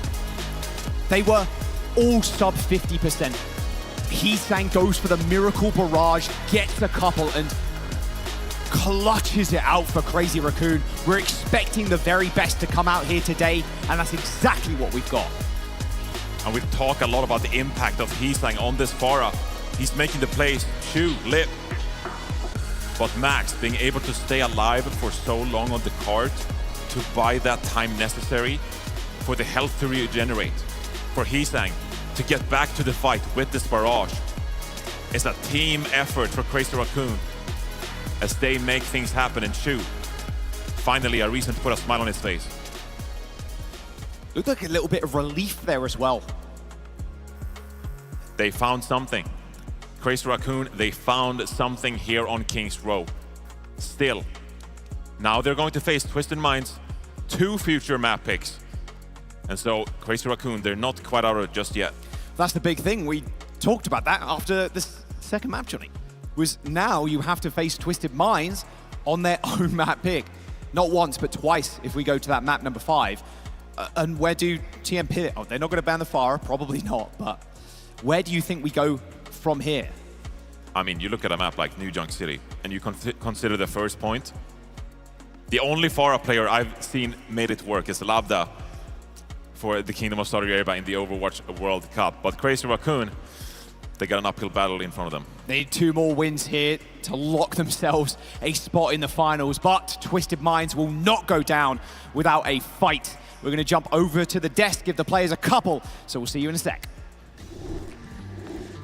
Thank you, friends. The desk is back with Avril as well as Necro, myself as Zoe. And let's chat about the match. Heading into this, as we were setting it up, you guys did say that you're going to expect to see Max in the mix just to counter that Symmetra. However, we didn't get to see Max up until map 3. Let's chat about the first 2 maps and how Twisted Minds got the victory there. I see this a lot more as, eventually we'll get to the map 3, but Max is more coming into play the Ramatra. I think the Ramatra is the way to go. But in the first couple of maps, Jimbin playing, I think on the Busan, a little bit surprising for me. If it was Crazy Crew picking first, I can understand. Start Jimbin, go to Ilios, ban the Diva, play your dive. But actually, it was Twisted Minds picking first, higher seed here, going to Busan. You have all this Wrecking Ball coming through out of Jimbin, but then you go to map number 2, and he's still staying on the dive, and they're really trusting, okay, Dorado ban away the Sim. It's going to have to force Yubi onto something else. Can't really play much Mei on the Dorado, so he moves over towards the Tracer instead, and then TM still win that dive mirror-ish on Dorado, which is crazy to me. Yubi actually performed on the Tracer as well.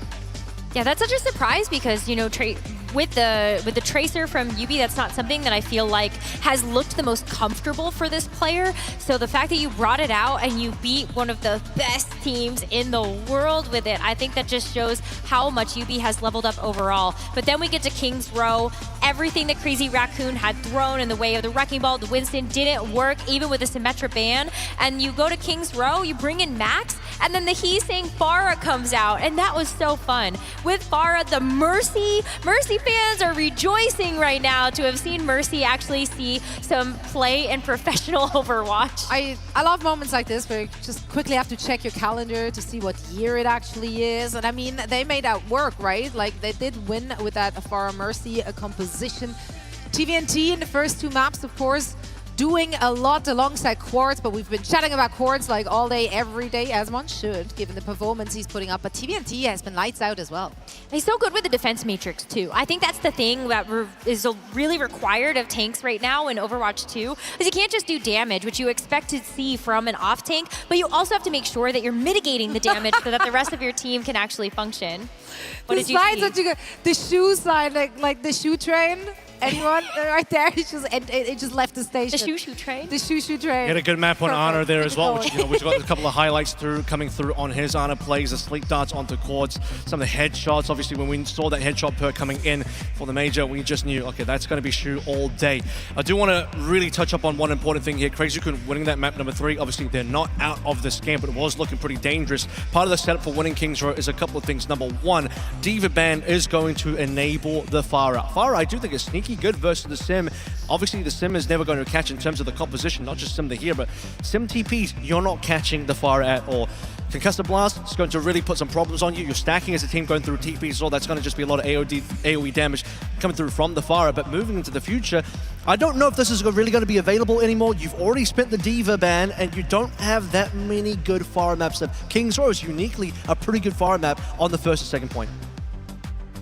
Yeah, and you can see the stats here for Funny Astro versus Simple. I mean, both of these players have just been amazing standouts for the backline of Twisted Minds.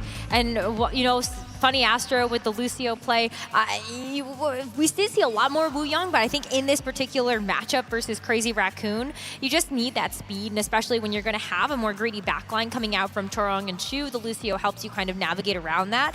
But it's been amazing to see just both of them play. Absolutely. I mean, Twisted Minds definitely are not messing around today. They do want to move back into the grand final and take on OWCS once again, just for like the millionth time this year, it seems. And right now, it does look like they have a good chance of doing just that. Now, if you are the opposition, if you're Crazy Raccoon, what are you taking away from your last map that you just won? Are you keeping Max in the mix? I think Max, I hope so. Max is very important here. Again, I do really look towards the Ramatra being the way to go for this team. I don't think Jimbin's hero pool is going to be enough for Crazy Raccoon to bring this one back. I already sort of spoke about the fact that Pharah is a question mark. Pharah does work, but you kind of need the Diva ban first and foremost as a very strong choice. But you also kind of need the maps as well. I just don't think there are push maps or flashpoint maps in the pool that would really enable the Pharah. Could be a bit of a problem there. But we also need to, I think, talk about the fact that you still have an Echo from He's Saying that can work against the Diva. But I think if you have the Ramatra instead of the Winston, as we saw in Dorado, maybe that does actually work a little bit better. You can even see the Zarya come out from Max, too, if you want. Yeah, I mean, we don't know what the teams have in store for us. They're still getting ready and set up to go again. And quite frankly, like, think about what it means for Twisted Minds. If they're winning this one, then they gotta have 3 matches in a row to play in the grand finals. A massive disadvantage as they're going up against OWCS. Yeah, it will be a little bit tougher, but you know, I think this match is not over yet. There's still things that Crazy Raccoon can pull out of the bag of tricks. One of which, by the way, we have confirmation. Crazy Raccoon has played every support hero in the book now as a part of this World Finals alongside every other team. With the Mercy being pulled out, we've seen Life Weaver pulls from Spawn. I'm gonna count also the Moira rollouts. Of course, Sure, well, why there. not? Yeah, so all the supports have been played, just like not even just from Crazy Raccoon, but I think also just from just all of our teams here. I love how diverse our meta has been. We've seen almost every single tank as well, except for Roadhog. I'm sorry. Yeah, well, some teams didn't make it through, you know, looking at a few specific ones we had throughout the regular stages.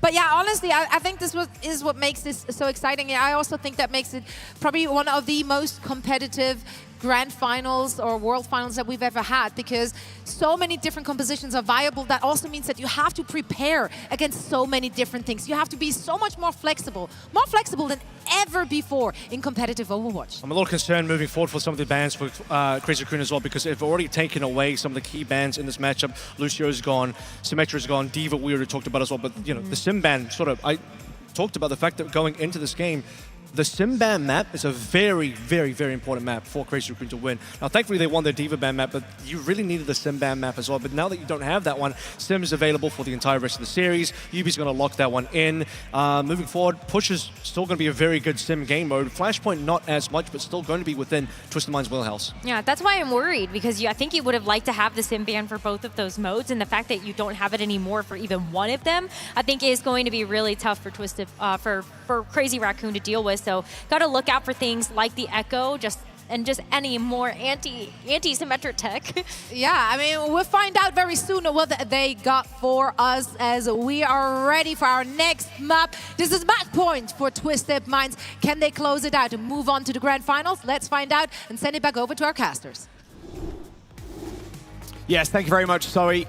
Will it be an all EMEA finals, Johnny, or is Crazy Raccoon going to start the reverse or continue the reverse sweep? They got 1 point on the board, but like Avril said, you know, the Pharah, really good once the Diva is banned. Probably not going to see that again. We're going to see a whole lot more Sim. Crazy Raccoon still need an answer to that comp specifically. Yeah, we talked about it, obviously, because Crazy Raccoon lost the Dorado. They now face a situation where everything is just stacked against them, and Crazy Raccoon here, they'll need to find an answer that perhaps is a little bit different from what they played on King's Row. Twisted Minds, they are going to take us towards Runa Sapi here.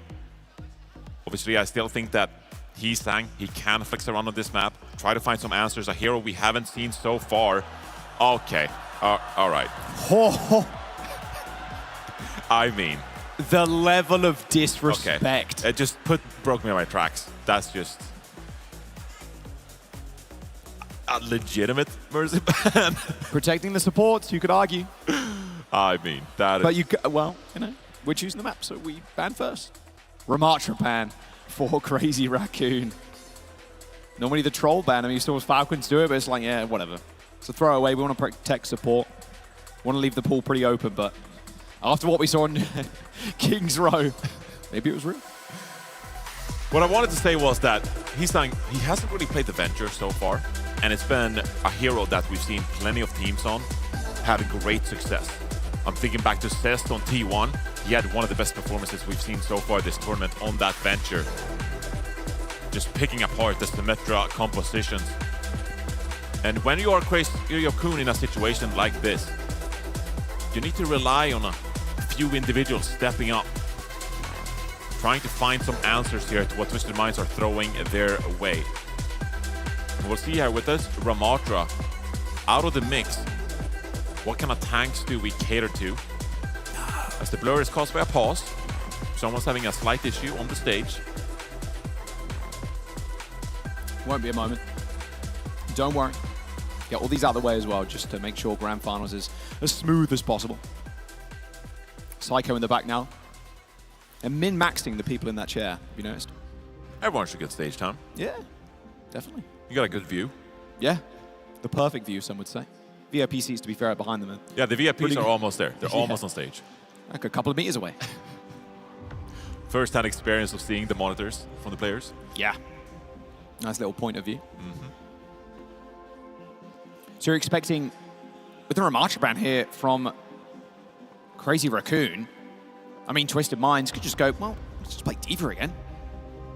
They could. I'd say Twisted Minds are quite likely to play that if they want to, but Zarya's quite efficient here too. What I think is so important for Crazy Raccoon from that King's Row is the fact that they were synchronized. They were on the same page. Yes. That timed aggression we saw between Heesang on that Pharah and Max being able to survive in the front line, that is one of the more difficult things to get right if you are one of these teams that you want to extend these fights, you want to poke and prod, you want to buy enough time for your damage players to get those picks. It's a very hard thing to get right, but it felt like Crazy Raccoon, they just clicked on that King's Row. And if you can continue to channel that energy, even without the Pharah in play, Crazy Raccoon at least have a map's worth experience to build on things, to keep that energy going, and feel like you know that you are capable of picking apart what Twisted Minds are throwing their way. And this map, along with New Queen Street as well, like the long straightaways, we speak about how Symmetra breaks the game in a way where, well, we haven't got mobility. I haven't got mobility cooldowns, but I can just be teleported. And UB and the rest of the EMEA teams, they make perfect use of it.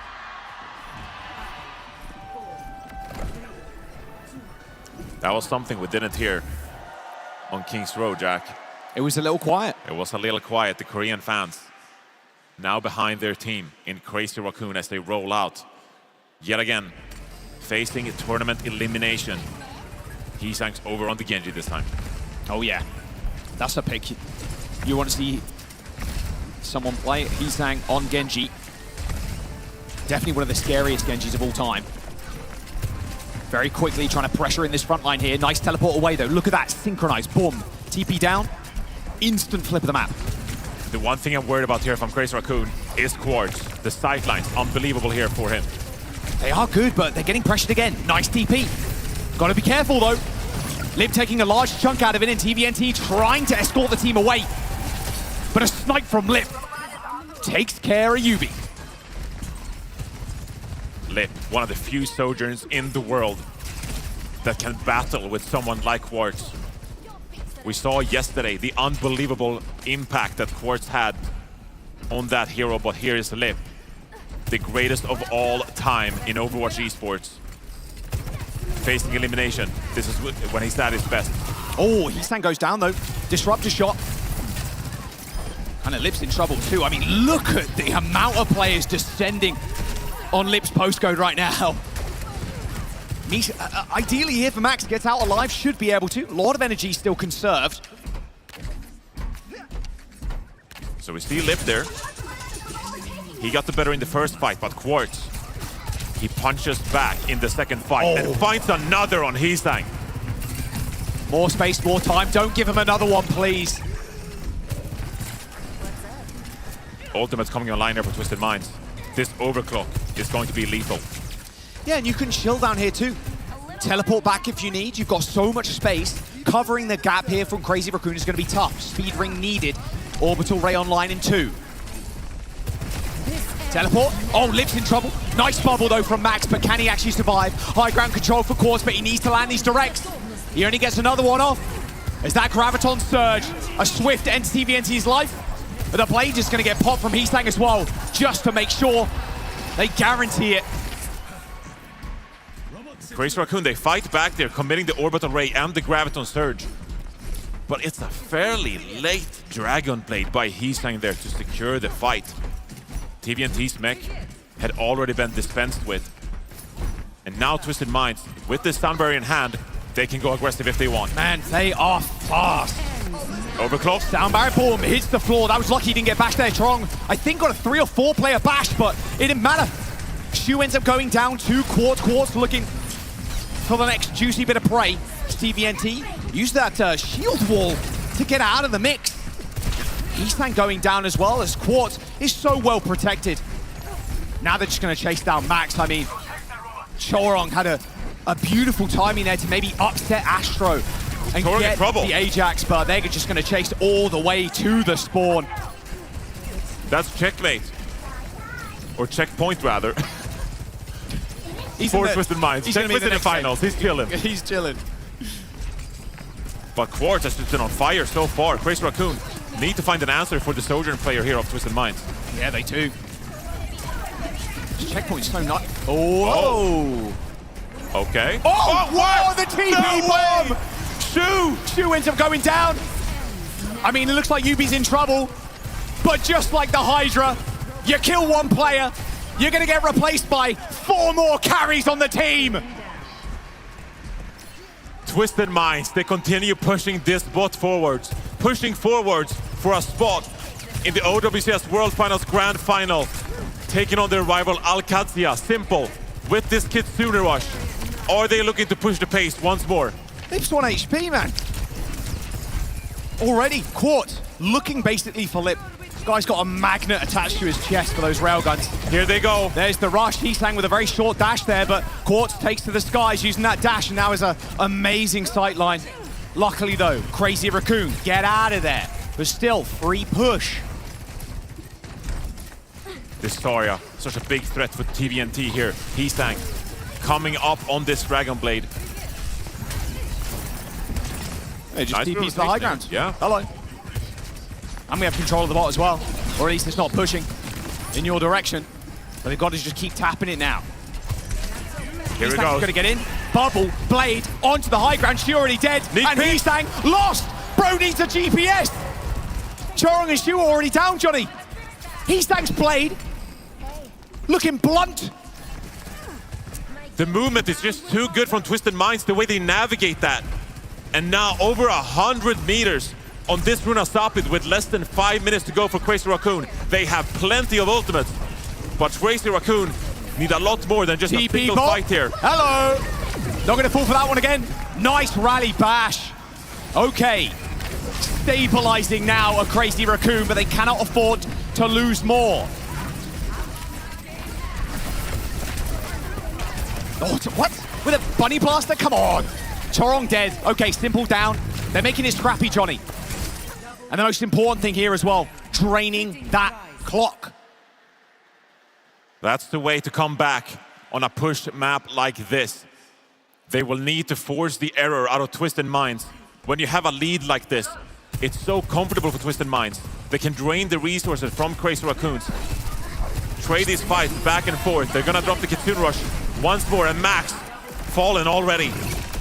It is like watching an F1 car versus like a Vauxhall Corsa. It is just speed for Twisted Minds. Crazy Raccoon cannot keep up. Another quick re-engage on mid. They win the fight. Crazy Raccoon have got ults, Johnny. But Twisted Minds, they got the positioning. Yeah, no progress made by Crazy Raccoon. They're just trading fights back and forth. Lip here, boot the overclock. Trying to find the flank, but look at that. Cognizantly aware of Twisted Minds. Quartz is gonna maybe do him one better. Heesang dashes out, instantly dies to Astro, but they're still gaining meterage, Johnny. Twisted Minds still in control here. Nice Max kill, nice finds kill. a couple. Okay, but Max needs to survive. He had Grav in his hands, and Twisted Minds have the numbers. They're gonna keep pushing this spot forward. Crazy Raccoon, they'll need to regather for one last push here. Dragon Blade in hand for Heesang. Goes for a bit of a contest here. Wants to control this choke point. Not out of this just yet, but this is almost a 100-meter lead with a checkpoint in tow as well. Dude, they're going to TP bomb again, I fear. Heesang trying to bait out CDs, dashing in with a bubble. TP, high ground. Yubi with a backline shot onto Heesang, chunking him out. Here's the blade. Yubi in trouble, disappears. Heesang looking for more. He's found him eventually. It's taken multiple slashes to kill. A blade for one, but Heesang's going to get just decimated in the high ground. However, with Crazy Raccoon still stealing the bot, maybe, just maybe, they can get some pressure on their own barricade. Realistically, the comeback needs to start now. Chorong pops the rally, in trouble. Yeah, he's going to go for this bash. Nice Suzu. Sound barrier connects. TVNT, though, He's going to get caught in the grab, and that is just stupendous. But Max, can he actually finish people off? Looks like Heesan gets there in time. 3 resets for the Genji is enough. But Johnny, look at that difference. 126 to 33 with a minute and a half. We have witnessed some amazing comebacks on push. But can Crazy Raccoon deliver once again? Facing elimination here against Twisted Minds. Orbital Ray might just be what they need, but they're actually just going to twin this up with the rush. In the background right now is Yubi just lasering people down, but Funny Astro with a kill. Oh, Quartz. The world's his oyster when he uses that OC. They're contesting this spot, but you've got a minute left, Crazy Raccoon, and you barely got 15 meters out of that push. That was Crazy Raccoon's best chance at a late comeback. The Orbital Ray deployed by Shu makes the swap over to Kiriko, and Max, he's on the Junker Queen. This is what Crazy Raccoon may go down with. The Queen of all things. I didn't think we'd see the day. Not in this meta. Maybe it's what they need. But TPing and actually getting on top of it was Queen is almost impossible. And Quartz finds yet another kill. He's gonna keep making the rotation. Keep putting in this damage. As Crazy Raccoon, they're split right here. Max away from his team with Shu. Lib just can't land a shot. Max, he's caught. Max goes down. Shu to follow. And bots on Crazy Raccoon's side of the map. Johnny, there's 15 seconds to go. It's the desperation. What a boot from Astro too. These are the final moments for Crazy Raccoon. Twisted Minds in complete control. Lip has the overclock, but this is the only thing going for them. The GOAT Lip has to come up with something big here. Receives the shout. The bomb, the TP, into the back. Max low on the point, desperately hunting for heals. He needs something, but he falls. And Quartz puts him 10 feet under. The Korean gods of Overwatch return to their mortal shells as Twisted Minds rewrite history. An EMEA versus EMEA Grand Finals. History has been made. A grand final at an OWCS major event without a Korean representative. Twisted Minds, they get their chance, their opportunity for revenge against their EMEA rivals, OWCS, in the grand final of OWCS Stockholm.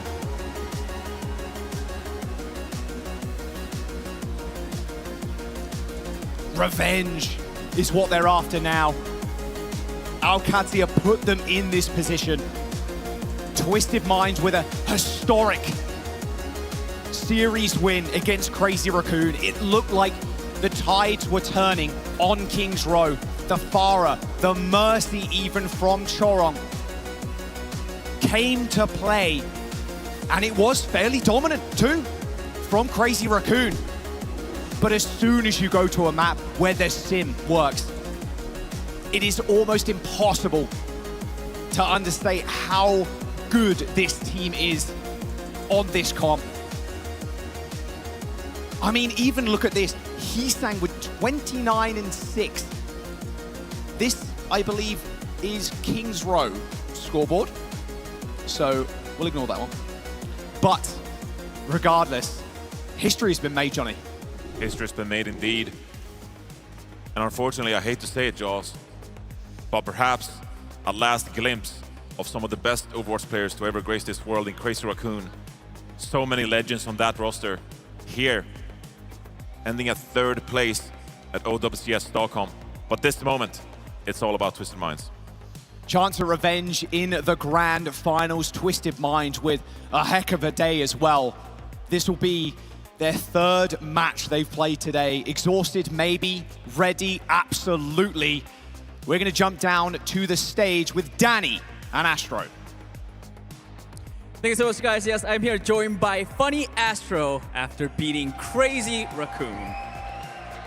I mean, fantastic stuff. You guys beat Team Falcons and then now CR. Funny Astro, how are you feeling?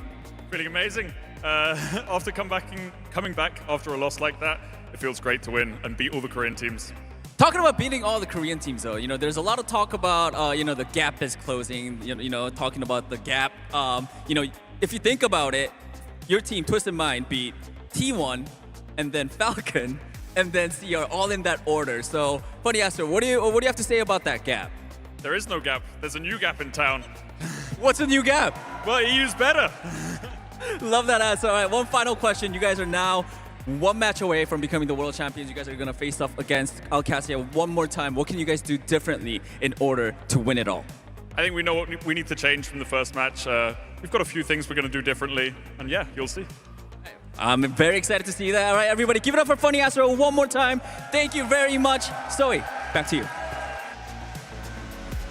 Thank you so much, Danny. Always great to hear from Funny Astro as well. He's obviously delighted with the performance the team just put on display. And they're moving on to the grand finals. Ladies and gentlemen, we have our first ever all EMEA grand finals. And of course, that has to happen in Europe as well here at DreamHack in Stockholm. I am thrilled. I am so happy. And I also want to talk about the very dominant fashion within which Twisted Minds managed to come out on top here. I mean, honestly, at the end of this series, it just looked like Crazy Raccoon is throwing things at the wall, trying to see what sticks. They just couldn't beat the Symmetra. It was so tough for them. Even when they banned it out, they couldn't beat it. They ended up beating it on King's Row, but that was where that ended. And largely it was due to the fact that you ban away D.Va, play the Pharah plays super well on both King's Row and against Symmetra, but you can only do that one time this entire series, which is why I said, look, if you can then maybe also win the Dorado, which you ban the Symmetra, that would be 2 maps, leading us to a map 5 where, who knows, maybe go to the Flashpoint, could have been a different story. You're right, so you look at what Crazy Raccoon were doing on Runasapi, and Max going Queen towards the end, he is absolutely out of ideas. And then Shu on the Juno as well, that wasn't really a hero I feel like he stood out on throughout the course of the season.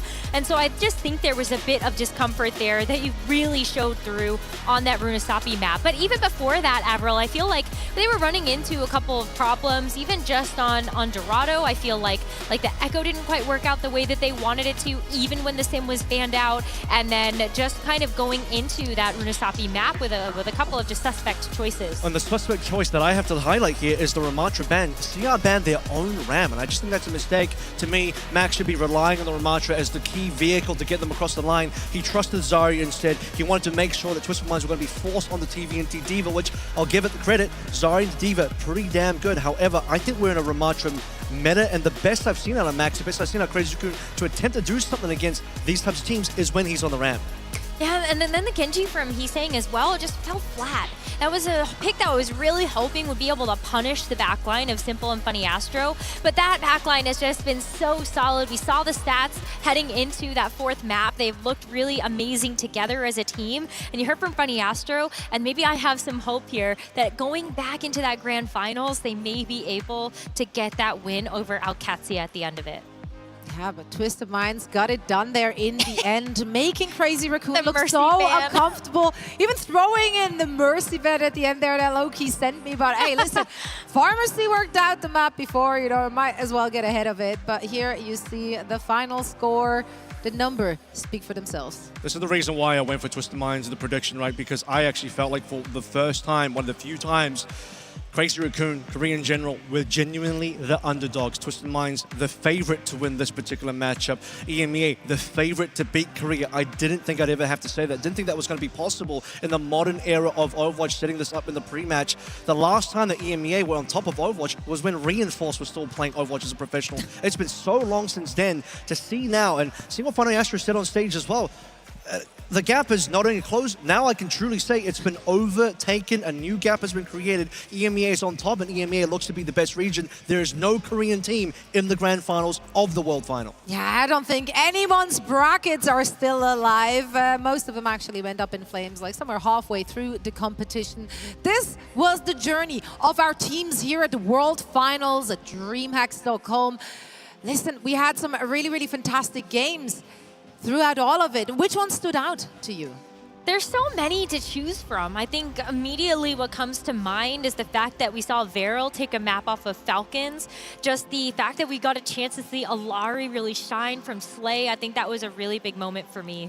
I got to highlight this Twisted Minds T1 game on that second day, upper quarterfinals. First of all, that was when we first started getting into the FT3BO5s again, but more importantly, Twisted Minds reverse swept T1, and it was the first of our EMEA beating Korea games that we had. And as a reminder as well, when you look through this bracket, guess what happens next? TM 3-0 Falcons. Now they 3-1 against Crazy Coon. Twisted Minds have actually beaten every single Korean team, so you can't even say it was a fluke. You could have said maybe mid-season was a fluke. Oh yeah, they beat Crazy Coon, but can they really do that again? Yeah, they did it about 3 more times actually.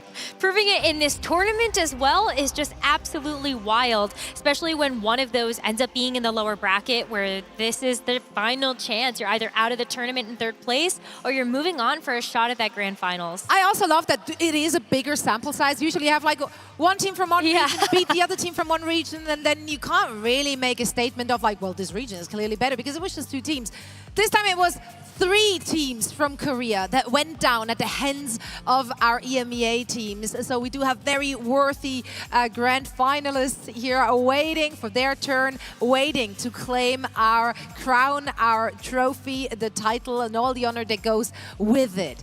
That will come up very shortly. First, we still have a show match to play to get you a great first look at Vendetta in action, played by some pros that are here in the venue. And also, right after a very short break, we do have a developer talk and the voice actress of Vendetta who will be joining us on this very desk to chat a little bit about you know, like all that goes into voice acting a character of that magnitude.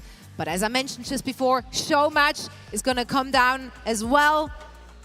There you have it. We're going to see Vendetta in action. You at home can play her too right now, so make sure to hop into that Vendetta tryout weekend. I feel like she's one of those heroes that I'm going to take to very quickly. It's like, you're in there. You're in the action. I love that. Up there in You're the swinging front. a big sword. Yeah. What's not to love about that?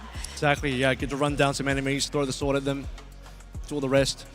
5 strike on a DPS, we love that. I hope she's really good too. I love the heroes when they originally come out because they're always just so fun to play.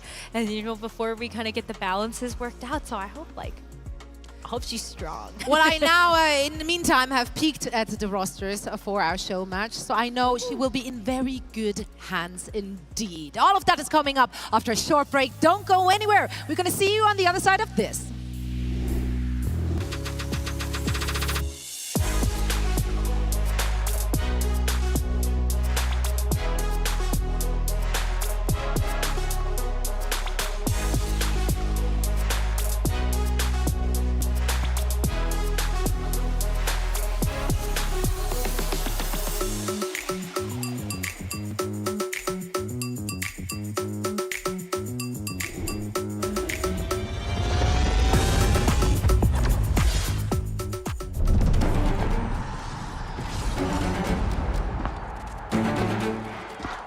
Ancora a bocca aperta, eh?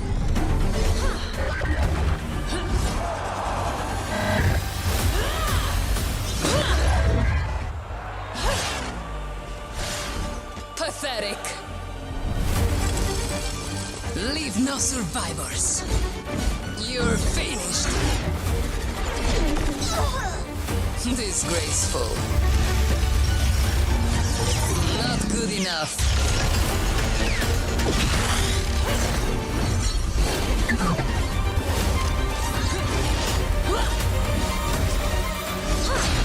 Dirt beneath my heel. Wouldn't want to be ya.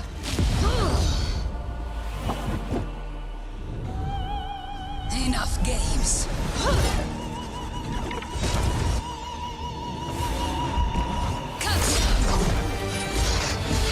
Taste the Palatine Fang.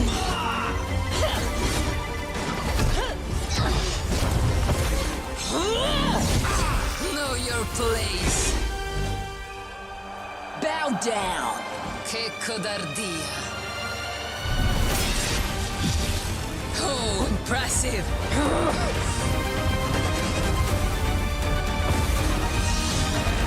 Arriva la punizione!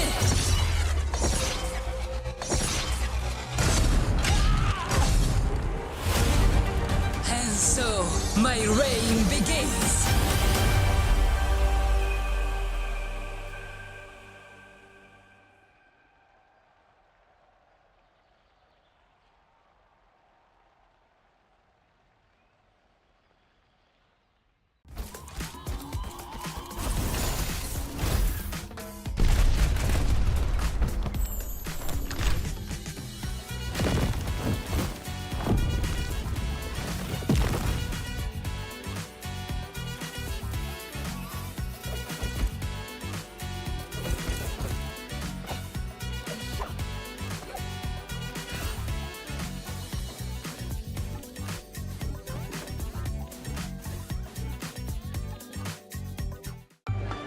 Excuse me, do you have a pen? Cargo, we're at DreamHack Stockholm, and we need pens. I'm on it.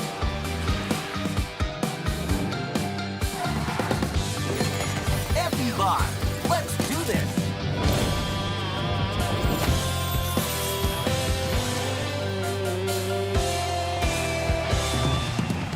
We have our DHL drop winner.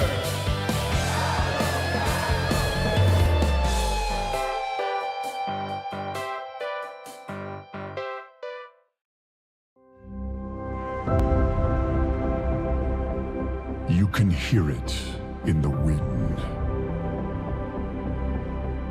An echo.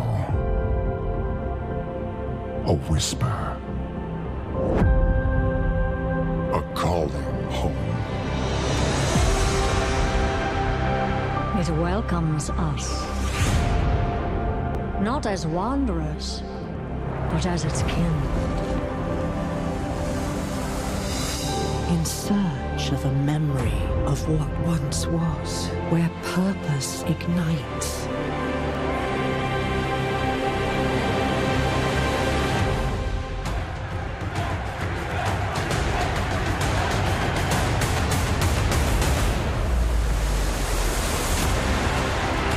A refuge where warriors can lay down their weapons and join forces with one another.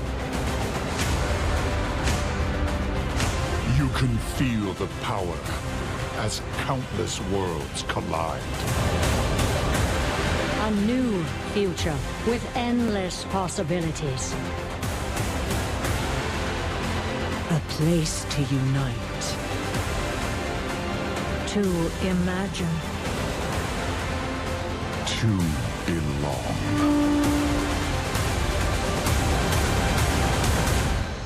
Are you ready, BlizzCon? It's about time.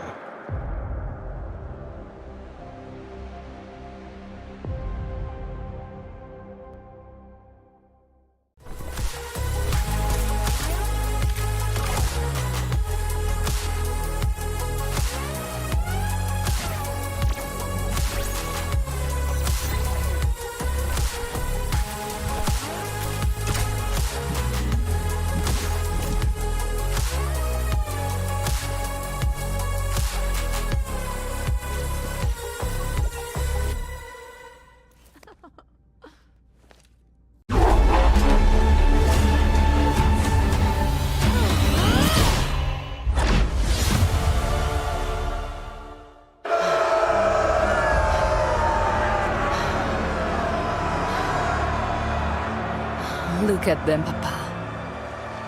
Look at them. I wish you were here to see their faces. The crowd. The lights. The spectacle. I've become quite the celebrity in the Colosseum. They have chosen me. They call me La Lupa, the wolf. And I'm their villain. At first, I hated it. Their cheers and jeers reminded me of the sycophants you surrounded yourself with. Weak men who leeched off of your greatness, picking the bones of everything you built, leaving me with nothing, surrounded by my enemies, alone.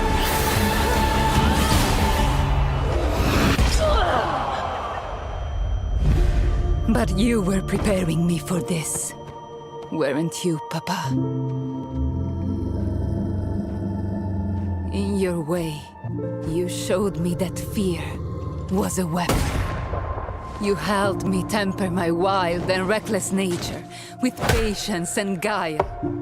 Taught me the value in knowing my enemy, in learning to turn their greatest strengths into their weaknesses. Even in death, you showed me the consequences of underestimating an adversary. I promise you, I won't repeat your mistakes. Look at me, Papa. This is no longer the face of your little girl. Your enemies are still my enemies. But I am so much more than you had the chance to see. My recklessness is now focused rage, and I finally embraced what I once hated. I am the wolf. I am La Lupa. Their right to fear me. They will respect me. This arena, this mob, this moment is all just a means to an end. Every lesson, every loss has been tallied and recorded. I will take back everything that was stolen from us. And I will use them to do it.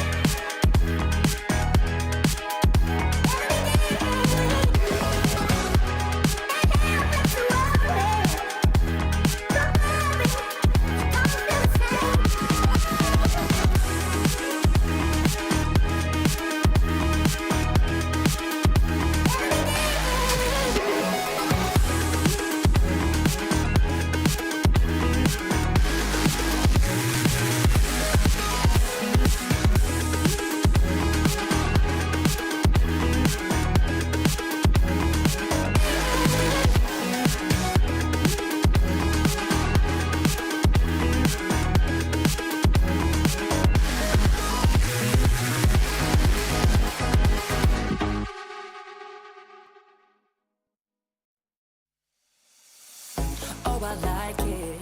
I think about you all the time. If you let me, I will prove you should be mine. Come with me, move through the night. Let me learn what you like on my mind. And if we keep up the vibe, moving in motion, eye to eye, perfect time.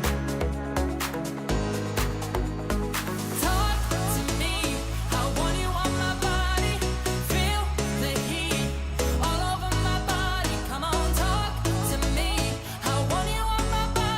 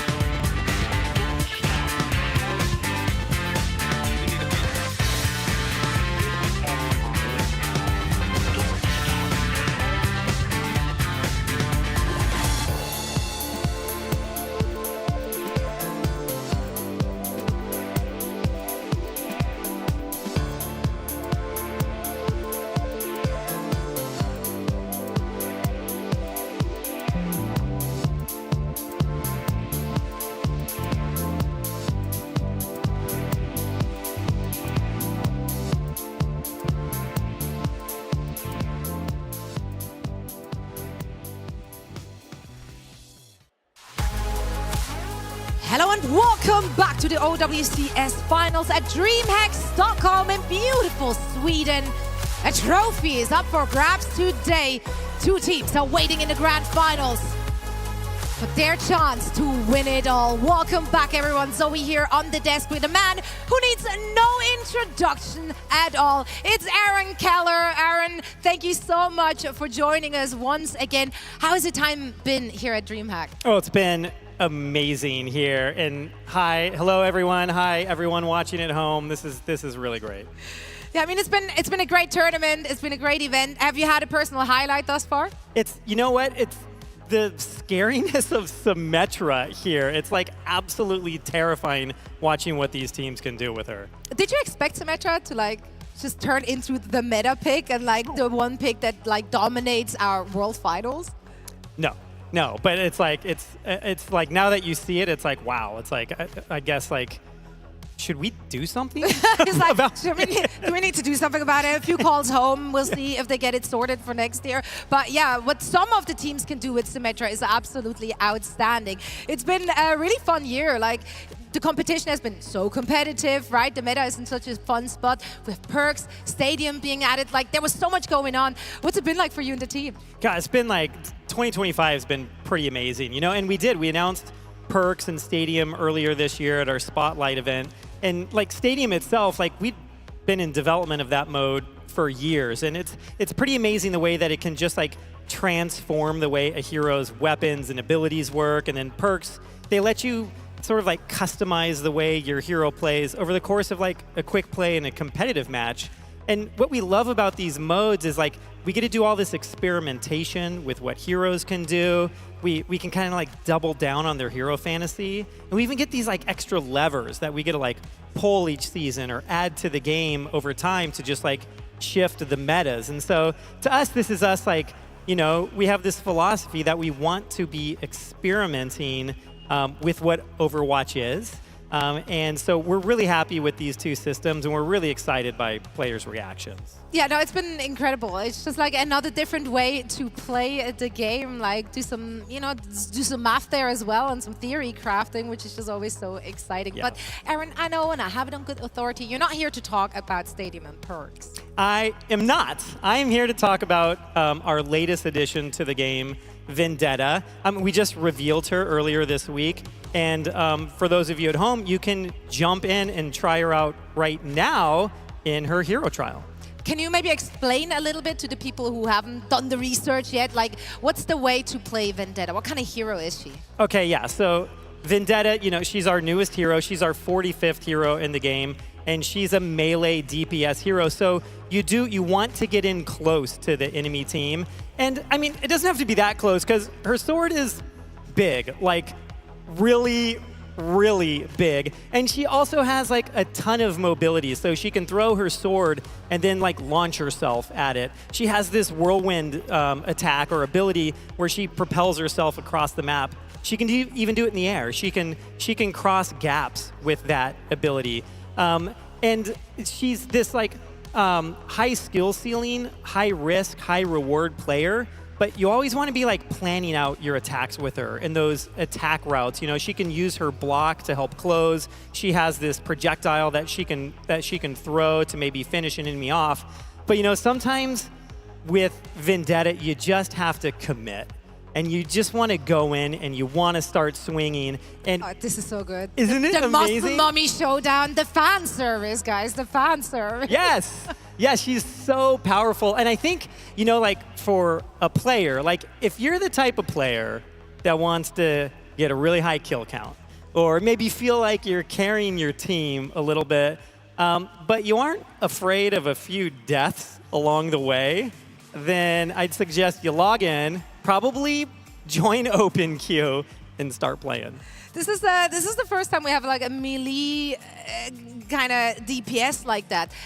How did that come about? Yeah, so I mean, there's other characters, especially like DPS with melees in their kit, but Vendetta's the first time where it's like her primary fire weapon is melee. She just starts swinging that sword in this 3-hit combo, and it is a challenge. It's a challenge for the team to get that to feel right in first person.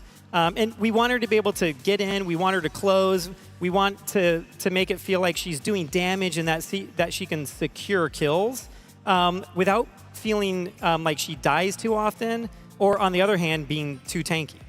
I'm super excited to see her in action. I unfortunately have to work this weekend, so I didn't get an opportunity to play her, but we have players on this very stage waiting to get their hands on. Aaron, what do you want to see in this show match? What would be a big surprise? Okay, I want to see like a full team wipe just with her ultimate. It's pretty amazing. It's this new mechanic called Sunder. It goes through barriers.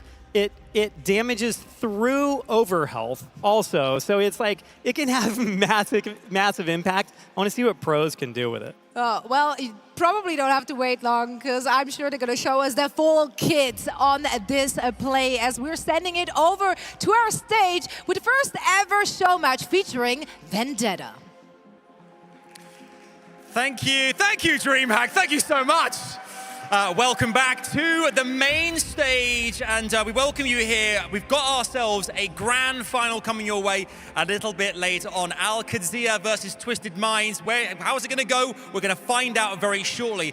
But ahead of then, we thought we'd give you something to whet your appetite. Little show match here on the main stage for you, made up of creators, streamers, pro players. Have some fun and to celebrate Vendetta, the brand new hero in Overwatch as well. I think it's time we meet our teams and see what they have in store for us. DreamHack, are you ready for a show match? Are you ready to have some fun? Good, because I am too. Let's meet your teams. First up, please welcome Team Romulus.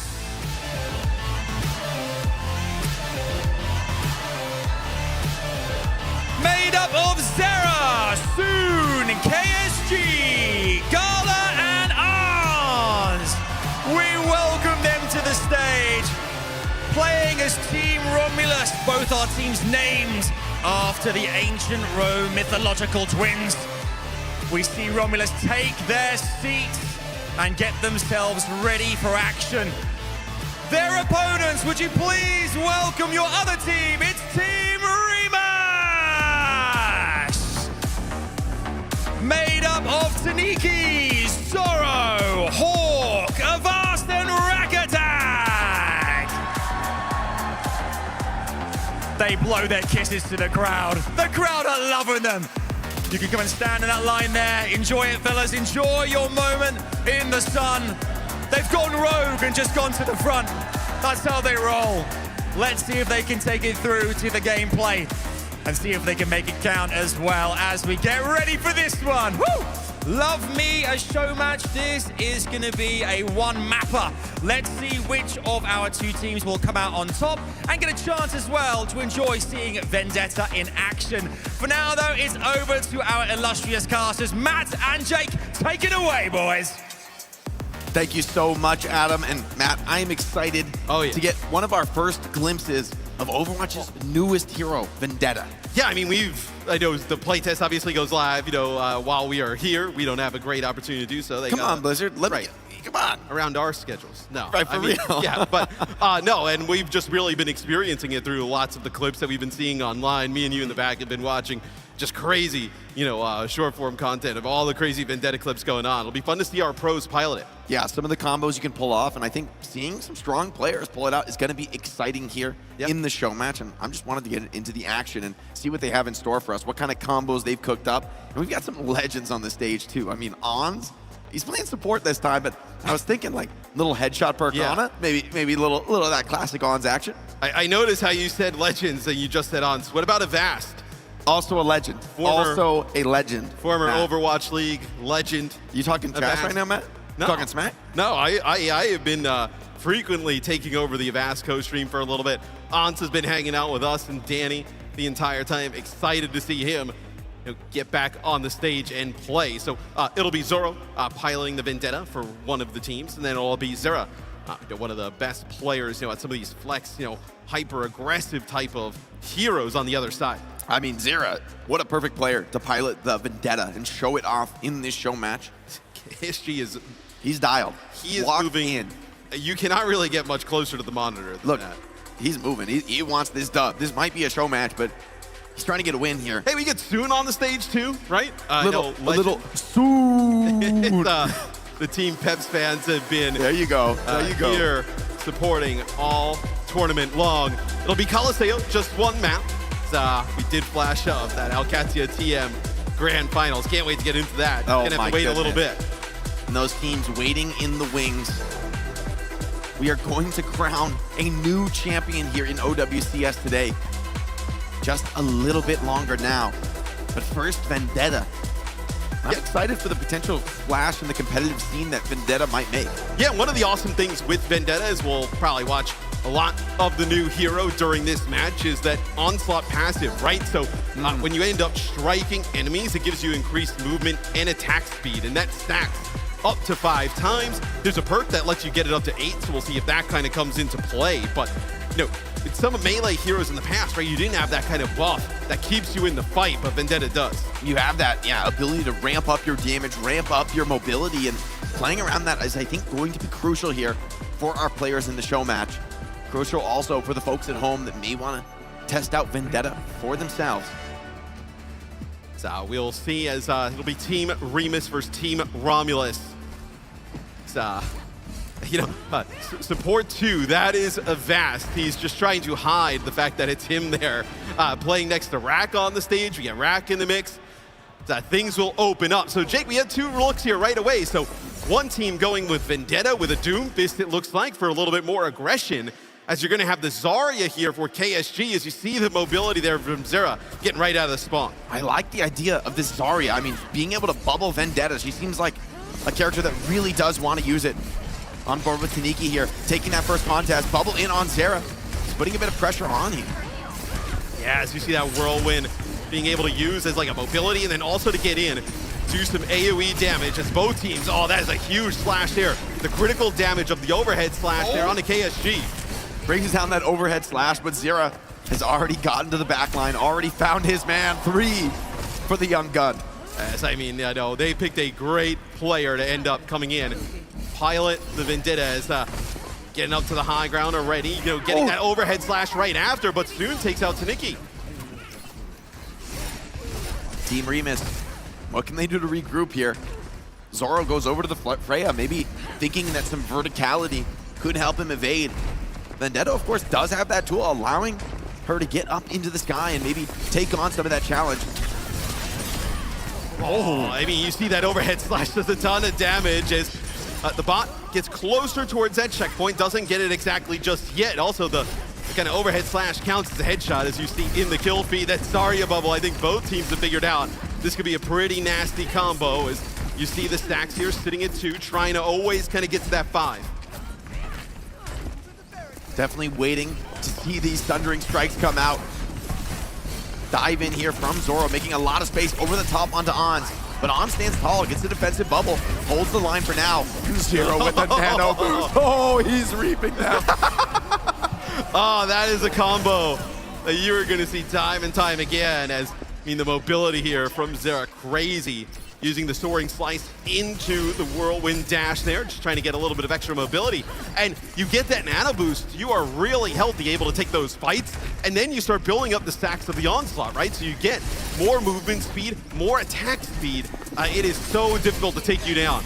And Zera almost has that Thundering Blade. Excited to see the ultimate come down. He's into the backline now, holding it, charging it, but Hawk stands tall. Not enough damage to charge up in time. The high energy Zarya cuts him down. You do have to watch out for that. Even on Vendetta, you're not invincible. Far from it, although it feels like that when you're getting these Zarya bubbles, right? Just dashing in. Yeah, melee. The sleep tries to come through from Ons, but a nice bubble there on Zoro as Hawk now. I mean, you are in a spot where you have that big ultimate, right? That Sundering Blade, and you can combo with a grab. I mean, that could be quite filthy. Yeah, we could be seeing that Hawk. Grab the boy from KSG. Looks like it went wide. Avast is alive, but soon it's found a bit of damage, though. With Zoro down. Maybe without the Vendetta, Team Remus will like to just go for this regroup. Zera senses some weakness, probing here. And you can see players still getting used to Zero, like almost overshot it there. It'll be a grab from Hawk. Sound barrier here from Avast. Only connects with 3. We won't go on him too hard. You know, he's been in the pack. He's been co-streaming. He's out here with DHL all the time, and we love DHL. I mean, Avast, it feels like he's been everywhere this weekend. Staple member of the community. Solid beat. No Ajaxes here.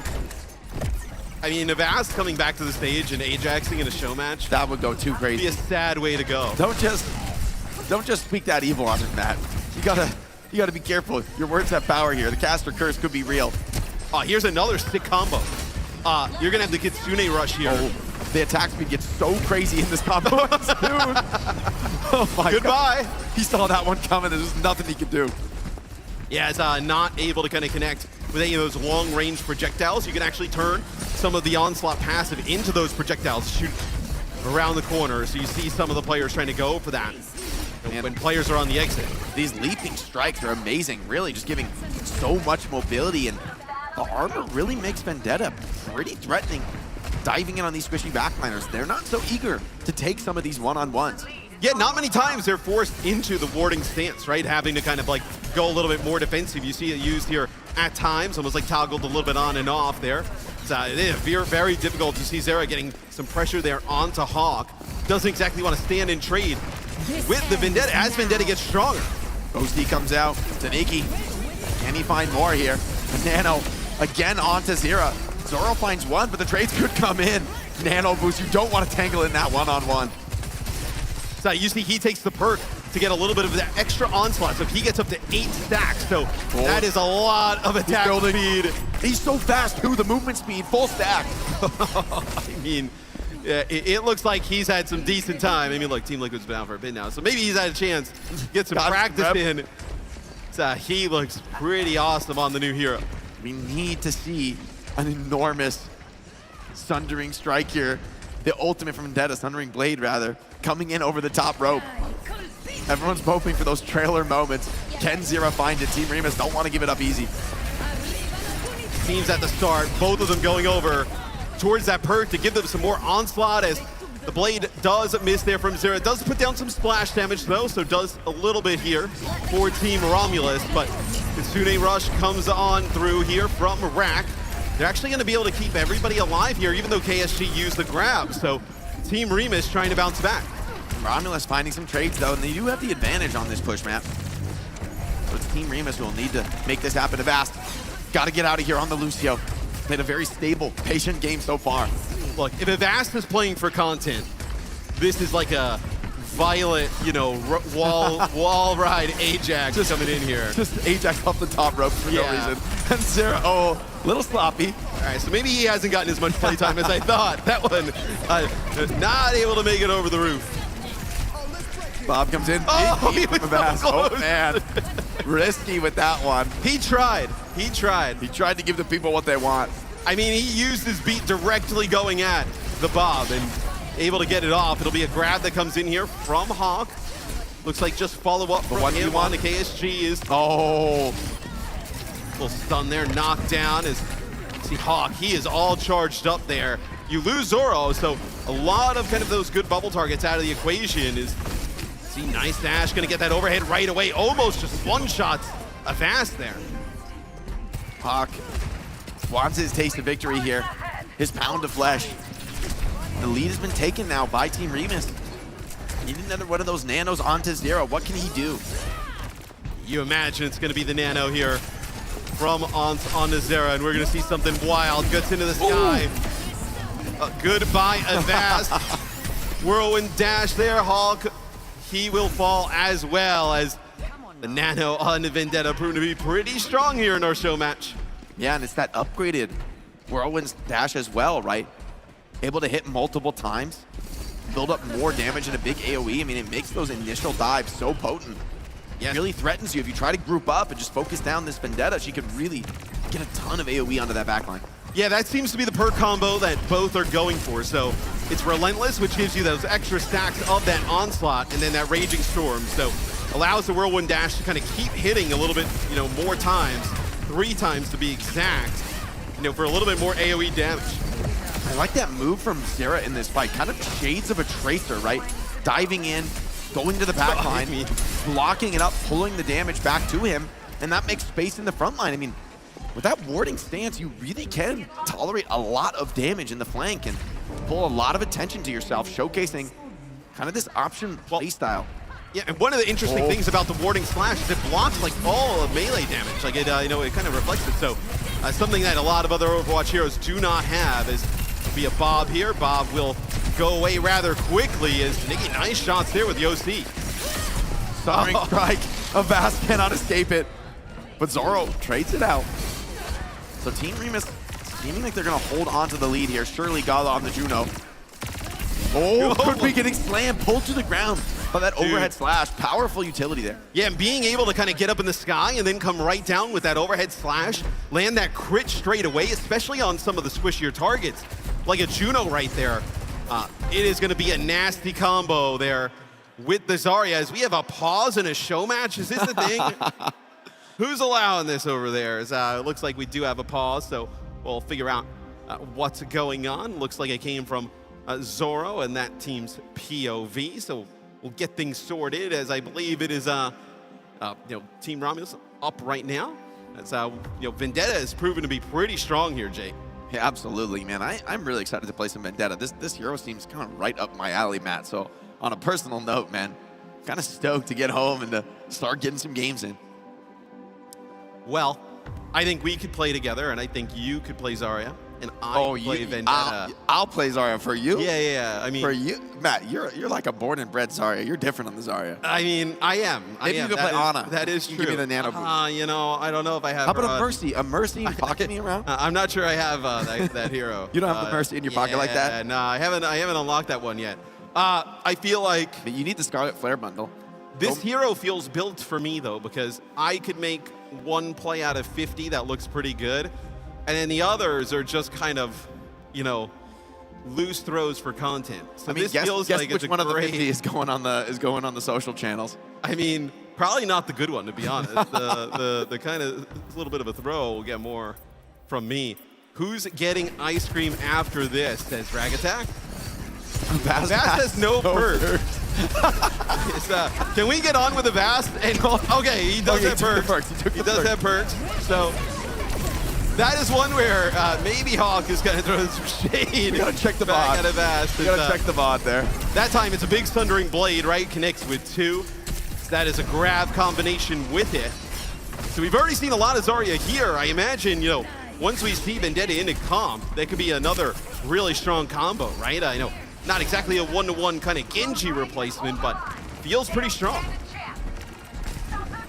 Yeah, definitely exciting when we see some of those projected edges there, putting out some real spam pressure on the back line. Team Romulus needs to make a comeback here. Flank being marked by Ons under a ton of pressure.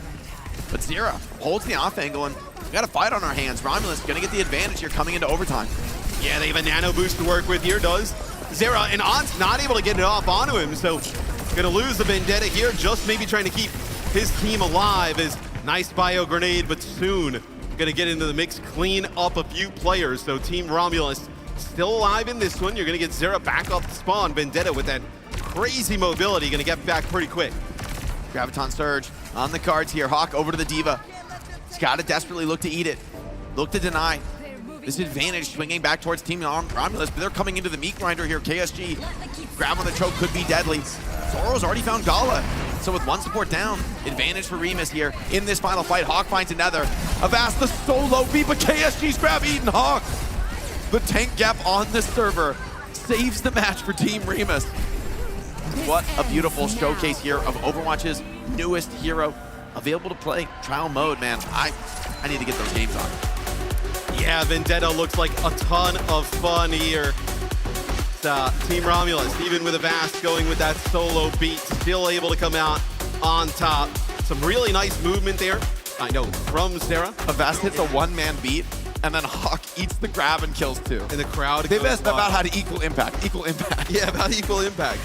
And we do not know that if Avast had no perks for ages. It looked like him and Hawk are in a... We're going to need to review the VOD on that one, in that's a for heated sure. argument over whether that is true or not, which we will have to go back and look at the VOD. But excited to see Vendetta into the mix here shortly. Obviously, the trial, I think, going on till the 1st, so make sure you guys jump in the game, check out the newest hero. You got to make sure that you kind of keep spam queuing, right? You want to be that only one to be able to get in. You got to plug in the SSD. That's the trick. Load it quick. Matt, you want to know the ultimate trick here for the folks at home, folks watching the broadcast? Yeah. Go into the practice range, figure out exactly where Vendetta's hero select is on the screen. And be quicker to get to it when you load in. I'm telling you, if you prep like that, your first match, your odds are better. Your odds improve. I mean, that's like back in the day where you used to put like tape on your monitor and like draw like a little dot. Like, yeah, okay, now you're hovering over where Vendetta is. We can take a look here at some of the stats.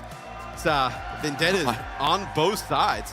No, obviously trying to play really aggressive, getting in the mix, but I mean, Zera, 25 and 11 with almost 9K damage. That's a wild game. Very respectable damage for a hero that also pulls a ton of attention to herself and really demands that attention considering the threat she poses to some of these backliners. I mean, it's early days, but I'm really excited to see what Vendetta ends up looking like in competitive play. I mean, I was wondering about that as a melee character. Obviously, there's a question mark here.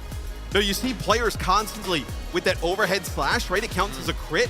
And they're able to kind of, obviously when you're doing it here, right? When you have the full stacks and your attack speed is kind of maxed. Comes out fast. I believe it's like 5% attack speed per stack. So you're actually able to kind of get these overhead swings, these crits off pretty fast. But then kind of coming down, you know, when you use the movement abilities and get up in the sky and then land with that overhead, you know, you see the devastation it does right there to Soon. I mean, there's no way you can live through it. Yeah, it hits so hard. And I mean, it looks like a ton of fun to play, especially with friends, right? I mean, look at these enabling characters around it, the Ana, the Lucio, the Zarya in particular, right? And I feel like you're able to take this character to the next level. So going to be super fun to hop on the duos. I know, Matt, you've confirmed that you will play Zarya, Mercy, and Ana for me and give me all resource. I know that's committed to on this broadcast. So, well, here, I follow up with your promises. I think that's a sick idea. But I think you should just change your BattleNet name today to Matt Mr. X. Oh. So then just hide your webcam so I can take a lot of those clips and say they were mine. As KSG looked like he was having a ton of fun up there. It's Varel. Really fun to see them here at the event. But I mean, Vendetta really shining there in that show match. I'm pretty impressed actually. Yeah. Because these are strong players, and I mean, I think a lot of the community were saying, you know, where's this character going to fit in? No one knows. Like, we haven't seen a character like this in the DPS roster in Overwatch. It's completely fresh and new, and yet it just feels really perfect. I'm just impressed again and again by the devs' ability to kind of slot this incredibly unique style into a beautiful cast of characters. Yeah, and I mean, you can imagine, like, you see somebody like, you know, Proper or He's Saying, right? You know, Zest to get their hands. There's some of the other Genji players, even like Spin, right? get their hands on this new hero. It's going to be awesome to see. But let's go to Danny up on the stage with Zoro for the thoughts on Vendetta. Thank you so much, guys. Danny Lim here, joined by Zoro, and we're going to talk more about Vendetta. Fantastic stuff. I mean, I have to ask you, though, like, you had a Vast on your team, and you guys still clutched out a win. Like, how did that happen? I mean, honestly, like, Avast, he didn't even need perks, and we still won. Like, he didn't even know that he didn't pick any perks. I mean, honestly, he carried the comps as well. Like, Avast was great. He's just too good. He doesn't even need perks. He's too good. All right, let's talk about Vendetta. I mean, you were on the stage, you were playing Vendetta. What was your first impression? What did the hero feel like? Honestly, I think the character is very difficult to play. I think once or twice I misclicked my cooldowns and he died. But honestly, I think she can work really well in team play. Like, she's super strong. Okay, super good in team plays. How did it feel to use a character? I mean, I was just watching it. It seemed like you were having fun. It seemed very fun to play. Was it fun to play? It was very fun to play. She's very satisfying. Very satisfying. All right. And also, because you are a pro player, Zoro, do you feel like, what are some of the heroes that would pair well with Vendetta? I think Zarya, because of the bubble, like his bubble Vendetta, she goes in, one-shot someone, and there you have it. One final thing. Do you feel like we would see a lot of Vendetta in pro play? I actually think so. I think so, yeah. Yeah. All right. Well, Zoro, thank you so much for the interview. Everybody, give it up for Zoro. Amazing stuff. All right, let's head back to the desk. Thank you so much, Danny. That was so much fun. It was so exciting to see Vendetta in the hands of our pros and in action. Lots to take away from that first look as well. And if you at home want to get your hands on her as well, you can still do so. The trial will end on December 2nd. So make sure to get a few games in. But first, make sure to stick around because, as you can see, I'm not alone here. I have some very special guests who will be chatting with me about Vendetta. I have Jude Stacy, the senior narrative designer. We have Kiara with us. She's the voice actress of Vendetta. And of course, Aaron Keller is joining us once again as well. Guys, I haven't had an opportunity to catch up with you. How has DreamHack been for you thus far? Starting with you. Oh, it's been amazing. I mean, I was here last year and the energy is so wonderful every time, but I'm really happy to be back. Yeah, and this is my first time here in Stockholm at all. So yes, I was so glad I got invited. So this is a great opportunity for me. Yeah. Did you have an opportunity to see a little bit of Stockholm yes, as well? Yes, a little bit. Yesterday evening. Yeah, it's so beautiful. Yeah, it really is. Yeah. Everyone's just swooning over Stockholm and yes. over Vendetta as well. So let's dive in. Let's chat Vendetta. Where did the idea of Vendetta come from? Yeah, I think early on we were sort of ideating on who Hero 45 would be, and there were a couple pitches floating around, and it came down to two. There was a hero pitch and a villain pitch for what this gladiator might look like. But there was really no contest. I think the villain pitch was really exciting to everyone. The idea of this woman that was like totally empowered by her rage and ambition was really compelling to the team. I know I've wanted to write a villainess like that and like Vendetta for a really long time. And I think that we'll see her anger manifest in a lot of really cool ways, in ways that pose a real threat to our world. I actually pitched the idea for what would come next for Vendetta to Aaron at DreamHack last year when we were here for Hazard's launch. Do you remember that, Aaron? We were waiting for a table at a pizzeria. Yeah, I do. No, okay, no shot. You pitched Vendetta at a pizzeria. Not Vendetta herself. That's a bit on the nose. We already had the idea for Vendetta, but it was just sort of what she might do with her power that we were talking about more. What did you think of the pitch then? Yeah, it was, okay, fun conversation. And I don't want to give away too much here because there's a lot of spoilers in what we talked about with that. But yeah, like Vendetta, she is connected to our world. She's connected to the lore, and we want to keep revisiting that. We want to really see where she's going to go and how she's going to affect the state of things. But players are just going to have to wait a little bit to find out how that all plays out. Yeah, those connections to her lore, though, were really fun to draw on. I mean, there was the sort of immediate point of recognition when we harkened back to Retribution. And I mean, the team felt it, and I think the community is feeling it now, too. there was that moment of like, wait, Antonio? Like Antonio from the Retribution mission? I had that moment. I tweeted immediately. It was like, hold on. Yeah, and I think honestly it was so fun to answer yes to that question every time. And it never gets old. And I think everybody on the team was so energized by that. And it deepens our lore too, which is really great, right? Like the consequences of Blackwatch's actions really matter more when you've got Vendetta on the scene. She's making it personal and real.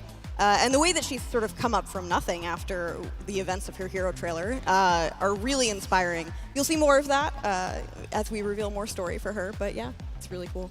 If you have a character like that with so much lore tie-in, I mean, especially this one, this isn't just like, oh, I know a guy who knows a guy. It's like, one of the main cast killed my father. Those are some hero interactions, I believe. That's going to be a difficult challenge to like channel that into the voice acting, Kiara. Yes, I mean, as you might have noticed, Vendetta does have quite a few enemies. So yeah, actually, it was the most fun I had during the whole recording process. The part in which I was recording the interactions with all the other heroes and all the other characters, especially when I get to hear the voices of the other characters in my headphones. That was really great because I felt really there. That was amazing. Also, with me being kind of a people pleaser, getting to act as someone who doesn't really care about what others think about her. I love that. She is so, yes, she never asks for permission. She never apologizes. So I think that was kind of therapeutic in a way. I love that for you. Are there some parts of that where you're like, I'm gonna do that in IRL now too? Like I can learn a little bit of what Vendetta does. Yeah, and I'm like, I should be a little more like her. Maybe not too much because. Yeah, that's a fine line. Yeah, the killing part, I'll avoid that. Fine. I'll try. Yeah. I'll try. I'll do my best. Thank you. Can you give us more of a rundown of who she is? I mean, we know the lore tie-ins, but what else is there to Vendetta? Yeah, absolutely. As we revealed last week when her trailer went live, Vendetta is the daughter of former Talon boss Antonio Bartolotti. And when he was taken out by Blackwatch, namely Gabriel Reyes, or Reaper, as you most know him by, she sort of lost everything.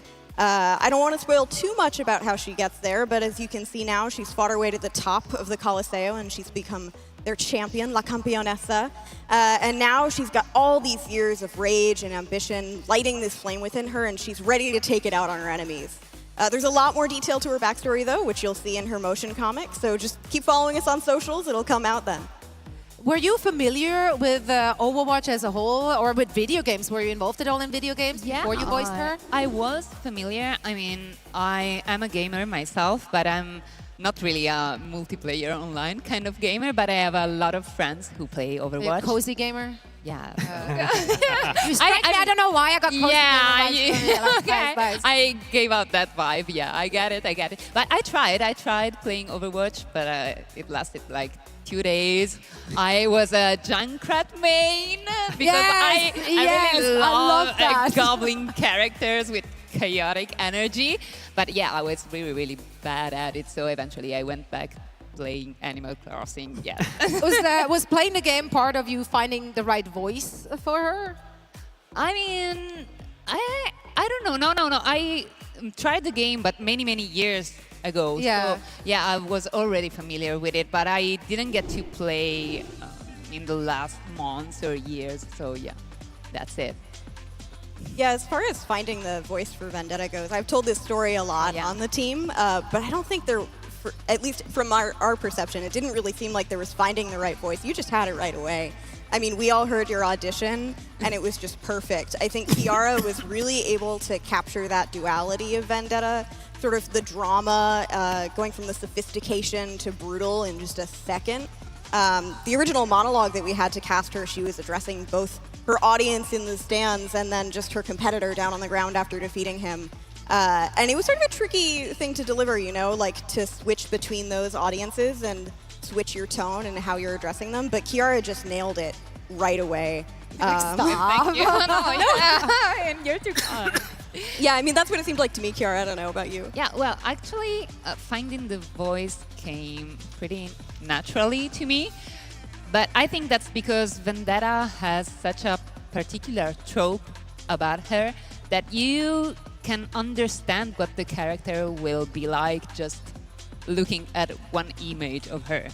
That's also, I think that's also because the artist did such an amazing work with her design. So you instantly get that she is so tough and prideful and ambitious. But I also didn't want her to look one-sided. So I really tried to not go for a one-note performance. And yeah, I really wanted people to get to see multifaceted side of her. Yeah, I'm excited to see the many faces of Vendetta and hear them as well. Aaron, how does the thing go about when those auditions are being done? Like, how many people are involved in like listening and deciding? We have a whole crew there. There's a lot of the narrative designers, a lot of the audio people, even the hero designers are involved with that. And we'll kind of get together and listen to all of them and comment on like who felt appropriate. And Jude really told it. It's like as soon as we heard Kiara's voice, we were just like, that one, That's the one. Yeah. That's the one. When you're pitching ideas for characters or characters itself, are you like acting it out for them to like better understand? Like, what's your process? No, they don't want to hear that. But I've got a lot of written pitches that we share with the steering team and sort of give them a sense of different stories and directions we could go for. And then after that, we sort of narrow in on personality, figure out what are those like key pillars of how they act and who they are. And for Vendetta, it was like that rage was so much a part of her, and I think Kiara really nailed that immediately. Yeah, I had a lot of rage in me. Don't we all? It's been a tough few years, so I love to hear that channeled. Any final thoughts you guys have on Vendetta? Well, I've never felt as badass as watching the hero trailer and the gameplay trailer. That was actually so empowering for me. And yeah, I also getting to see the reaction of the community to Vendetta. It was amazing. Yeah, really. Yeah, seconding that. The community response has been amazing. I mean, everyone on the team has really loved Vendetta for a long time, and it's really exciting to see the fans pick up on that energy and love her too. I mean, the team and the fans are all for Vendetta's rights and wrongs, you know? We're really here to be there with her vengeance and follow her mission. Any final thoughts? Sure. Vendetta. I can give some And final anything- thoughts yeah, final on thoughts. Vendetta. Yeah, and you know what? It's really, I think, about the game, too, the way that Vendetta slots in. You know, I talked earlier about 2025. It was an exciting year for us, releasing features like perks and stadium, but there was so much more to the year. We had systems like hero bands and map voting and new progression systems, along with all of the other things that we build, heroes and maps for the game. And so we've talked a lot about how we want to take risks with Overwatch. We want to experiment with the game, and it's all because we want to evolve it into a bigger and better version of itself. And so I think when we hear from players, and I've heard from a lot at the show, they're telling us that we're doing the right thing, and they're telling us that like Overwatch, it's in the best state that it's ever been in. And we love hearing that as a team. It means like we're really aligning around that philosophy of pushing the game. And so I think Vendetta, you know, she's not just a new hero. She's a bit of a capstone to this year. And even more than that, she's like this signal of where we're going. You know, so 2025, it was an exciting year, but it is coming to a close. In 2026, it's just around the corner. And it's going to be incredible. We have a lot to look forward to, I am sure of it. Guys, it is such a challenge to, you know, take a beloved title like Overwatch with such a beloved cast of heroes and then add new pieces to the mix, tell the story, but also, you know, have the gameplay to back it up and make sure that this is all like synergetic, right? And you guys have done such a phenomenal job. We've enjoyed her on stage, and you at home hopefully are enjoying her too. Now, before we are saying goodbye, I have one more thing, the most important thing. Can you hold on to this real quick? Thank you. Happy Happy birthday! It's Vendetta's birthday, everyone. So make sure to head on over to the socials. Wish her a happy birthday. Give it up here in the crowd. Thank you guys so much for joining. It's been an absolute pleasure to hear more about Vendetta. And we're not done for today. When we're coming back from this break, it's grand finals time. So stick around.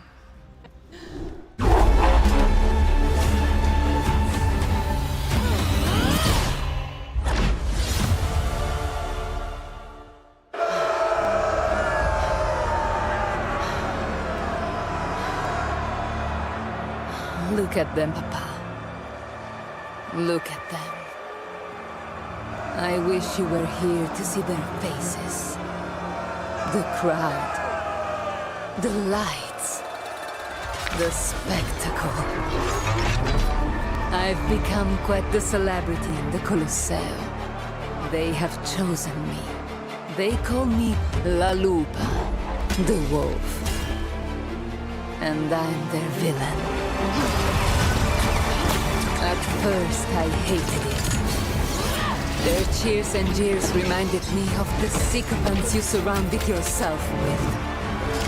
Weak men who leeched off of your greatness, picking the bones of everything you built, leaving me with nothing, surrounded by my enemies, alone.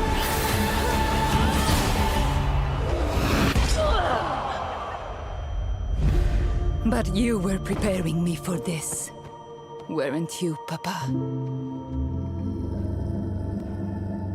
In your way, you showed me that fear was a weapon. You helped me temper my wild and reckless nature with patience and guile. Taught me the value in knowing my enemy, in learning to turn their greatest strengths into their weaknesses. Even in death, you showed me the consequences of underestimating an adversary. I promise you, I won't repeat your mistakes.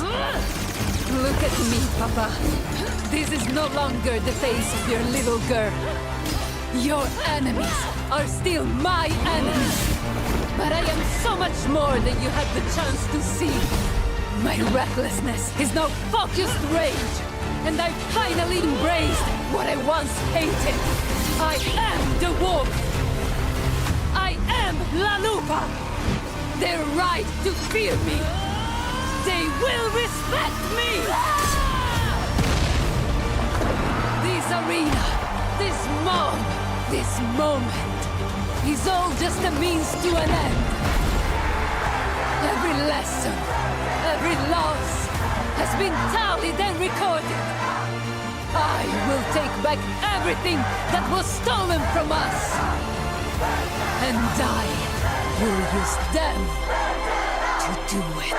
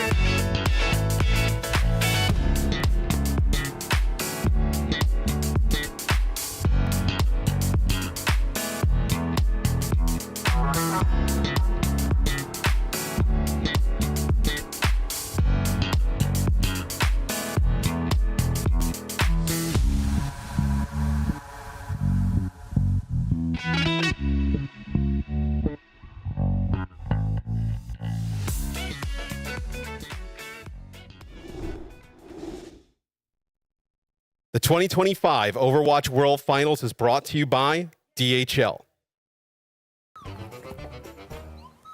This camera, we're gonna win it this time for you. I start?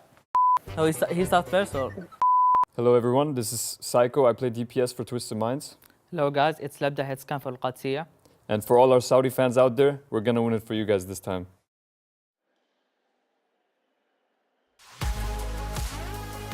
Welcome back to the OWCS World Finals and welcome to the Grand Finals. Months of competition for our players. Countless highlight-worthy moments have all led to this. And one EMEA team will be walking off that stage today with a trophy in hand. Welcome back to our desks over here, joined by Necra and Avril. And we're here to once more talk about Twisted Minds in Al-Qadsiya. We literally just saw them play a few hours ago. So this is going to be the rematch happening in our grand finals. Twisted Minds fell in that first bout. But what do they have in store? Do they have more in the tank? Something else up their sleeve? I mean, the comeback versus Crazy Raccoon was absolutely insane. So if there's anything that they can gain from that match, I hope it's confidence to be able to pull out something new for this Al-Qadsiya matchup. I mean, we'll say this much, Twisted Minds will definitely be warmed up 3 games in a row now, Grand Finals, FT4 BO7, by the way, so it could go even longer, which means very likely to start running out of very important bans because that's going to be part of the story for this particular Grand Finals. I think Al-Qadsiya, they're in the driver's seat for me at least as the premier Symmetra team. We saw Twisted Minds in the upper bracket final. They wanted to shy away from the Sim. They still may want to be the Sim counter team. And they did that off the back of this Psycho player coming into the roster, Echo, Tracer, May, kind of some of these picks that ended up actually being really great as anti-Symmetra tech, but also Quartz picking up something else outside of the Sojourn, going over to the Freya, and it's both of those DPS roles that I feel like we're trying to deal with the Symmetra, but fell short at the end of the day. Well, I do have a little bit of news to share. UB is in fact going to be starting for Twisted Minds, so that immediately changes things in my mind in terms of how this is going to flow. Upper bracket final, they tried to be the anti-Sim team with UB coming in for Twisted Minds. They will now be in a raw Symmetra mirror with UB also piloting that here. I think this is the change-up that may be expected in the sense that, okay, well, TM, they already lost a counter scenario. Now, can they maybe just be the Symmetra team in the mirror instead? Yeah, so then I'm wondering, do they actually end up pulling out a Symmetra ban at any point? Does Psycho actually come into the roster if they do want to try to execute on something like a ban?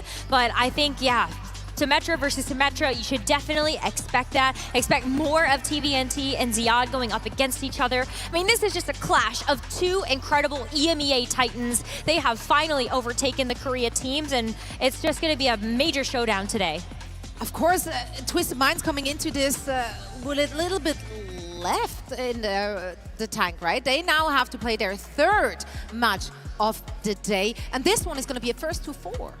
It's going to be a longer series, and I think that's where Avril and I were especially really excited to see how they were both going to approach this. With more maps on the table, it means that you have to be even more strategic about your bans, and you also need to get off to a good start. I also think if you're the Twisted Mind side, you can still play in towards the potential Symmetra counter, right? I think Sim ban will still be on the cards for them, not expecting Al-Qadsiya to ban away Sim at all. So given that it could be a longer sort of series, you are going to have some limited opportunities to ban exactly what you want. If you are going to see the Sim ban in terms of countering the Sim again, that now needs to very much be a map when similar storyline in terms of what we talked about, Al-Qadsiya versus team in the upper bracket, but then also team versus Crazy Raccoon in the lower bracket. Your Sim ban map has to be the map that you win.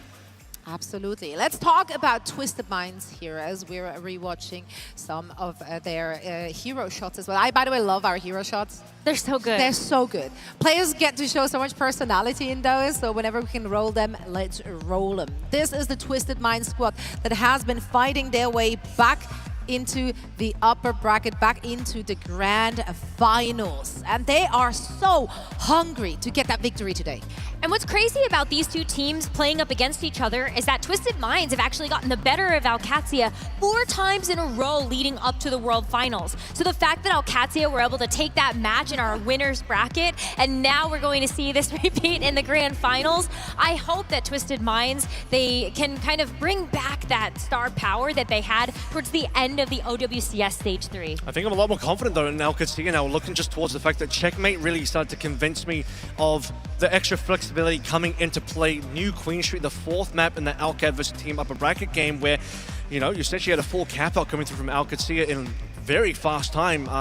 Banning away the Symmetra, checkmate just goes towards Tracer, and that's all you needed. The fact that you have to have more substitution happening on the TM side of things does make things more difficult. What you also saw in those clips earlier, which was Twisted Mind's match versus Crazy Raccoon, Yubi, a player that we've often seen when the Symmetra is banned out, going towards something like the Mei, played the Tracer to great effect. We hadn't seen the Tracer too much from Yubi, or when we saw it, it wasn't super inspirational, but the fact that Yubi has a lot of confidence in that and was able to best the Korean team on the Tracer, I think you also cannot count out the flexibility that Yubi could bring starting in this roster today. Also, we have to talk about Yubi also being basically their coach, right? Like, so him being subbed in means that he subbed himself in, essentially. Obviously, he humbly does agree that it is a team decision, but like the back and forth between him and the Psycho, that is something where it's very much like one of the players just really feeling it, and it's like, hey, like, sub me in, essentially, and like they're just rolling with that.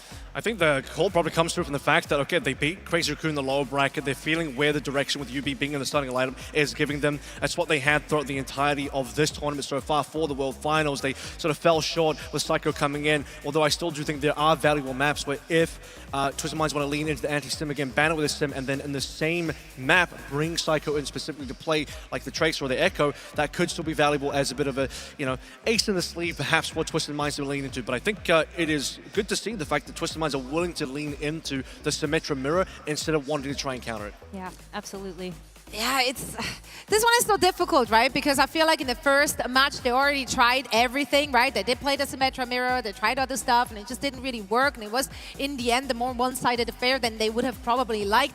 Maybe that fueled them, I don't know. There's not much time really to like come up with something new. Yeah, but you heard from Funny Astro in that winner interview after Twisted Minds beat Crazy Raccoon. You heard him say, maybe we do have a couple other tricks up the sleeve. Maybe we can actually bring a strategy that will be able to beat our kind of Achilles heel in this particular tournament. But I do hope that they'll be able to bring out something special, and they have been able to play a variety of different comps. TVNT has a lot of different heroes available to him. It looks the best on the Diva, but it's still world's the oyster with TVNT in the starting role. Either way, it is a special moment because one of them will be our world champions. It'll be an EMEA champion in the OWCS era, but even the post-Overwatch League era, right? We haven't had an EMEA champion. I'm sure they both really want that, both with a bit of revenge on their minds as well. So everything's kind of themed around Vendetta, themed around revenge, and well, for Alcatia, right, they had the opportunity to maybe win the mid-season, fell short in the Grand Finals. They're back in the Grand Finals. They don't want to fall short again, and for Twisted Minds, having beaten Alcatia so many times recently, they want to make sure after losing to Alcatia, they get their revenge match as well. What's the head-to-head now? With the most recent one? It's very close. Before we saw them face off in the winners finals, we did see Twisted Minds have a bit of a lead. I believe it was 10-9, or yeah, oh no, sorry, Alcatia was 10 wins, and Twisted Minds was 9 wins. And so, you know, Alcatia do extend the lead just a little bit with their win in the winners finals, but it's been 50-50. Right? Who's counting? It's been 50-50 this entire season. Yeah, oh man, this is a tough one. I actually hate that we have to make predictions for that. Alas, it's part of the show, so here they are. I always fall to recency bias. So naturally, I should be picking Alcatia, but you know what? Not today. Today's not the day. I'm going to give this one to Twisted Minds. I think if they can ride the momentum from that victory in the lower bracket, and that was a big victory, a convincing victory, I think they can just ride the wave and take this trophy home. I love that. You had a lot of inspiring confidence. Thank and you. also to give people, I think, some hope that Twisted Minds can take this. But for me, I think it's got to be Alcatia. They've looked amazing in this tournament. They have had basically a flawless run throughout this upper bracket, and it's not going to stop here.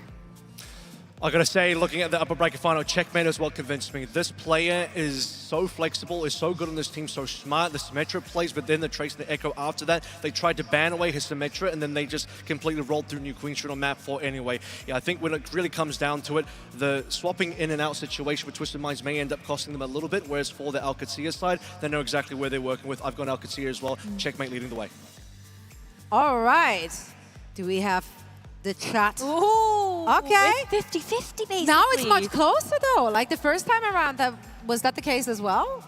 I can't It was, remember. I think it was a little Goldfish bit brain. more one-sided, but this Yeah, one let's is just go with very, it was very one-sided close. because no one's going to fact check us anyway. So all is good. Well, all is good. It's going to like be a a close 60-40. series. Like Yeah. if history is an indicator, these teams are playing it close. Yeah, and don't forget as well, because we could have the potential to go to 7. Once we finish 5 maps, map 6 will be a reset on the map pool, so you can go back to any other map that you haven't picked yet. You get to pick from any of the game modes. You just can't repeat the same map, but the entire map set opens up again, so that's really exciting. And whichever team sort of has the possibility of actually being able to pick map number 6 could find themselves in a really winning spot. Map 6 advantage is huge in this type of scenario. It's going to be a good game, that's for sure. And speaking of good things, Stockholm, the time has come. The first ever live performance of OWCS theme song, Hold Your Ground, performed by Rachel Gillespie.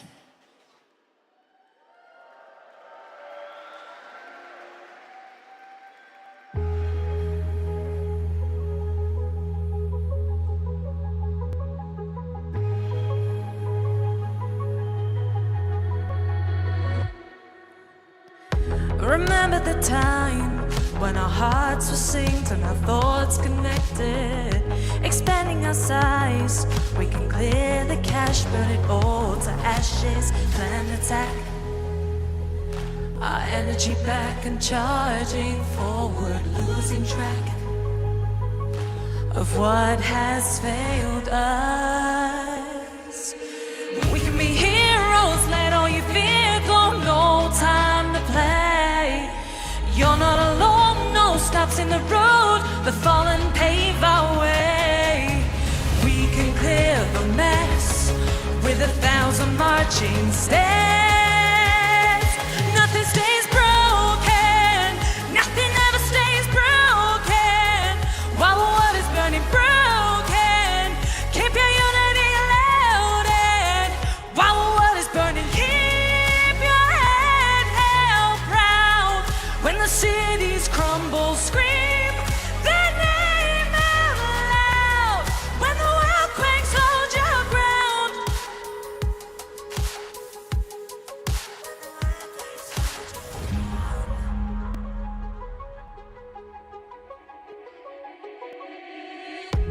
Fade into black, a new scene starts and the stars we're charting, defining the map.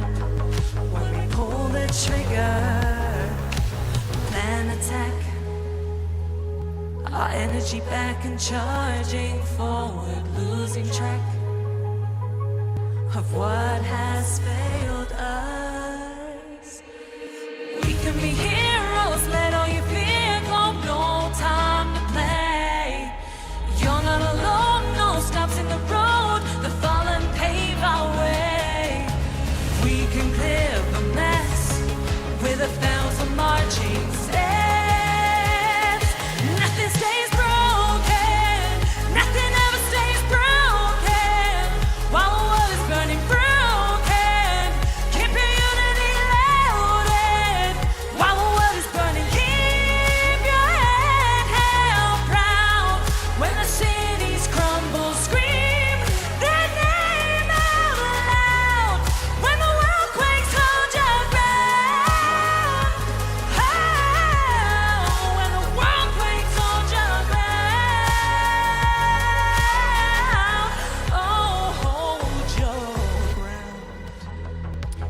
Would you please put your hands together for the magical, the marvelous, the brilliant Miss Rachel Gillespie? What an introduction! It is time to meet your 2025 World Finalists. It's Alcatea and Twisted Minds! Your hit scan, DPS Lambda! Course! Your Flex DPS Checkmate!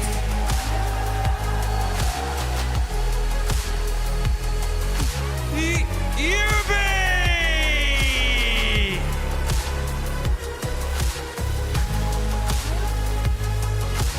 The Tank Science!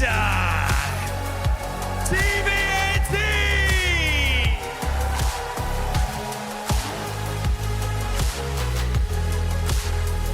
Your flex supports, Landon! Simple! Your main support, Calyx!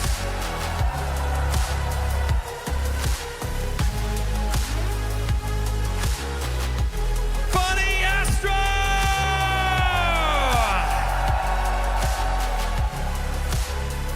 The gauntlet is set.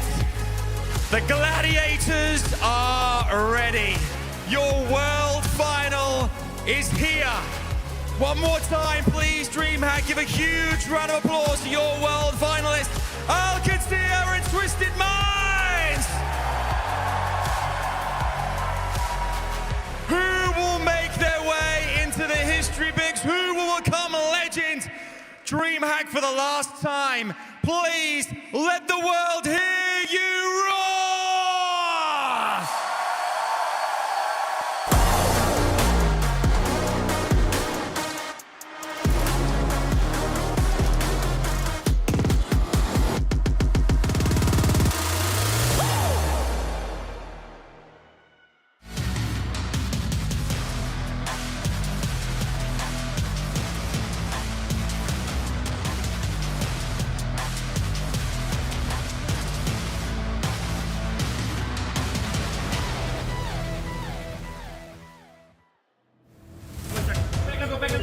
We got second place in EWC. This time I feel like it's going to be our time. I think we've played Katsia maybe 25 times, so it's just another day in the office. So just holding S. Unbelievable amount of coordination. Baron proper getting up kills, but Quartz getting up. He wants to find this route. He wants to get that connection. Here it comes. Looked away for a moment. It's the best. In this tournament, our team is so good, our mental is so clean, so I feel like this time we're going to beat everyone. Wavins are coming in onto the payload. Good move! An insane move from Kelly! They're making it happen against all odds.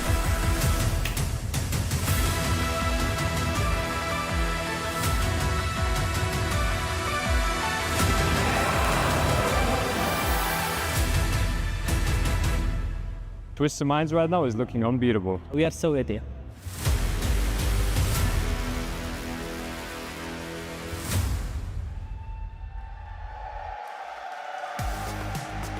DreamHack 2025 here in Stockholm, and one thing is for sure, we will be crowning a new champion in OWCS. The trophy on the line. Center stage, it's so close.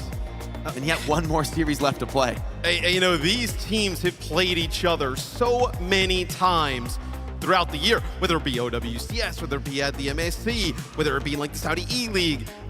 And I think, you know, when I interviewed them a little bit earlier in the week, because I interviewed both at the same time, they were like, oh, it'd be great, you know, if one of them makes it, you know, the other will cheer for them.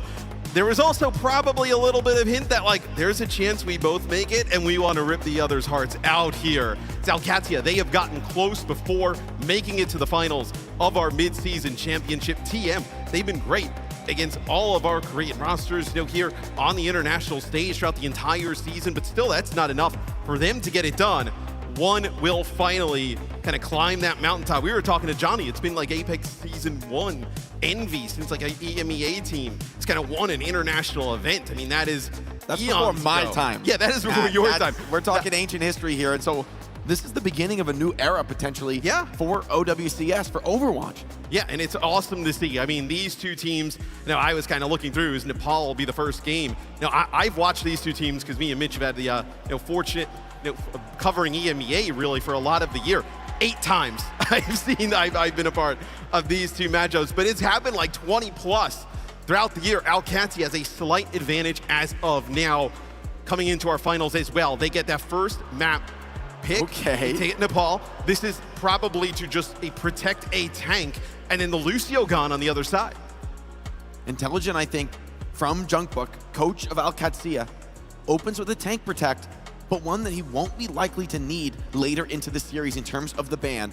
And TM respond with the Lucio ban. This has been something they've used time and time again against OWCS, utilizing Funny Astro for his incredible flexibility. and testing that of OWCS's backline. Yeah, putting the pressure onto Kellex. And Kellex has been really good at this event. Teams have constantly gone to that Lucio ban against OWCS, and they have been able to kind of fight back. Kellex playing the Brig and be able to come out on top in some of those matchups. You know, and we just had these two teams up here a little bit earlier in the day, and we saw that match kind of play out. For me, it was really Ziad. I mean, Ziad was what just, a game. He is just such a sick player for OWCS, especially now. It is most certainly clear that D.Va is the go-to in the meta. And you know, TVNT and Ziad, both fantastic on the hero, but Ziad knows how to push the D.Va to its limits. Absolutely, and I mean, what a meta for Ziad, for this young player bursting onto the scene with this incredible talent in peak form. And Matt, the lights, they don't get brighter than this. Well, and also OWCS has been here before, right? They get absolutely wrecked by the Falcons at the MSC. But no, having kind of played in one of those big international finals, I mean, that environment there was crazy, right? Because you have Falcons versus OWCS. I mean, the place was just going insane for the Falcons. You know, they won't have that same kind of like fire, you know, on the other side in terms of everybody kind of cheering against them, so to speak. And then also the first finals for some of those players, right? So for OWCS, you're a little bit more comfortable now. TM, there is something to say though, Jake, about, you know, constantly playing here throughout the day, right? You know, they've had a few matches here today. This will be their third one, so they've been a part of every game we've seen here. And some people look at it as a good thing. Some people look at it as a bad thing. I always think like, you know, the adrenaline's going to carry you through this type of moment. You've actually been playing more Overwatch and probably feel a little bit better here at the moment because they tried Psycho earlier in this matchup and it didn't work out all that well. And that's something they've gone to against OWCS numerous times, right? Playing Psycho, playing some of this really counter sim comp. It doesn't really work there. Yubi puts himself back in the lineup here. And you imagine Sim Tracer gonna be all we're seeing here from Twisted Minds. Very likely. Will you take that sim mirror? Will OWCS be the team that elects to back off and try to find that compositional advantage? That's been something that's given them edges against many teams in the past. Checkmate has been this incredible leader for the team, an incredible versatility as an individual player, but also as a leader for the team, finding the right strategy for the moment in the highest pressure situations. I mean, he's lifted trophies before. Yeah, and you see here the control stats for these two teams throughout our World Finals. And honestly, outside of the slip up from Twisted Minds against OWCS, they've been awesome all tournament long. I mean, a 3-1 against Crazy Raccoon, 3-1 against Falcons, right? No, they barely get by T1. T1's actually one of their hardest tests, right? A game 5, it goes all the way down to the wire. A reverse sweep on that flashpoint in game 5. But other than that, you know, they have, you know, to deal with Crazy Raccoon in Falcon in that type of fashion, you have to feel great, even coming out of lowers here for Twisted Minds. It just goes to show that it's any given day, any given performance that could make the difference. It's up to these players on the stage to find that form. Players like Quartz peaking at the right time. I mean, some of these highlights we've been seeing from this tournament, they've been downright inhuman from Quartz. I mean, playing on the next level, and you've got to imagine that's top of mind for these OWCS players as we load into Nepal. Game 1 of our World Finals about to get underway. EMEA number 1 versus EMEA number 2. But that has been flip-flopping all year, right? I mean, since, you know, right after Champions Clash, really, right? You know, when VP kind of falls off a cliff. It has been these two teams in EMEA and everybody else. I think, yeah, if Twisted Minds gets that type of performance out of Quartz, it's going to be really rough here for OWCS, even though they took care of them earlier in the day. I keep thinking back to those moments Ziad had in the upper final, though, taking over the game, seizing victory from the jaws of defeat, forcing his will upon the match. Both teams loading up on the sim. Village as our opening stage. Yeah, and to remind you guys, it is a first to 4. So most likely with these two teams, no, EMEA, they were going all the way down to the wire. We may be here a bit, Stockholm, but we do not mind. As it opens up, it'll be OWCS running that sim D.Va. Pretty standard for them here with Landon piloting the Juno, with the obviously the Lucio gone here. It'll be Juno Brig. Simple on the Kiriko. Very high skill option, one that could make a difference. Flanked as well by Quartz's Freya. You've got so much on your plate right now, Ziad. Can you manage this pressure? Kelix's Brig, though, giving them that stability in the front line. Two different visions for the match. Who will reign supreme here on this opening fight? Yeah, I mean, TVNT getting in the mix of the Ram just runs down Kelix. You're not having that speed to get that Brig out of the way. Quartz takes some shots. He is finally finished off by Labda, so a lot of that pressure that's going on to Ziad is gone, but Ziad's at a mech. Labda's still in this. Has found 2 kills in the fight. Surely they don't have a way back into this. Sojourn can't quite get any more done. And TVNT frontlining on the Ramatra. Gonna be a difficult tank for you to dislodge here, running that Brig Juno. Landon and Kelix have to live to fight another day, but, well, this comp looks amazing for Twisted Minds. I mean, they've got such a durable frontliner, so much poke damage. Well, especially for TM here, Jake, you're actually able to use the Juno's speed ring with the Ramatra and just run the Brig down, right? Brig does not really want to kind of stand there toe-to-toe, burst the Ram, so we'll see how Alcatia decides to play this. Next fight kicking off, it'll be Labda getting control of some of this high ground. They put the Brig on the high ground here, taking some space. Labda senses an opportunity to go deep, but Checkmate's already fallen. The D.Va dive in, not finding anything here from Alcatia. Twisted Minds holding strong. Kelix does get into the action, but once again seems to be favoring Twisted Minds here as things get scrappy. Ziad just trying to make it interesting there. Piling the baby D.Va form is Quartz and Co. still strongly in control of the point. Alcatia has not been able to get anything really going thus far. Next fight here, though, Jake. Yubi has been so aggressive here. Stimwall plus Rush, and like those have been, you know, essentially always win fights for TM. Let's see if they decide to do that. So it looks like Checkmate just trying to figure out where Quartz is. Maybe he can get on top of the start hit scan. So board ultimates still a few percentage away. Twisted Minds, will they go aggressive? They're content to hold this down, run the clock out, force Alcatia to get aggressive. Here comes the Rush, finally out of Simple, pushing the aggression. Responsive orbital ray from Katsuya, keeping it Kelix alive, but just barely. Twisted Minds fighting this brawl in Quartz is good for one. Can he find more? And this is his last fight, no chance to reset for Alcatia. Yeah, I mean, much different here than our first game between these two teams. Yeah, flies on in, takes out Quartz, so not done just yet. May have turned the tide. That's Checkmate's wall deployed now. Getting energized, Ramatra up in his face. That TP not far enough away, but he's dancing well enough. Annihilation, they're gonna go in with the orbital ray. It's all in here. Both teams heavy committing. Labda with the OC. Huge threat, very scary to walk up into this. Simple, TPing out now on the Kiriko. Labda really firing on all cylinders, and that's gonna get the kills that Katsuya needs. Ziad, though, out of the scoop, pops the self-destruct, but the bullet shot to the face overwhelms him. And they still have TVNT alive and both support, so they're gonna go back in here and fight this as Simple finds Labda. You do have the rally here for Kelix. You almost have to think about investing it. You back up a little bit, you might end up giving up the checkpoint. He's gonna have to use the rally. Yeah, rally keeps him alive, but not for long. Quartz hunts him down. And it's all Twisted Minds here in the feed. Opening round of Nepal, secured. It's a great start there for TM. Not taking that D.Va head-to-head here against Ziad. Going to try and make his life a little bit more difficult by playing the Ram. And I also think having the Lucio gone really is impactful here, Jake. You know, it makes it obviously a little bit more uncomfortable for Alcatia in that back line. And I mean, Astro and Simple just so good at maneuvering and playing a bunch of different combinations back here. As we take a look at some of the stats, TVNT deathless there in round number 1. Yeah, we saw Kelix, I think, just struggling in that round. A really difficult position to be on breaking that matchup. I mean, who can you go for? Incredible mobility in the enemy team, and now Kelix over to the Juno, landed to the Kiriko. So Katsuya taking the option to slow things down a little bit, give themselves more of a fighting chance in that poke battle. But no matter what you pick, it's going to demand that you go toe-to-toe with one of the best to ever do it in Quartz. Labda, is he up to the task?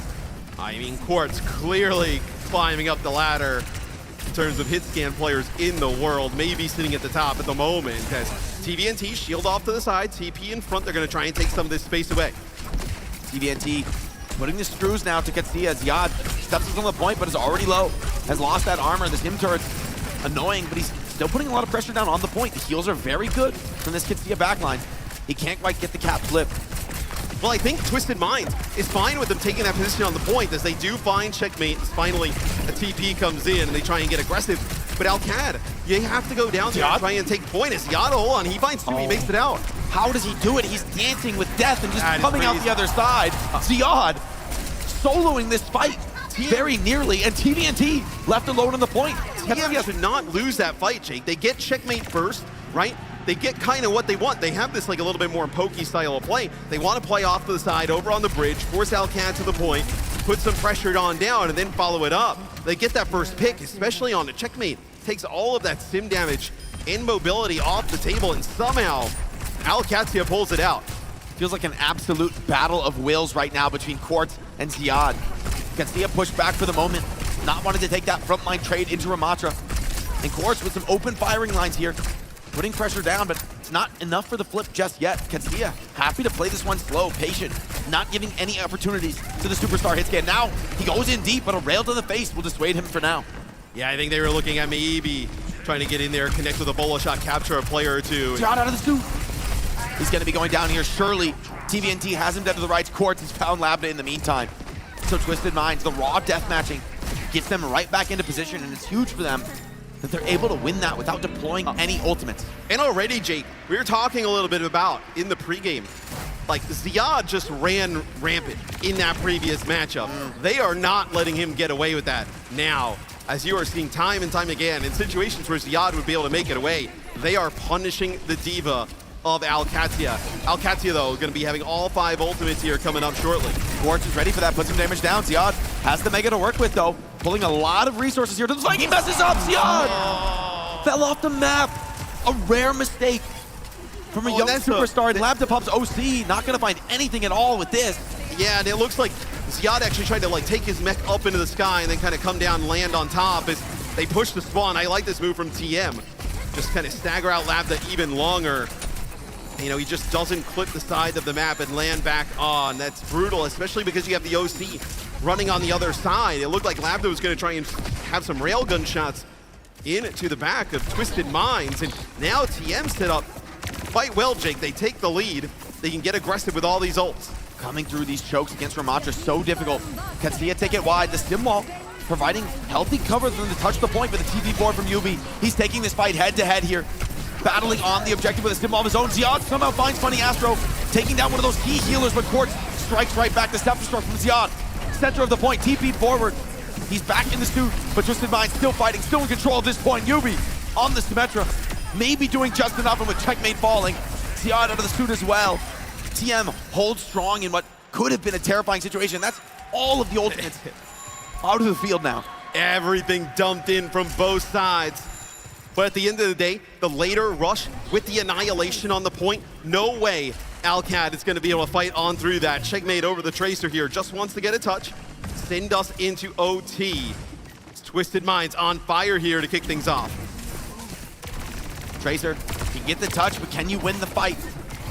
Someone's got to get on. Oh, checkmate playing it to the limit. TVNT finds Kellex. Fight already turning against them. Someone needs to get that point again, but they can't.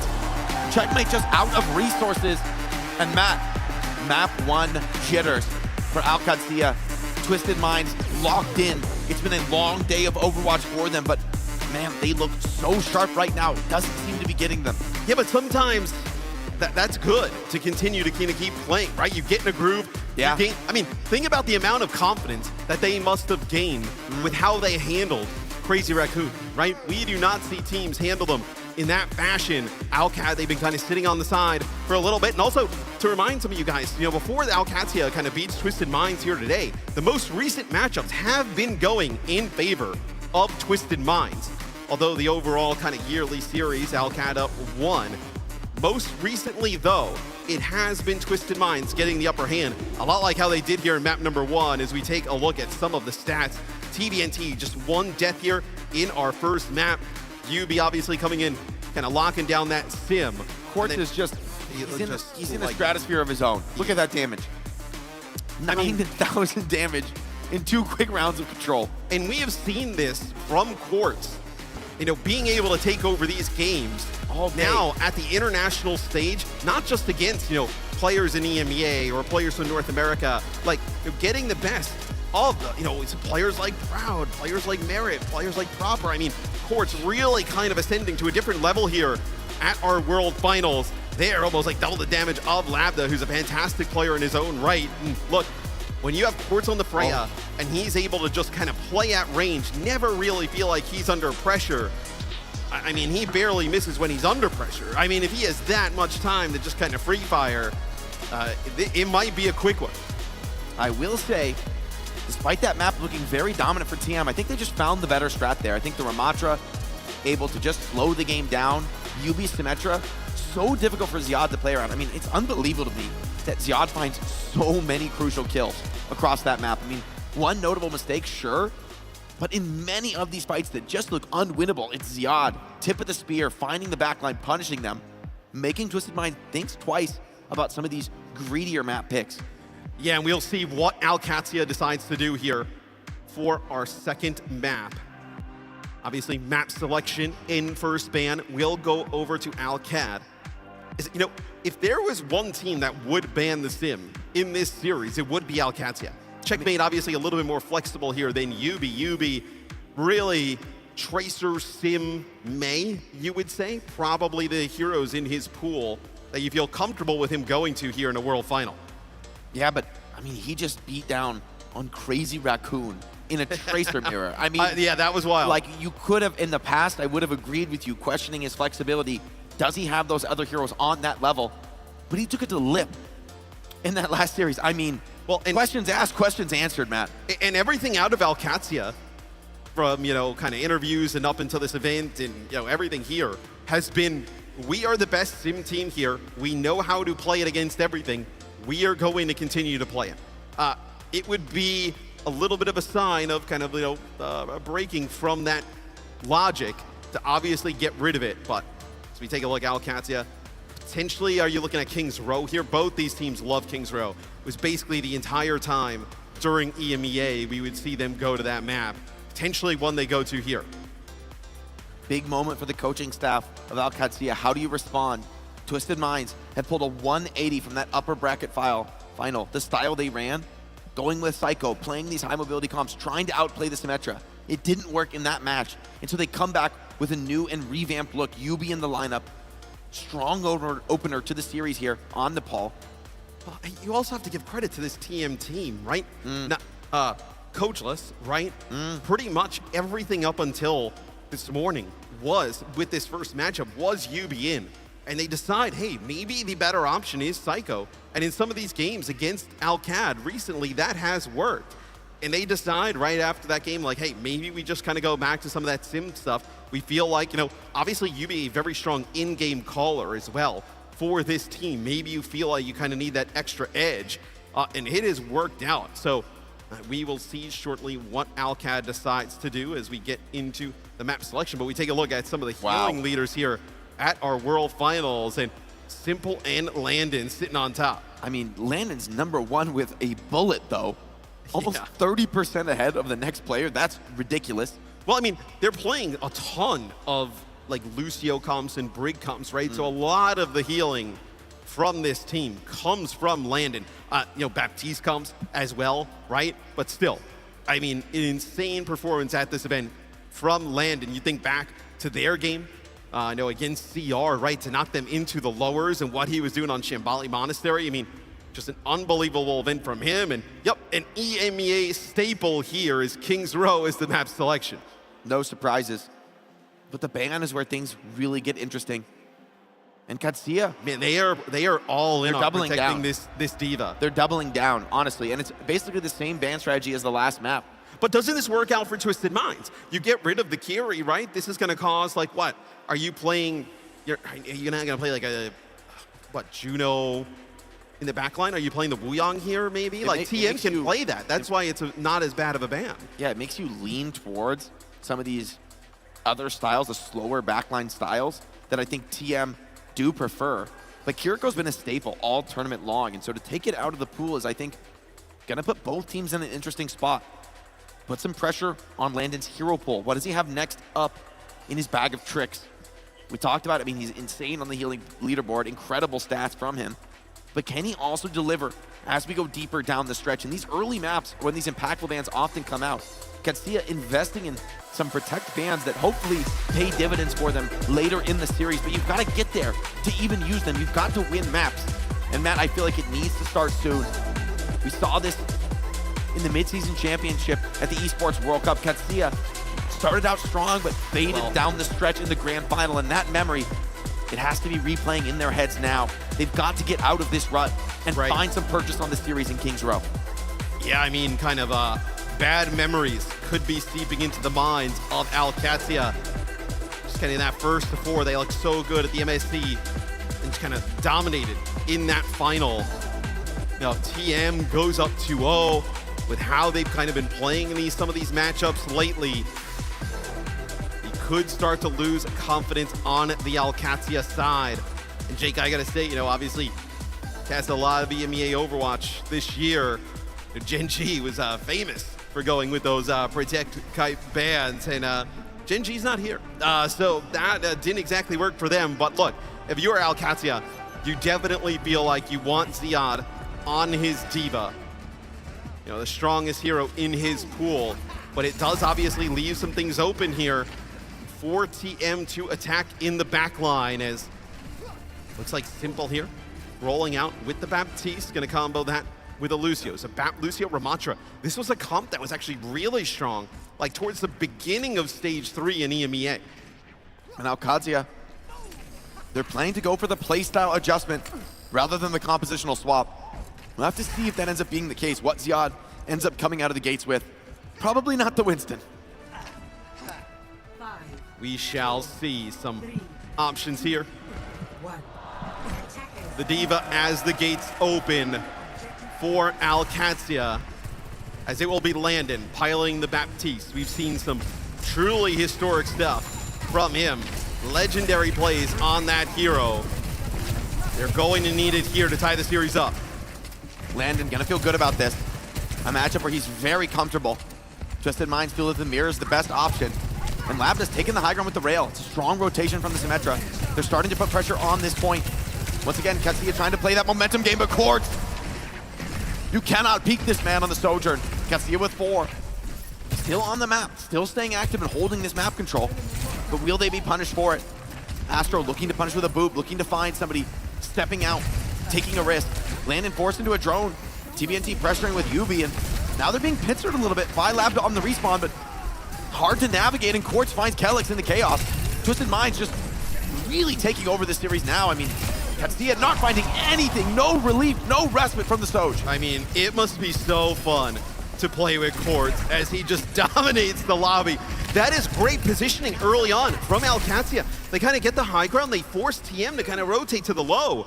And it doesn't matter. I mean, the Sojourn on Twisted Minds, Quartz just kind of going crazy there, just rips 2 heads. Pincers coming off of the spawn, doesn't matter, just turns and burns. Kellex, Labda not able to make it through the choke. It's a first fight win there from Twisted Minds. They're looking to find a way to get on top of this Sojourn. Yubi, though, taking the advantage, taking the aggression to OWCS's offense, and Kellex is already down. A risky play to go this deep, but it pays off, and with just the Amp Matrix, they clean up this fight. 2 minutes on the clock, and Katsia struggling for answers, struggling to find a response here on the biggest stage of the year. I mean, are these the same 2 teams we saw earlier in the day? Because doesn't feel like it, Matt. It does not look like it right now. As Twisted Minds, you'll end up with a sound barrier coming into this fight. Next, really nice play there. Use the Amp Matrix, TP'd on through. It'll be the OC here from Labda. Finds Simple up on the high ground. That's huge. Textbook play from Katsia. Astro's going to play for B. Into that window. Still a retake on the cards. Quartz with an OC. You'd be crazy to bet against him. He does find one, but Checkmate gets the trade. Will he happy about that one? Shuts down the OC. Katsia comfortable, holding on to this point. Beat from Funny Astro. Kellex far away from the counter. But somehow Katsia living through it, surviving deep into this fight. Ziad is going to go down, popping that self-destruct with a Stimball protects from Yubi. Twisted Minds regrouping back into this court. Back any second now, and Ziad forced into a reset. Oh, huge. I mean, they get the DMAC there on Ziad. He uses self-destruct, able to make it out. Yubi plays really nice here, gets to the health pack. Ziad will be forced to swap and swap back. I love the way that TM played, that they got inside, they waited for that sound barrier, they ran on out, pushed on through. checkmate here with the wall. Kellex with a beat here, has to be good. Crucial. Simwall forcing response now, threatening the capture. Twisted Minds want to wait it out, want to delay to this very last second to use their annihilation. And Amp Matrix coming up. Yeah, he instantly pops it, but he's so low, taking immense pressure. Ketsia keeping the aggression on. Ziad beat just in time. Perfect from Kellex. And Ziad wastes no time, straight to the back line. Takes out the sustain. Simple down, but Yubi energized in the back. Annihilation still running. Quartz, he's still alive. He's still kicking in this fight. Window misplaced from Landon. A crucial mistake, but he holds his nerve. And now, you still have TVNT and Astro alive here, though. You're gonna have Simple coming up a spawn. TVNT just trying to juggle behind that phone booth there. Sim is so strong here, Matt. So difficult to retake into. TVNT has to step up onto this point, but he's right into the car wash. Getting absolutely cooked by Alcatsia. And finally, some purchase of the series. They take King's Row first, and we've got a series. Alcatsia, it is not easy. But they get first point. A sigh of relief there for Alcatsia and their fans. I mean, you don't get that checkpoint, you are in a rough spot mentally. Now they kind of get towards the second part of the map. You do have this OC to use here. Let's see if Labda can come up with the goods, right? You know, winning this fight with just that OC would be massive. Twisted Minds, they want to get a couple fights on King's Row second. They want to be aggressive, but they don't really have any tools to support it in terms of the ultimate economy, and so Card is rolling quite a bit here. Playing this slow, it's a risky gambit. Twisted Mind's gonna step up now, taking a risk. Labda all the way to the back line. Beat is good though. Up just in time for Funny Astro. Katsia still alive with 4, Landon's still healthy. And knowing this team, they're gonna take this test, they're gonna take this challenge. Yes, they have flipped sides of the map yet again. Sound barrier there, nice from Funny Astro, keeps everybody alive through the OC. Quartz with an overclock of his own, may not need it. Oh, finds Kellex there. Trying to get out of harm's way, but Quartz does not miss. He's just trying to regroup with his team. Checkmate opens with the wall, but it's countered by Yubi. Response is good, and Quartz. Oh, this is looking terrifying now. Katsia. No one has yet been able to stop this man. Sojourn taking over the lobby, and Quartz, he's got the OC. Oh, but look at this, Landon. Up on the high ground, they found him. This is not oh wait, what? Somebody had to stop Quartz. Landon says, fine, I'll do it myself. They come to contest him in the high ground, but it's too late, he rotates away. And finally, this is a chance for Katsia to take this player advantage. Twisted Minds, do you dare fight without your superstar hits in? Maybe not a good idea. No, you have to back up here. TVNT can poke a little bit, get this annihilation. UB is here with the TP. You can get another touch here as we get under 30 seconds. Windows traded, Labda finds Yubi. A huge opener. Labda 1 HP, just barely staying alive. Ziad blocking all of this oncoming frontline pressure. Has the self-destruct available. Gonna pop it to get back into the suit. Twisted Minds backing up for now. Position split, but they're attacking from multiple angles. Katsia have to back up in the moment. This choke is so difficult to break. Kellex steps up, but Checkmate scared to swing the corner now. They commit for it, but remember, Quartz should be on their back soon. They let it go, chasing down this tank group. Yeah, but Funny Astro's gonna get them away here, Jake. Beautiful rotation there from the Twisted Minds main support. OC pop now by Quartz. Looking to punish, looking to take down Checkmate. Checkmate caught in his sights. Nowhere to go, nowhere to run, nowhere to hide. Quartz with 2, looking for more in the fight. 3! And he's just adding insult to injury now. Twisted Minds. What a hold. And this is a series that could maybe slip out of your grasp. Katsia, you can't let the momentum build. There's a lot of Overwatch to play. But this Twisted Minds team, they live for these moments. They live for that energy. Still staying very calm, very collected here, knowing that there are yet more tricks to be played. But Katsia, they've got to start showing them soon. Protect Quartz at all costs for Twisted Minds. 7,500 damage in the first half. Labda, obviously not as much in terms of the kill participation, but ends up beating out Quartz in the overall damage. As we get into the second half. I mean, Landon with some truly epic stuff up on the high ground, taking the battle there. 2 Quartz in the one-on-one. Ziad, nice use of the self-destruct there, actually pushed TVNT around the corner, so the annihilation didn't really even last for long from that Ramatra. But Funny Astro and Yubi doing a great job using their mobility tools with the Lucio speed and the Sim TP.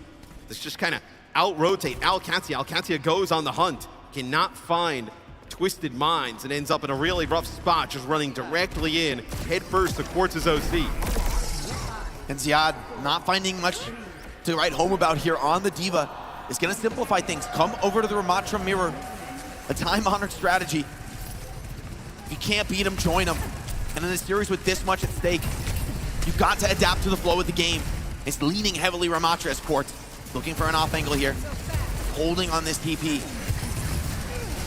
It feels like, though, Jake, with the less Diva in the mix, that is exactly what TM wants to do. Ziad pushes on forward, finds Simple, so that is the map piece out of the equation. We'll see if maybe there's a change here. You know, Twisted Minds could go, potentially play that Diva if they wanted to. So Labda takes Quartz out of the air there. A parting message, says there's 2 soldiers on this server. And he'll need to keep performing if they want to go to the distance against Twisted Minds, but it's off to a good start this round. I mean, you think back, Labda, teammates of Quartz for ages, you know, not really known as a hit scan player, finds himself on Alcatia this year and is more than proven himself. Oh, looks like we got a server crash. Oh no, players are still in, we're good. Katsia. Oh, An interesting spot there from Labda. That's crazy, he took the flying Ramatra perk. The EMEA special, so it looks like that's probably just an observer. We are still in game. That would be a very intense pause if that was a pause, so most likely the game's still going on. As we jump back into it, I would dare to say this is probably not the game as well. Well, it looks like they're capping, actually. Yeah, Twisted Minds definitely looks like they're capping here. Funny, Astro dodges something. You still have the Ram on the point, so they haven't decided to make any changes here. It is actually a sim wall that comes through here. Alcatia here, this is them up on the high ground with that Amp Matrix. We'll see if it's enough to open up this gap. I hope you'll bear with us as we look to get these resolved. We still have a fight over the point here. Alcatia, Twisted Minds. This is a sim wall here from the defensive side of things. Looks like it is Twisted Minds here. Okay, so for my money, it looks like getting very close to taking this first checkpoint, which they just do. Okay, we're back into it. And I mean, TM off to a hot start. Katsia committed heavily, trying to hold on to that first point, and it's hard to blame them. They know what's at stake. Kings Row second. Their last hold on this map. I mean, you have to play near perfect to win in the Streetsways. I don't think we've seen a single other team do it here so far in this tournament. And obviously we missed a little bit there, apologies, but you can see that Alcatia ends up investing a lot of ultimates on the defensive side of things there. They have to kind of go all in, try and get that hold. The take, not exactly easy there for TM. It's going to be Annihilation Sound Barrier combination here as TVNT just laying down the damage. Nobody able to get out of his sights. He's getting a lot done in this front line. Katsia like for the fast fight. Getting that fast reset now. And I mean, it's going to be a desperate run to the cart. Maybe just one last contest and still minutes on the clock. I mean, Twisted Minds playing with the house cash here, and Katsia desperate to find anything in this series. I mean, to go down like this, 2-0, a mental blow, which would be so hard to recover from. Yeah, and going down 2-0, kind of playing your own game here. Alcatia needs Labda to do something heroic here. Labda and Landon getting close to an Amp Matrix. Frontline pressure now, immense. Twisted Minds looking for any opening. Landon forced into that drone. No defensive window on the high ground, but Quartz has already found Kellex. Landon soon to follow. Quartz with 2 in the fight. And it's just Ziad and Labda trying to hold on. Player advantage to Twisted Minds. They look to clean up on Kings Row, and Quartz does it again. He just can't miss. Twisted Minds, obliteration in this series, cutting a bloody path through the opponents. TM takes a 2-0 lead. A pretty commanding one in that. They do such a great job, not just like, we talk about how Alcatia does a great job just kind of moving Ziad around the map there on the Diva with the Sim TP. On the other side of things though, Quartz just getting these off angles so fast. With the Sim, you don't know where those railgun shots are coming from. You turn around because one just kind of drills your teammate, takes them out, and guess what? Quartz is now on the other side of the map so fast, using that TP back and forth. It feels like TM in full control right now, 2-0 in the set. And you see these constant bans come out here from Alcatia, trying to protect this Ziad diva. Maybe you got to think about going in another direction, because it feels like Twisted Minds. I mean, those are easy reads for them at the moment. Yeah, they look so much more comfortable now on the sim. And you talked about that momentum, Matt, coming into this match, being able to play exactly what you've practiced. You tried one look with Psycho, but then Yubi building some momentum in that Crazy Raccoon series says, hey, give me a shot. He'll take more than that.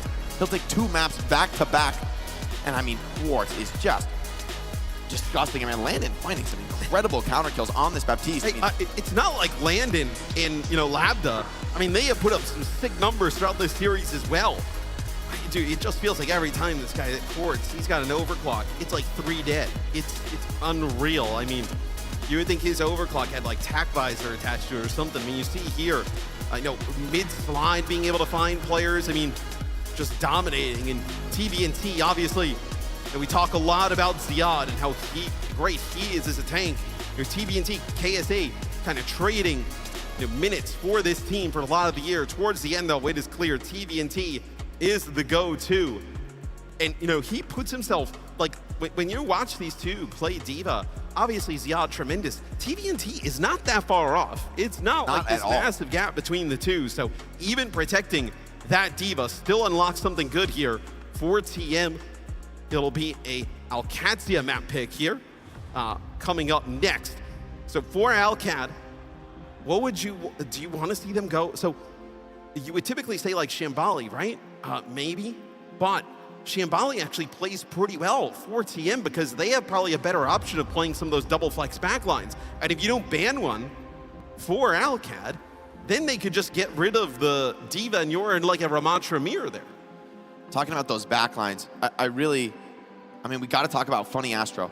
He has been so sharp, so clean this series. I mean, honestly, I don't know that we've seen a mistake from him.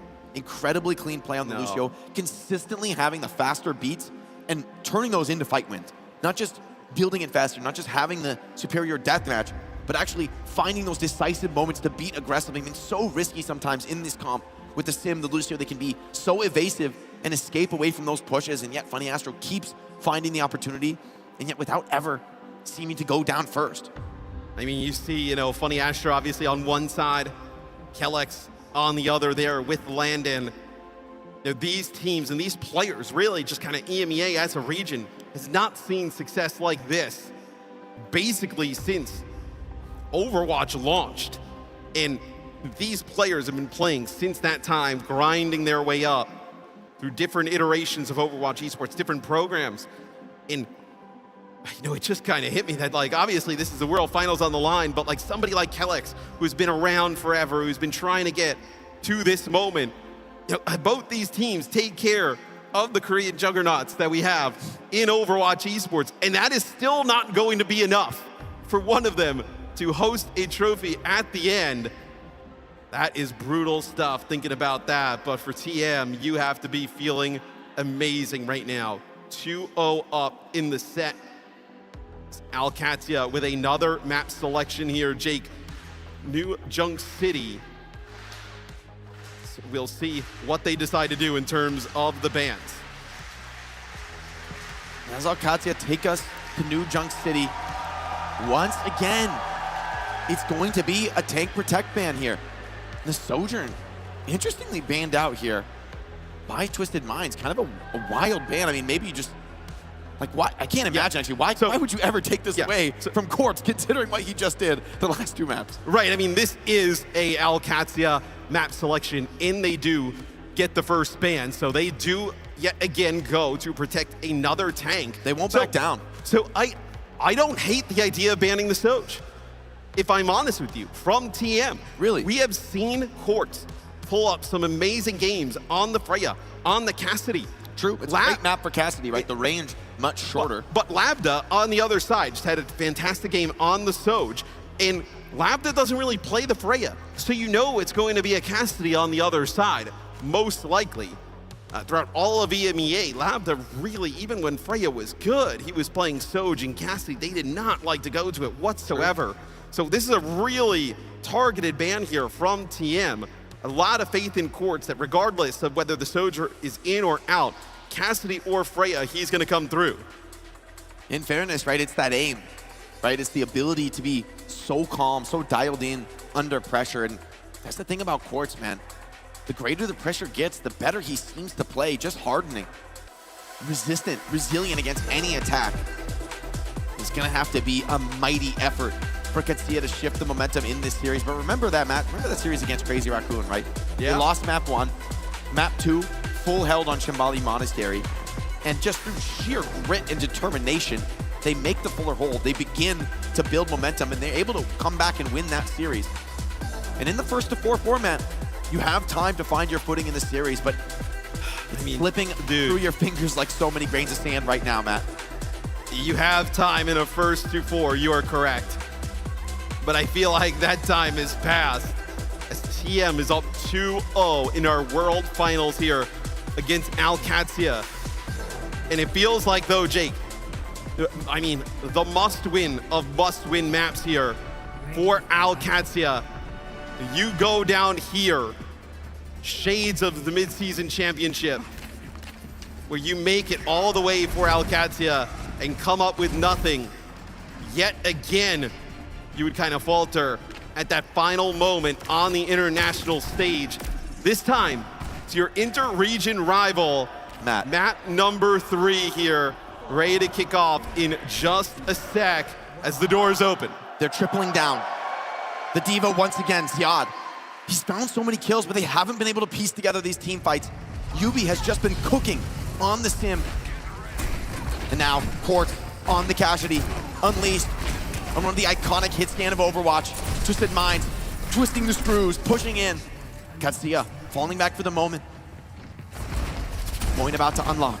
So TP comes down, and they actually don't decide to take it. Quartz actually tries to take an off angle there. Maybe he can catch players on Alcatia running away. Yubi gonna have this TP available to use. See how they decide to do it. High ground here for Alcatia. He's running out of cooldowns on Ram. Form to expire soon. Funny Astro goes down. Katsuya wait them out, grinding out the cooldowns. Lambda strikes first blood on the map. A second to follow. And Katsuya's turn for a decisive team fight. And I sense a momentum shift here. Man, I mean, that was a very patient team fight from an Alcatia that could be rattled in this moment, that could be maybe a weaker team, would be mentally starting to lose their grip on this series, but they really played that to perfection. Yeah, they TP up, they take some high ground control there from Twisted Minds, and Twisted Minds has no way to really get that back, obviously not playing Diva. So we'll see with Alcatia in control of the point here. Can they get a flashpoint on the board here early as they push in? They're going to move through the car wash here. The Sim TPs deployed by Checkmate. Going to get above 50% here on our first flashpoint. The Landon with the Kitsune Rush already, most likely for Twisted Minds. You're working towards your farming that up going into the next fight. Yeah, they need this rush to begin the fight. Katsuya playing this slow and careful, kiting away around the high ground. And Twisted Minds sort of caught in the loop of chasing here, hunting for kills, but Katsuya don't give them anything. Cautious positioning from the supports. And as the time starts to run down, TM need to make something happen here. They need to step to the point. And Lambda waiting for that, waiting for any opportunity to strike. So much more patience here from Alcatia. Beautiful from Quartz. And you find Landon. Landon has that Kitsune Rush, decides not to invest it at the moment. Everybody from Alcatia gonna hightail it out in that situation. So TP and Quartz around the map with that Deadeye. Alcatia though, Jake, not out of it just yet. 99% here on our first flashpoint. All 5 ultimates available here at the ready coming up. Double support ultimate for TM though. So you can invest pretty heavily if you are them in this fight. You get a hold here, you may be able to steal this first flashpoint. Rushes pop, front lines sprawling, Lambda with the high noon. Can he make the difference? Step to the wall, TP behind. But the sim wall protects here. Yubi keeps the team alive. Beat comes in from Funny Astro, but it's too late. TVNT is down. Katsuya, player advantage in the fight. Tank is down, but Twisted Minds have been known to fight back in these scenarios before. Ziad wants to ensure that cannot happen, but Quartz is still standing tall. And Ziad with the pistol, the Bunny Blaster. It's enough. And that will be Katsuya capturing a point here on Flashpoint. But you still have Funny Astro here. Oh, no, not going to be able to make it out, get a touch. But the beat comes down just a hair late there for Funny Astro. Not able to keep TVNT up. Quartz also doesn't get the benefits of the sound barrier there. Maybe a little bit of a better beat from Funny Astro, and things work out differently there. In our first point, Ziad will get his mech back, just putting down some damage across the map.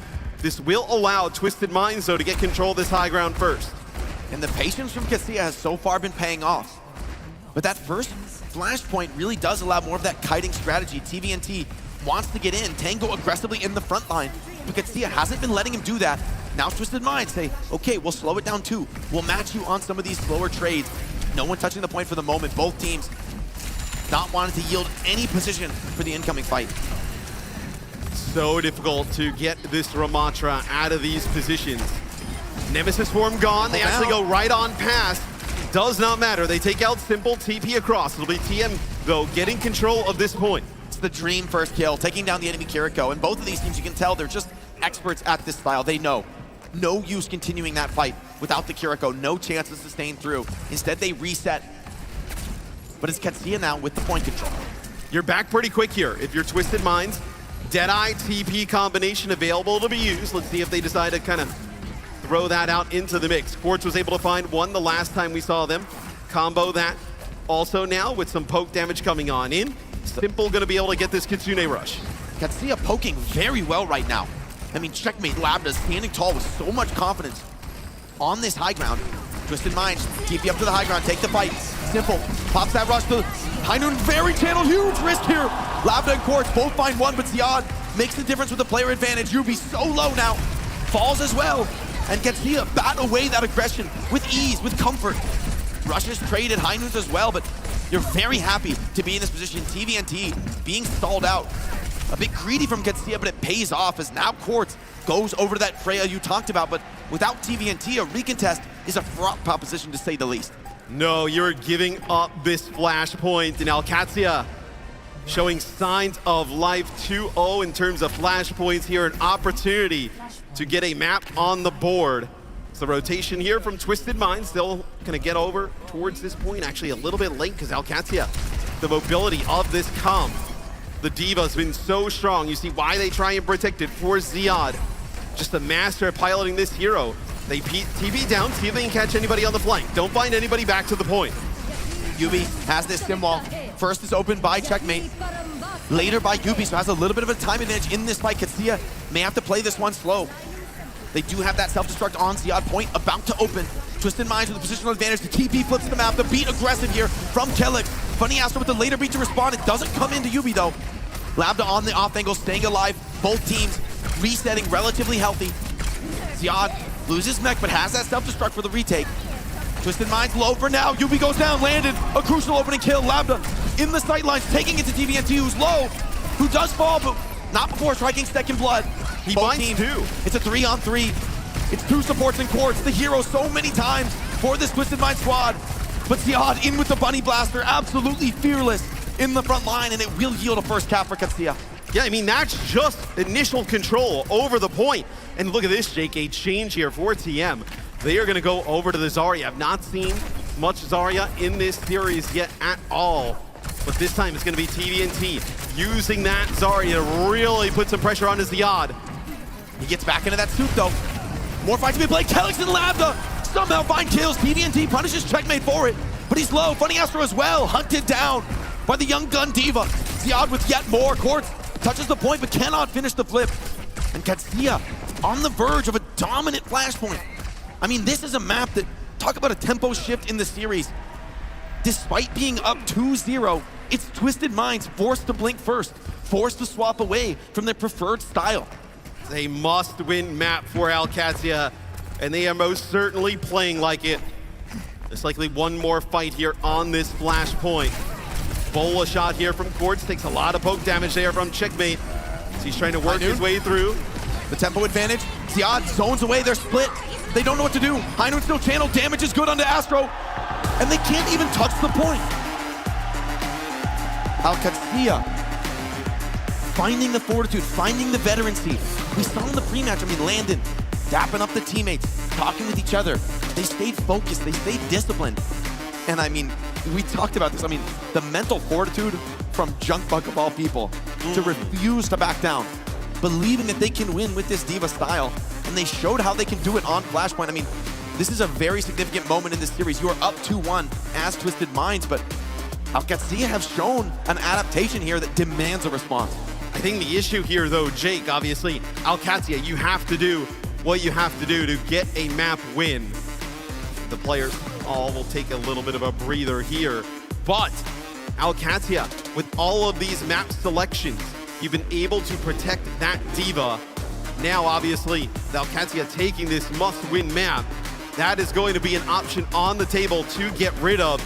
And you see why they want to get rid of it. Ziad, 24-0 there. Oh my God. On New Junk City. Crushing performance. I mean, titanic from the frontliner. Just absolutely farming on the D.Va. And also Lambda had a great game on the Cassidy.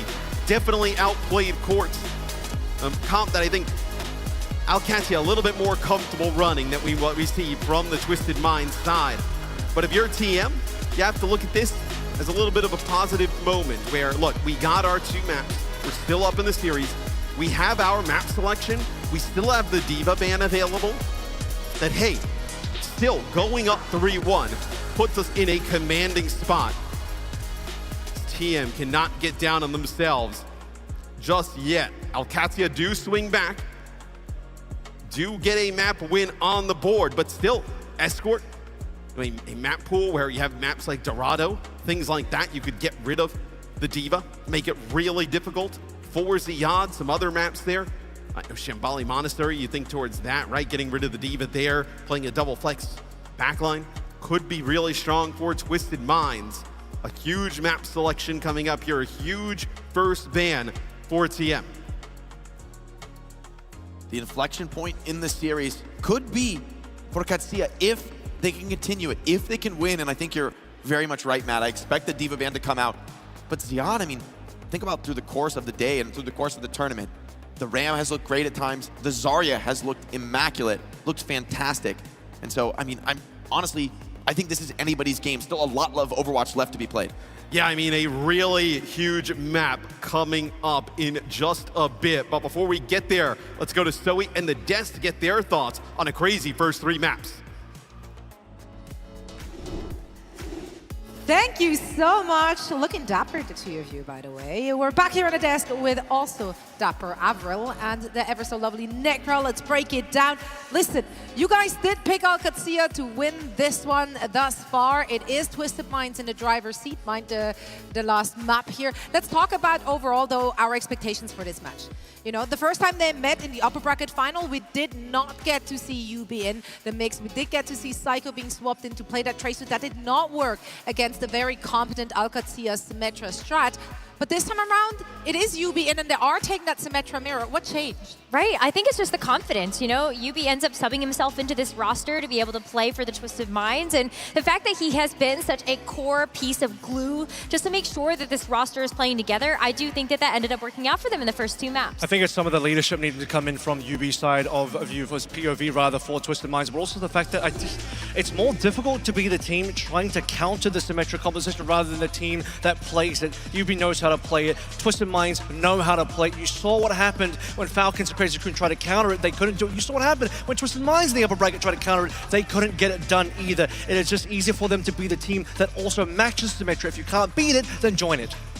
And it has worked out phenomenally so far, at least on New Junk City. But for the first 2 maps, it did feel like Twisted Minds, they definitely had the great read. I think Quartz as well, being able to just play the Freya. It was such a star, and you get a chance to see the highlight package here from Quartz going through the first 3 maps of the series. And that's why we look at him as a potential MVP of this tournament, as well as this grand finals. Whether it has been the Freya, the Sojourn, we also saw a little bit of the Cassidy as well in the New Junk City because that Sojourn had been banned out. I think that he's looked amazing, and he's been a really core staple of this team. And this is the other thing, is banning out Quartz Sojourn from Twisted Minds POV is a really interesting choice to make, because that has probably been his most consistent hero. However, the belief system from TM says that they would rather have a Lambda without a Sojourn than worry about Quartz without Sojourn, because they believe, look, we'll just have no Sojourn. Lambda won't have it, Quartz won't have it. We're going to come down to Cassie perhaps, and Quartz will just win that battle, which is exactly what happened. And look, honestly, so the ban situation has been really kind of crazy because OWCS has done like 3 tank bans in a row. I think Junkbuck is protecting something on that side.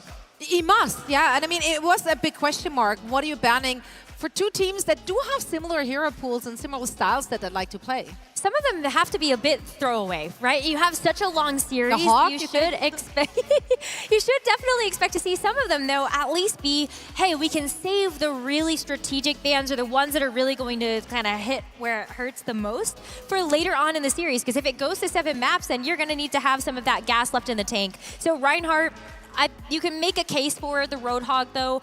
They definitely do look like protection bans as much as just like throwaway for later. You definitely can't make a case for the ball, unfortunately, because there's no ball players among the tanks available in these 2 teams. So what I'm really seeing here for OWCS is they want to just, in my mind, protect the Diva, right? Ziyad's been mainly playing a lot of Diva. They're shying away from wanting to go into the Ram mirror. I think for Twisted Minds, far more willing to put TVNT on towards the Ramatra. And for OWCS, you know, this is, so far, it could be that Junkbuck is just saving better bans for later on in the series, because, you know, we could go to 7 here, but you've also just now lost 2 maps. So this is the other side of that tail side of the coin flip, where are you saving strats? Possibly, but are you 2 maps down for that sake? Yes. But now that OWCS have won, you have to look at this next map and say, well, is a Diva ban going to be on the horizon? Because if OWCS have been protecting that for so long, now they kind of can't do that. So with OWCS winning, Twisted Minds now get a chance to have their map pick, and with that ban coming through as well, it could be the Diva. And I also want to point out some of the support bans that Twisted Minds are going for. Map 1, Lucio, Map 2, Kiriko. They're really trying to also prevent the Zarya from showing up on the OWCS side as well, because, you know, they're removing some of the speed boost, some of the sound barrier that would be really helping out the Zarya there, removing the Kiriko as well. Some of the key pieces of the Zarya comp is going to be the Lucio and the Kiriko, so pushing things more towards the Lucio BAP.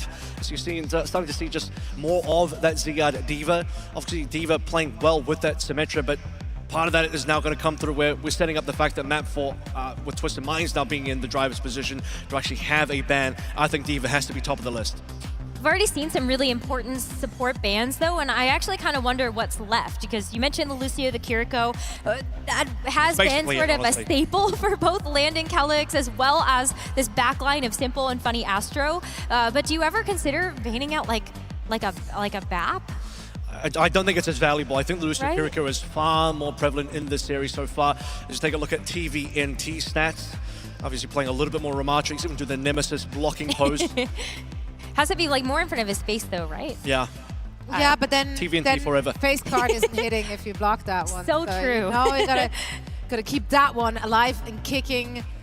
Yeah, man. I mean, this could be, of course, the start of a comeback for OWCS. What do you feel Twisted Mind has to do to stop them in the track? It definitely comes, I think, in the form of a Diva ban.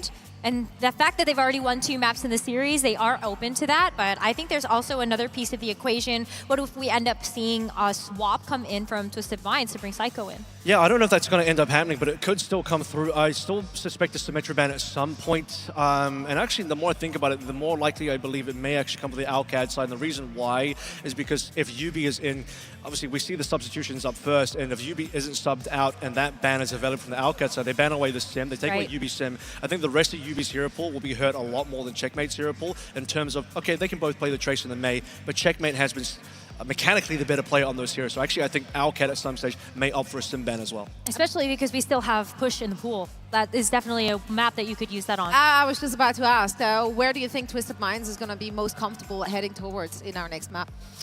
Ban away the Diva. Play Kings Row, New Junk City. I think they're both pretty good. I think both Push and also Flashpoint. I think Flashpoint may be a good one to get rid of that Diva coming through. But we just played New Junk. Yeah. So you could do like that on Dorado or something like that. Yeah, if actually you go to Dorado, Escort. no Diva. Push it more towards a Ram, I guess.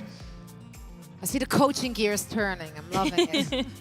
I mean, we can only guess here on the desk, of course, that the teams are still discussing. They're trying to figure out where they're headed next.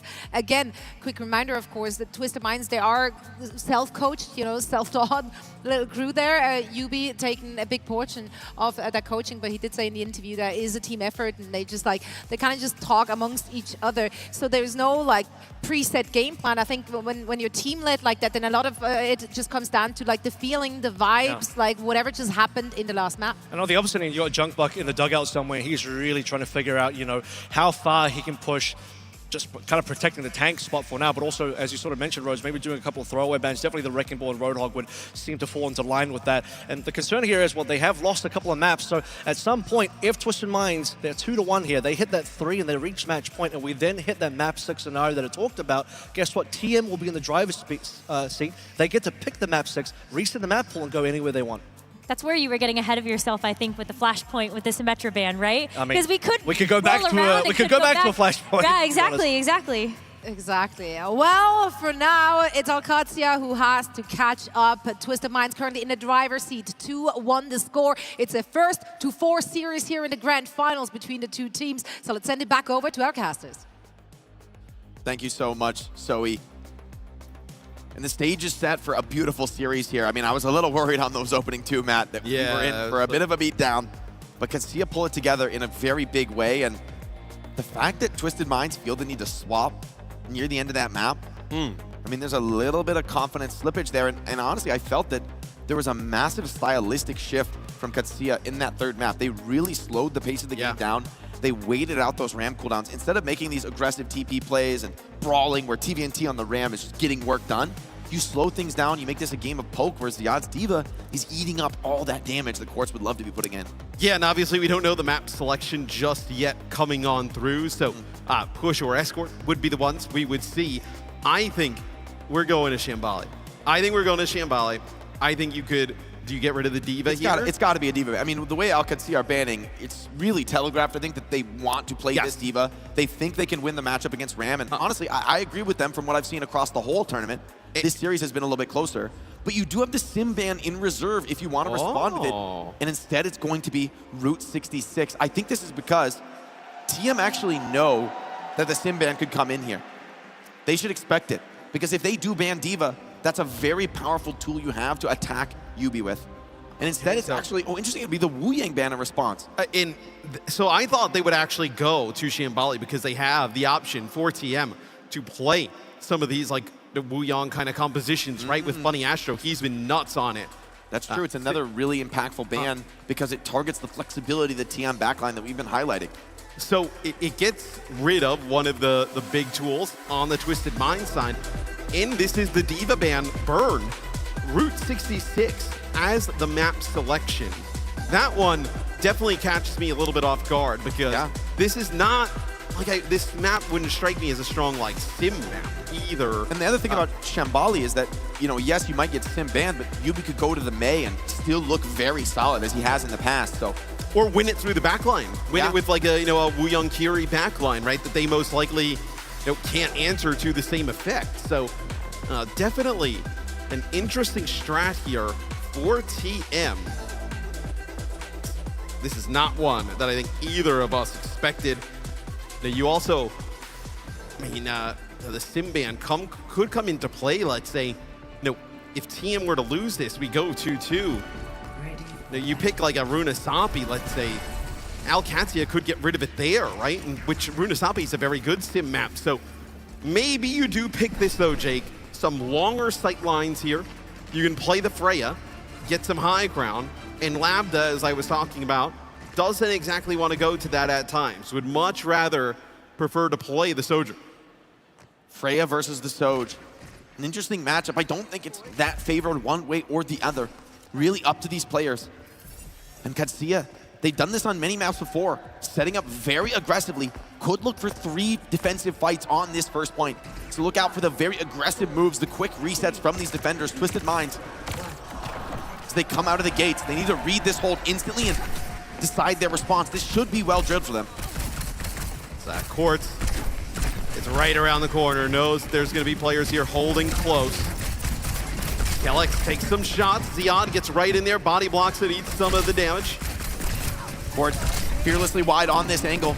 Takes a bit of pressure, but just continues to put it down. Ziad getting low, needs a lot of support to stay alive. Starting to tick down, Twisted Minds inching the cart forward. Katsuya can't allow it if they want to multi-fight this map, but Ziad just runs out of gas. Labda finds one, but this close to the TM spawn, any trade is a good one. And Labda sacking on the cart, taking the reset. Kelix as well. And Twisted Minds, they definitely look more comfortable than Alcatia playing some of these Ramatra-based comps. It's not like Ziad can't play the Ram. But this is TM's map to win. This is what TM wants to do. So, Fort's already basically near a bola shot. You see Ziad almost dead before he can even get in. Vortex thrown in. Gonna slow down the advance here from Alcat. It's a very early push from TM. If Cascade could just weather the storm, they've got a lot of cart time to give up. And as the cooldowns run low, hold on, Kelix caught in the flank, Quartz shut down. Funny Astro reading that play beautifully, and Quartz looking for more, dives in on top of the sim.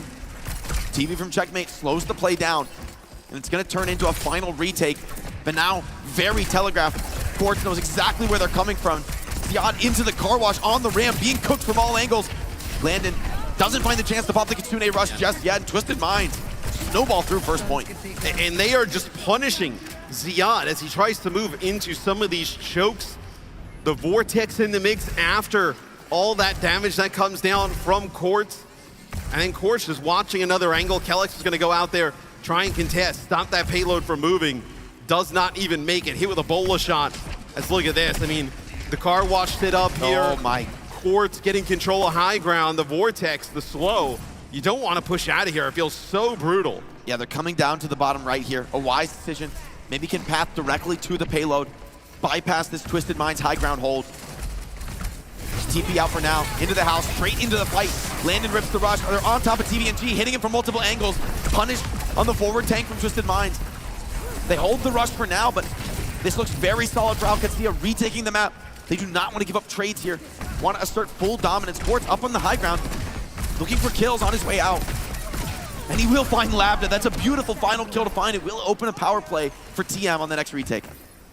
But those are the types of fights you want to take if you're Alcatia, right? You're stuck in these chokes. You go to that high ground, you're not able to get out. You have to move fast through those chokes. And they're actually able to get rid of TVNT. Now the rush comes in from Landon. They're able to get rid of TVNT. He's got the Annihilation rolling. It wasn't impactful at all. Now an unanswered rush. OC pop from Labda. The stim wall up in his face. Will he step through it? So risky to make that move. Yubi takes a huge risk coming through that. But the stim wall zones them away for now. Katsuya playing this slow. That is rush and stim wall out. I mean, these are powerful ults deployed. Katsuya staying alive. Now it's their turn. Popping the stim wall, creating all the space. Twisted Minds have to fall back. Have to play this high ground, but they're happy to have this position. I mean, this is where TM wants to play. You get control of this high ground. They're not exactly going to TP in on you. You have the cart. The map is somewhat flipped. Quartz has so much room to work. The beat protects. Funny Astro with a much later beat. TM starting to pull this card away. Ziad, the Annihilation, keeping him alive for now. Denying some of this aggression is now. Katsuya, since it's their turn, stepping up, putting the pressure onto his TM. The high ground control means everything to Labda's so incredibly low. Damage from Quartz, though, cannot get cleaned up. And it's this tool on the high ground feels so important.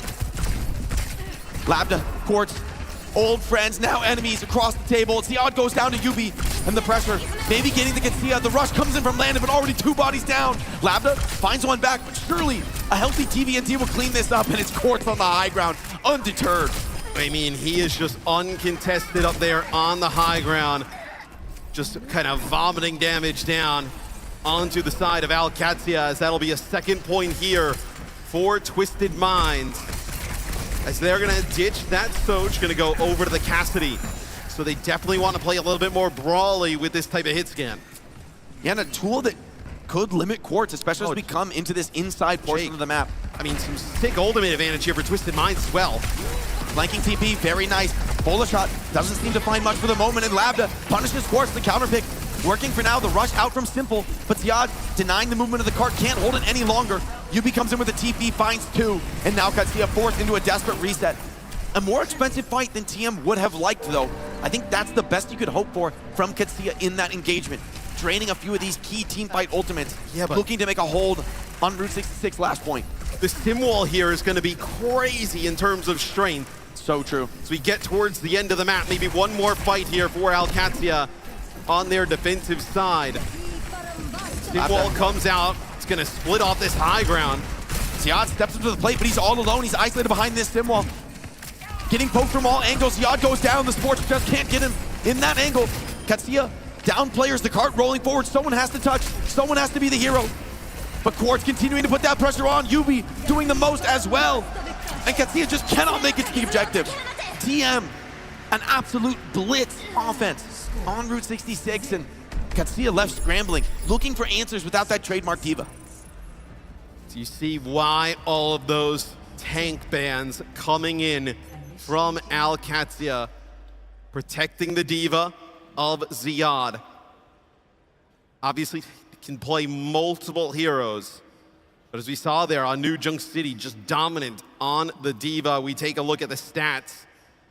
Some brutal ones on the side of Alcatia, as that was as good as it gets there from Twisted Minds on offense here on Route 66. Jake, they finished with above 2 minutes in the time bank. That's like an eternity on this map. Very difficult to complete Route 66. Yeah, to do it with more than 2 minutes in the time bank is insane. I mean, we almost never see a dominant map finish like this.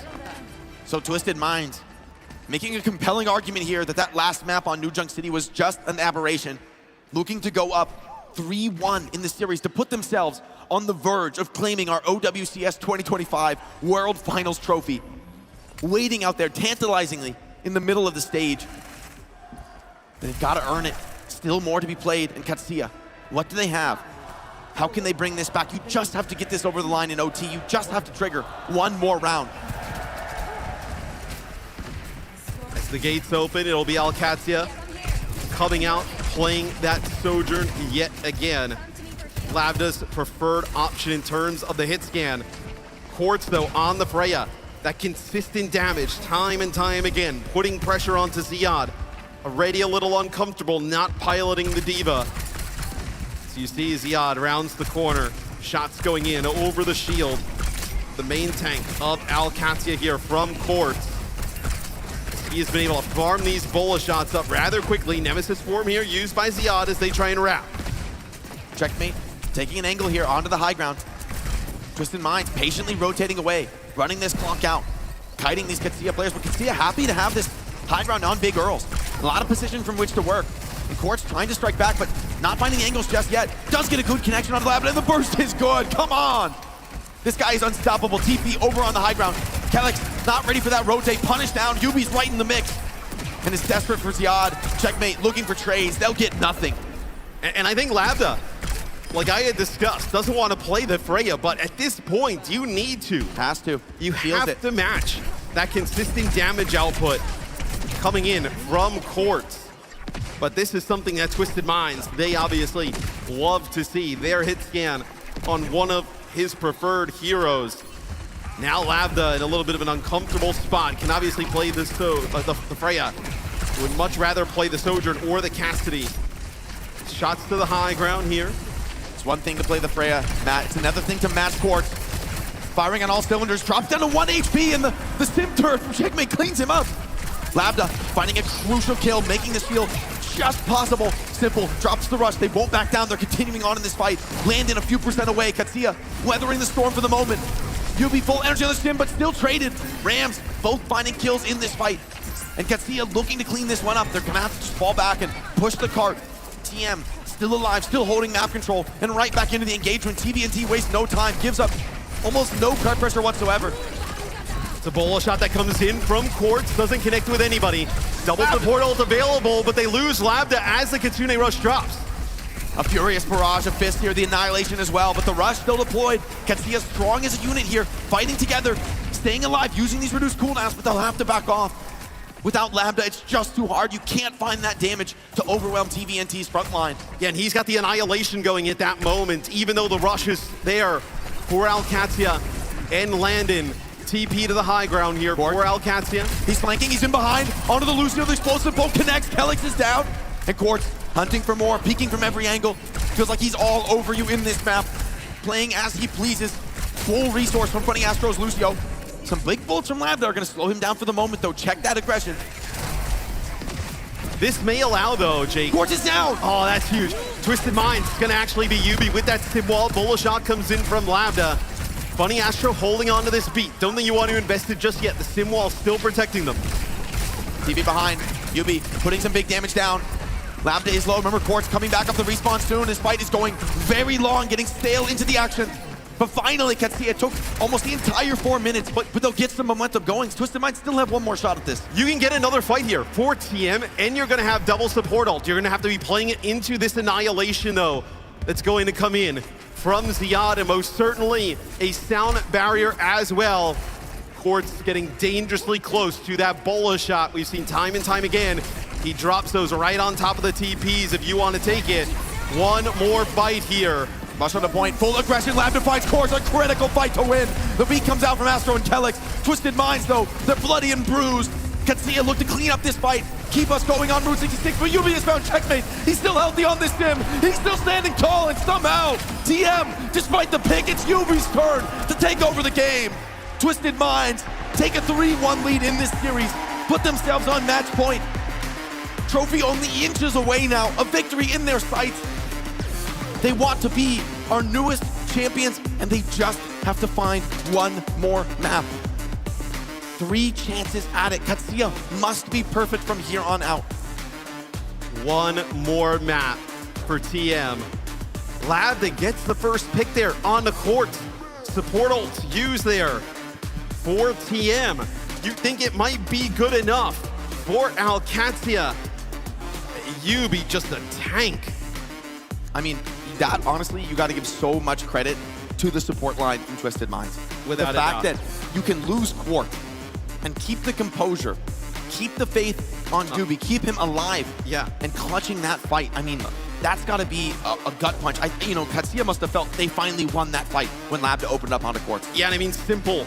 17-1, above 13k healing, above 6k damage. As we take a look at some of the highlights here, the D.Va ban most certainly pays off here for Twisted Minds. So, you know, you also see Quartz here on the Freya. Just a great map for the Freya. We thought potentially this is going to be a double, like maybe they go to Shambali, maybe they play that double flex support backline we've seen a lot of teams do. Simple and Funny Astro can most certainly do that. The Wuyong gone here, so not an option for Astro. But with that D.Va gone and playing that Freya up in the sky, extreme long ranges, constantly pestering Ziad with damage, forcing out cooldowns, and then Yubi and Co, so smart, knows exactly when to go in with that Sim TP and the mobility. And Alcatia, I mean, they put up a great fight here at the end, but no damage down onto Yubi. He is just dancing on through there, getting charged up on the Sim. And TM, they know they are in full control now of this series. You can start to see it on their faces, the excitement creeping in. They just have to stay disciplined enough to find one more map, and surely with 3 chances, surely that trophy will be theirs, Matt. So now, we go over to what will be a push map. New Queen Street or Runasapi. If you're asking me, it's most likely going to be Runasapi. A New Queen Street seems where teams would like to play the Winston, the ball, things along those lines. Potentially an option, though, for Alcatia if you want to maybe take away some of the Freya, right? Sojourn really good on New Queen Street. So we will see where Alcatia decides to take us. This is a critical test for Alcatia. It's going to be their last preferred ban of the series, their last chance to throw a haymaker, and you must turn the tide here. Ziad's D.Va, though, will be back in for the remainder of the series. That is true, Jake, but they were dealing with it early. It's just New Jung City that we see them not able to deal with that D.Va pressure that Ziad is putting on. It's the pressure all on Alcatia to clutch up. They have been so good throughout EMEA all year long. They make it to the finals of our mid-season championship. Not good enough to get it done there. They run through teams here in Stockholm to make it to our world finals, going up against their rival who lately has had their number. And in this series, that looks like what is happening here. What is the response from Alcatia? Tournament life on the line here coming in to this next map. Their map selection, their first ban. Obviously a must-win map for OWCS. You have to just be focused on this map. Just get one. Just keep the series going. You can't start to think about what lies ahead. The gauntlet, a map pool reset. If we go to maps 6 and 7 in this series, Twisted Minds is going to get a map pool reset. They can pick any map except for those that have been explicitly already picked in the series. So you could take us to Ilios. You could take us back to Escort. Reopening all of those options. So you have two incredibly powerful map picks coming down the barrel for Twisted Minds. But for OWCS, it's just a matter of survival now. Just getting to that point feels like a Herculean task. To me, it doesn't even feel like Twisted Minds is thinking about that. They are thinking that they smell blood in the water. They want to do it in one. They can get this done here and now on our next map. So we take a look. It is grand final stats from the support line here of Funny Astral and Simple. Twisted Minds backline. And we haven't even really seen them flex to some of the stuff that we've seen throughout this tournament, where Funny Astro on the Wuyong putting out insane amounts of damage has not come into play just yet. Funny Astro, just a legend of the sport in the main support role, has been at the top of his game for years and years now in the Overwatch scene. And here he stands ready to claim a trophy, a world championship in the OWCS era, flanked by Simple. And TM with the absolute throwaway ban. OWCS banned the Brig, wanting to ensure that the D.Va has full space to work with. I think wise. However, Twisted Minds just oozing confidence. Nothing they feel here relevant to get rid of. We will see OWCS there.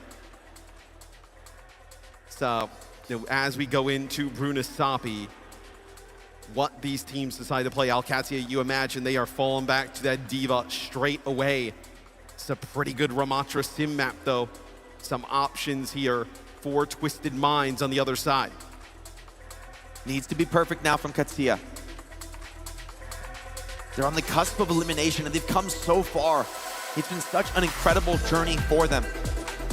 Undefeated thus far in Stockholm. It's been a beautiful run. They have not faced this kind of adversity yet in this tournament. The last time they were in a grand final, they couldn't get it done. And I'm sure those moments in danger of being replayed over and over again in their minds for these players. This is the culmination of not just this year, but years of effort. Nearly a decade of Overwatch experience here on some of these players. And it all comes to this, having to dig deep in a disadvantaged scenario when it just feels almost impossible, when people might start to doubt yourselves, might stop believing. OWCS have to just dig and find that strength. Someone has to step up big time on Runasapi to just keep them alive in this series, just to get deeper, just to have one last chance, a couple more attempts. And OWCS have to throw everything into this one. Tournament life on the line. World Finals on the line. As we head into Runasapi, we had showed the bands a little bit earlier, talking about it. Is OWCS getting rid of the Brig? So this is even to empower Ziad even more. They feel like their win condition is Ziad doing performances like he had on New Queen Street. And for Twisted Minds, one more map standing between you and a world championship.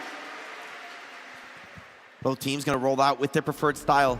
OWCS, can they find this boa constrictor feeling, just playing it slow, grinding out the cooldowns, or will Twisted Minds be able to swarm over them, connect from these fists of fury? TVNT's Ramatra has been devastating in these brawls. You've got to keep it controlled. You've got to stay focused. OWCS, though, the pressure is immense and mounting. TPs come down from both teams. OWCS so low. OWCS take it just for a little bit, but they do take some damage from it. Nice disruptor shot. Yeah, Labda getting a lot of value with that. And TVNT has a defensive form here. So OWCS are going to start to pull this card away. Instead, they turn to put the pressure on. Checkmate goes down, but Labda has found the trade. Yubi, though, getting energized, has clutched out fights before in this series. Labda with the second. This is a perfect time for him to come online in this series. Needs more and finds it. Now Twisted Minds, it's just Quartz and TVNT trying to stand tall. Labda tries to dive in, but the Mega snatched away. TVNT still in this fight. Ziad, maybe enough health to get this done. The Matrix denying any chance. Can he stay in the suit? Just barely. Landon takes out Funny Astro, and I mean, a fight just doesn't get much closer than that, Matt. Yeah, I mean, an all-out brawl to kick things off where Alcatia comes out on top. For a second there, I was a little bit worried, Jake. They were allowing Yubi on that off angle to start getting the beam rolling on the Sim, that ramping damage. He was fully healthy. And finally, they're able to take him out. It's, oh, you lose Kelix here at the start. That's a disaster of a first blood there for Alcatia. You lose the Lucio, not everybody else able to make it out. You don't gain much progress at all there for Alcatia off of that. That's a painful one. Kelix has to keep his composure in this spot. That puts Funny Astro in the driver's seat with a lead on this sound barrier charge. Lambda does get his one. He's been rock solid in this series, despite facing off against Quartz. I mean, few players could be so confident. Lambda does have that first OC, but it's a hard place to open up. This is a massive fight coming up here. Twisted Mind's gonna have absolutely everything to work with, could make a strong push towards checkpoint. They win this next fight. They push TVNT up onto the card here. TP comes in, OC from behind. Takes the TP, gets the wide angle, but isn't finding the connections just yet. Simple has pumped that Kitsune rush. Whoa, slide forward from Lambda, so aggressive.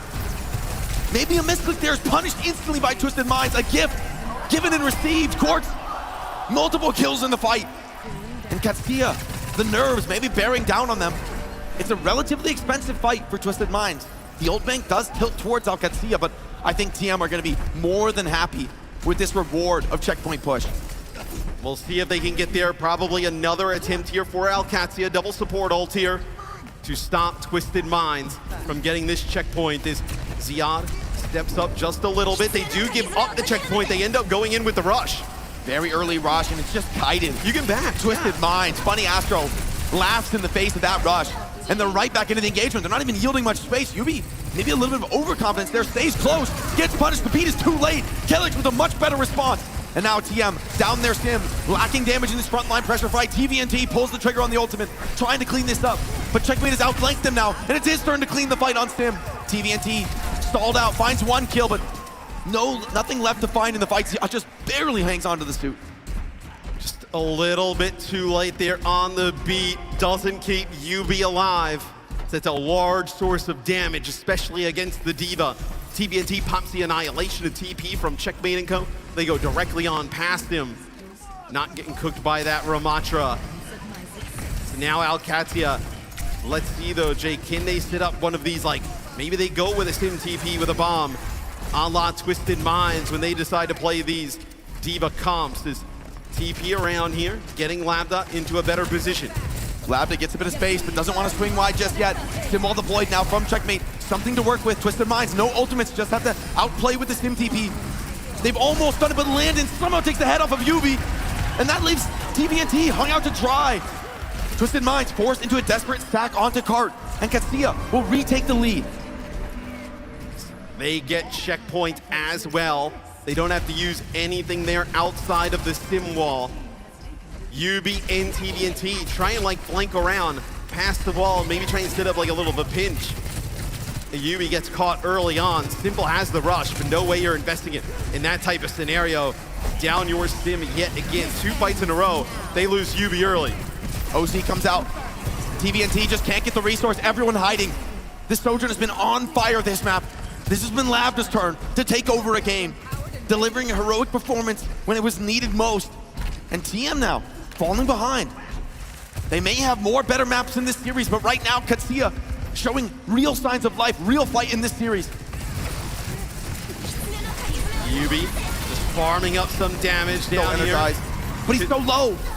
Kitsune rushes on both sides. Ziad actually finds Yubi here, so get rid of this Sim yet again early on, and now Ziad can go to work. He's doing everything in this fight. TVNT has that Annihilation rolling. The self-destruct will zone him away for now. And Katsuya just getting meter after meter of progress, building up this lead, building up this advantage. They don't need to commit in this position. Playing slow for now. Discretion the better part of Valor. Twisted Minds, though, it's their turn to clap back with an ultimate. Bank, and Quartz doesn't even need it. Finds that opener onto Landon, and Katsuya in a sloppy reset. But they've got a lot of lead to work with, Matt.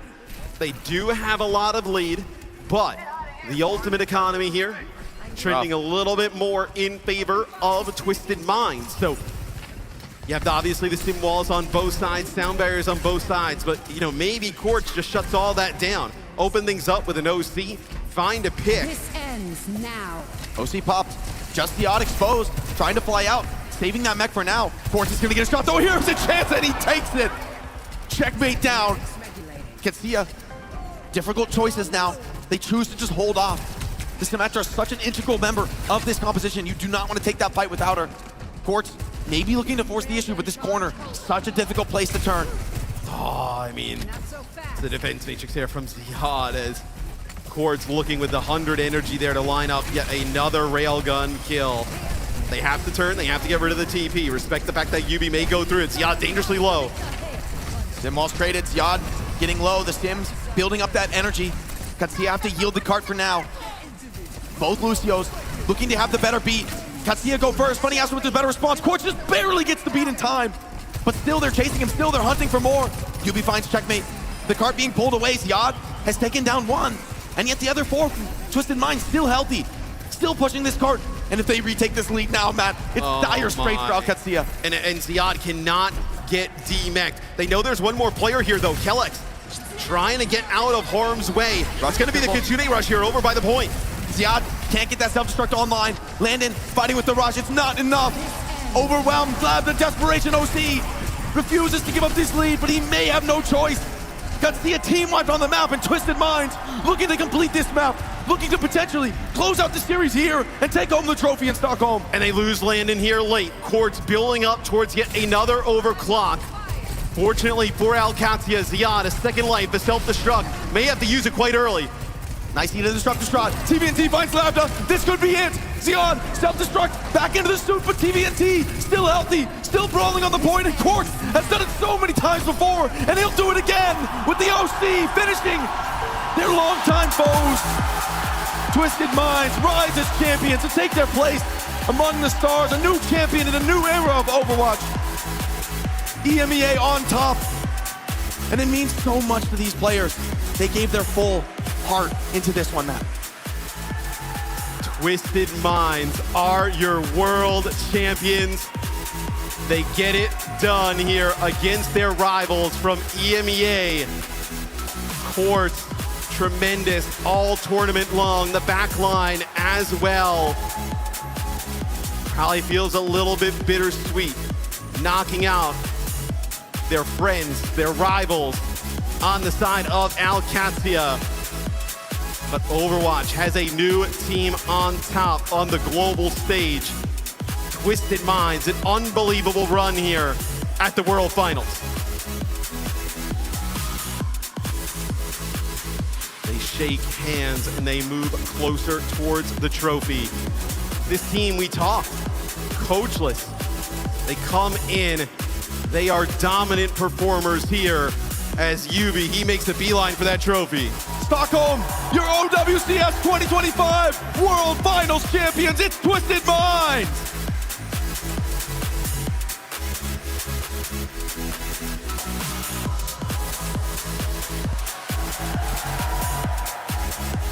Some of these players have had great moments from World Cups in the past. And now, the OWCS World Champions here in 2025. Quartz, phenomenal all tournament long on the hit scan. TVNT, really it was him on the Ramatra, right? Playing D.Va for a lot of the tournament, going to the Ramatra here in the finals, made a huge impact. You can see Alcatia, they were a little bit worried about some of those bans, needed to protect that D.Va at all costs. Psycho, sometimes the coach, sometimes in the lineup. That is it for me and Jake. Thank you very much for joining us here for our World Finals. But let's go to Adam and Danny on the stage with our world champions, Twisted Minds. DreamHack, would you please one more time make some noise? Your 2025 OWCS World Champions, Twisted Minds! What a moment! What a moment, what a moment. We'll give them a second to enjoy their time in the spotlight. You're world champions, everyone. All right, let's get some more, let's get some order. Congratulations, congratulations, Twisted Minds. Let's get you guys just lined up here for a second before you, just come forward here, fellas, come forward here. Come forward here, Japs, come this way, come this way. Congratulations, you are world champions. Of course, how does it feel to be a world champion right now at this moment? It feels so nice. The team worked so hard for this moment, and I'm very thankful that we became world champion today. Simple. Fantastic stuff today. You guys finally made it. You guys are the world champions. How are you feeling? 지금 일단 우승까지 끝까지 달려서 열심히 하셨습니다. 지금 소감 한 말씀 부탁드릴게요.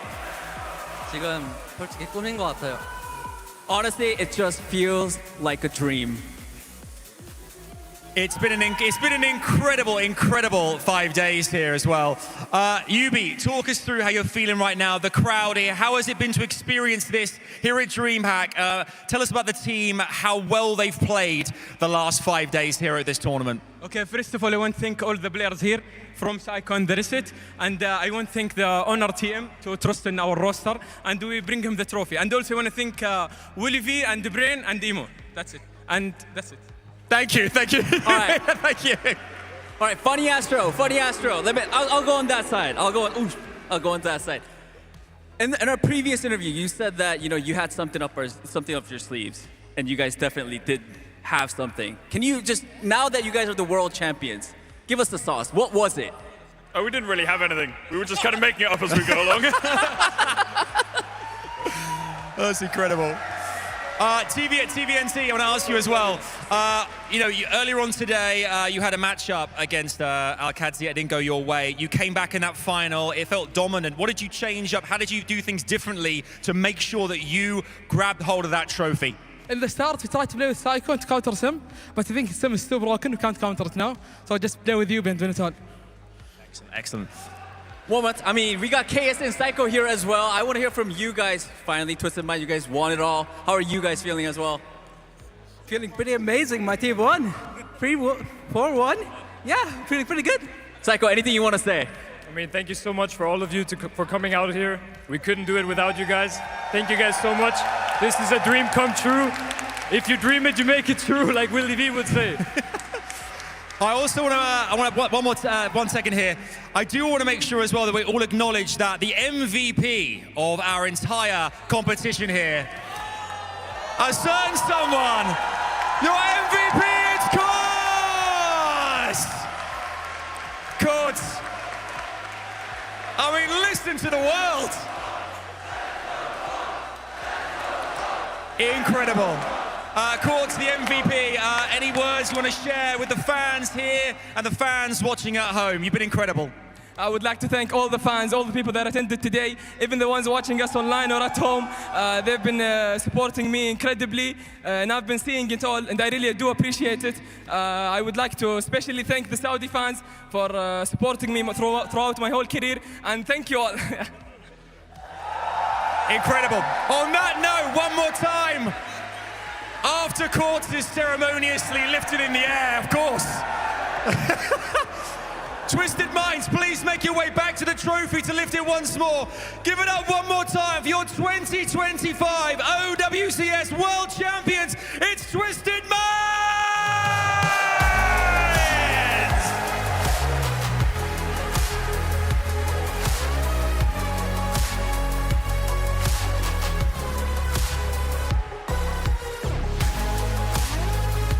The salty lower bracket run completed. History has been made today. Two teams finding themselves at the very end in our grand final here for the World Finals. And it is Twisted Minds coming out on top of this one. You saw how much it meant to these players on that very stage.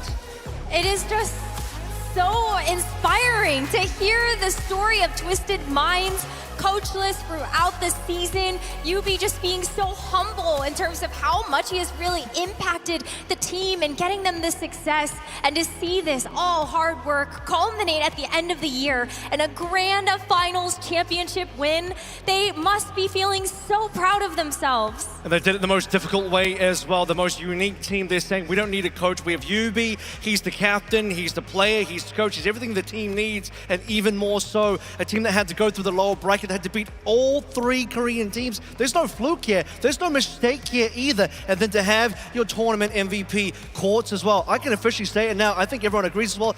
He's the best hit scan in the world. He went through Merit. He went through Proud. He went through Lip. There are no further questions. An unreal performance every single day of the World Finals as well. Like, even when things seemed to slow down for the team, Quartz picked it back up. He was hitting those shots. Absolutely phenomenal. And we have to talk about the fashion with which Twisted Minds has gotten this done. They did not take that sim mirror in the upper bracket against OWCS. OWCS, they don't seem to win those sim mirrors against them, even though they win it against every other team in the world. But against OWCS, they do not bust it out. And to make that switch here in the grand final and commit to it, incredible. So funny that Funny Astro was just like, yeah, we were kind of making it up along the way, but I think that you have to give so much credit to the leadership that Yubi does bring to this roster. The entire team working together to make sure that they can actually have the correct strategies to be able to deal with this OWCS squad. We've talked about their win-loss record throughout the 2025 calendar year, whether it's been a part of the Overwatch Champions Series or a part of the Saudi E-League. It was OWCS leading the charge. They had 10 match wins versus 9 match wins for Twisted Minds. But at the end of the day, Twisted Minds, they do get the win, and they're able to equalize that. I'll tell you what, there's nothing made up about this grand finals victory here and this entire warpath for Twisted Minds. And it goes back even further than Stockholm, goes back even further than OWCS 2 years ago at BlizzCon, at the Overwatch World Cup. 3 of these players, KSA on the bench, on this Twisted Minds roster, but on the Saudi World Cup roster, alongside Yubi, alongside Quartz, they won the Overwatch World Cup in 2023. We asked the question back then, is this the rise of these Saudi players shooting up the ranks in terms of their own personal skill? 2 years later, through the OWCS, they proved themselves up against the very best of the best. Again, no further questions to be asked here. They came across and defeated all challengers to say that now, not only are they the best, but Europe, EMEA, maybe in general, are the best. I mean, Labda was on the part of the second place roster, OWCS. So I think you're right on the money. The Kingdom of Saudi Arabia, this has been their time to shine. All of these players really coming out. And I think a lot of that is in part to the Saudi E-League. You have such a major proving ground for a lot of these competitors, and they're able to prove themselves not just there, but also on the international Overwatch World Champions stage. And just, I hope they're able to enjoy this moment. Look at how happy that confetti made Funny Astro. I absolutely love it. Yeah, they get their opportunity in the light here, posing with the trophy that they get to take home after this incredible year. Because it wasn't just today. They have been so dominant in their region as well. It was fantastic to see them just a few months ago in front of their home crowd as well, stepping it up to another level with the fans right in front of them there as well. Yeah, and just so happy for these players. A lot of them have had such long careers as well. Talk about guys like Funny Asher, who's had a long career in the Overwatch League and has had tastes of success then. But since then in the OWCS area, it's just been a lot more difficult. Again, guys like Psycho saw some really overlooked players, some newcomers, TVNT, all of these guys that really haven't had the opportunity. We never thought that within 2 years of the OWCS that they could overcome the entirety of the region of Korea to do this. I mean, never in my wildest dreams could I believe that not just this one team, but 2 teams, and maybe even further in the future. A lot of questions now being asked internationally about how we're going to start ranking things. Is the age of Korea over? The hegemony of Korea dominance has finally ended in the year of 2025. And that just means going to next year in 2026, anything is possible. Psycho said it, if you can dream it, you can believe it. Yeah. Put that one on a t-shirt, honestly. That's quotable of all time. But honestly, it's just been really working for them all year long, playing this particular composition. They were dominant with it. And even though everything was viable for other teams, there was just no real counter when you go up against them specifically. It may have worked against other teams, but they fought their way with this symmetric composition all the way to the grand final. This is the journey that they took, that had to take a dip into the lower bracket in order to make it. That's the thing, right? They had to play through so many different games. They had to play through 3 Korean teams. They had to go through the lower bracket. They had to play through 3 matches just today, including the grand finals, which is the first of 4 as well. So really, I mean, there's just nothing else to really be said about how much effort they had to put into this win. They left it all out there.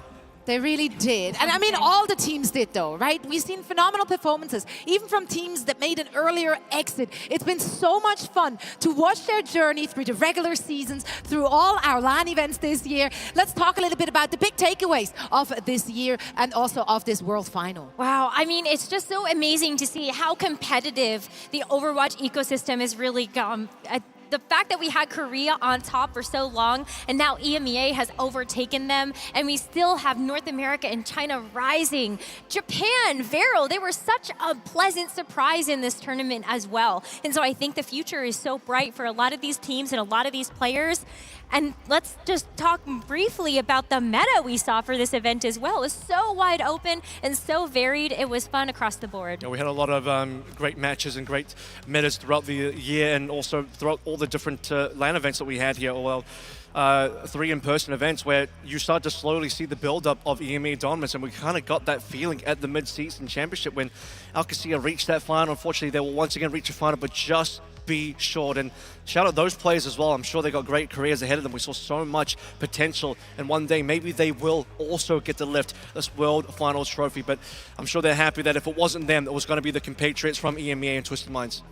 Yeah, I think throughout the year, throughout this competitive season, we saw a lot of new faces taking to the imaginary stages as well during the regular season. I think a lot of those players we will be seeing back again next year. Necra, Arrow, thank you so much for joining me here on the desk. It's been an absolute pleasure of being able to pick your guys' brain. Of course, also a massive shout out to all of our casters calling the action throughout the last couple of days.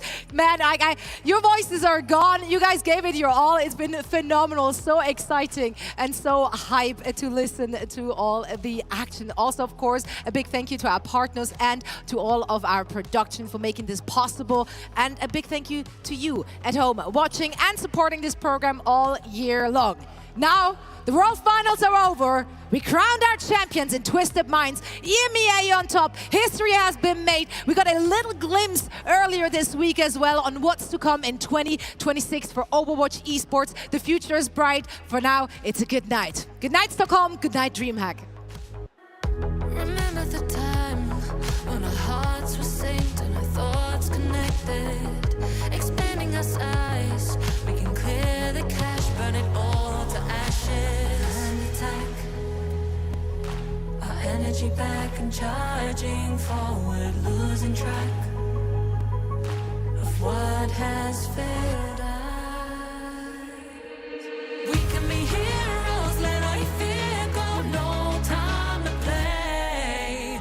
You're not alone, no stops in the road, the fallen pave our way. We can clear the mess with 1,000 marching steps. Nothing stays broken, nothing ever stays broken. While the world is burning broken, keep your unity loaded. While the world is burning, keep your head held proud. When the cities crumble, scream their name out. When the world quakes underground.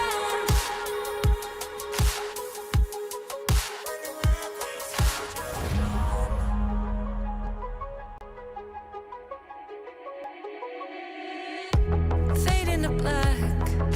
A new scene starts and the stars we're charting, defining the map when we pull the trigger and attack. Our energy back and charging forward, losing track of what has failed us. We can be heroes, let our fear go, no time to play. You're not alone, no stops in the road, the fallen pave our way.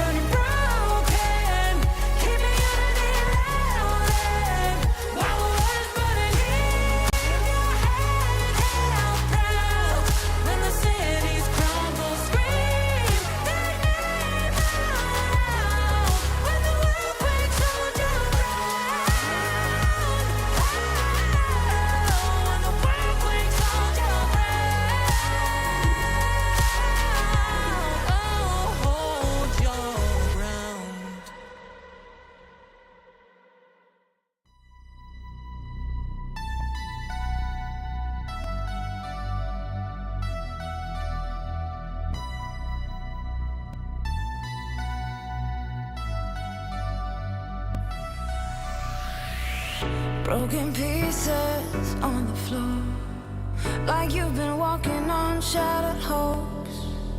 I can't believe I didn't see, but now I make you nothing but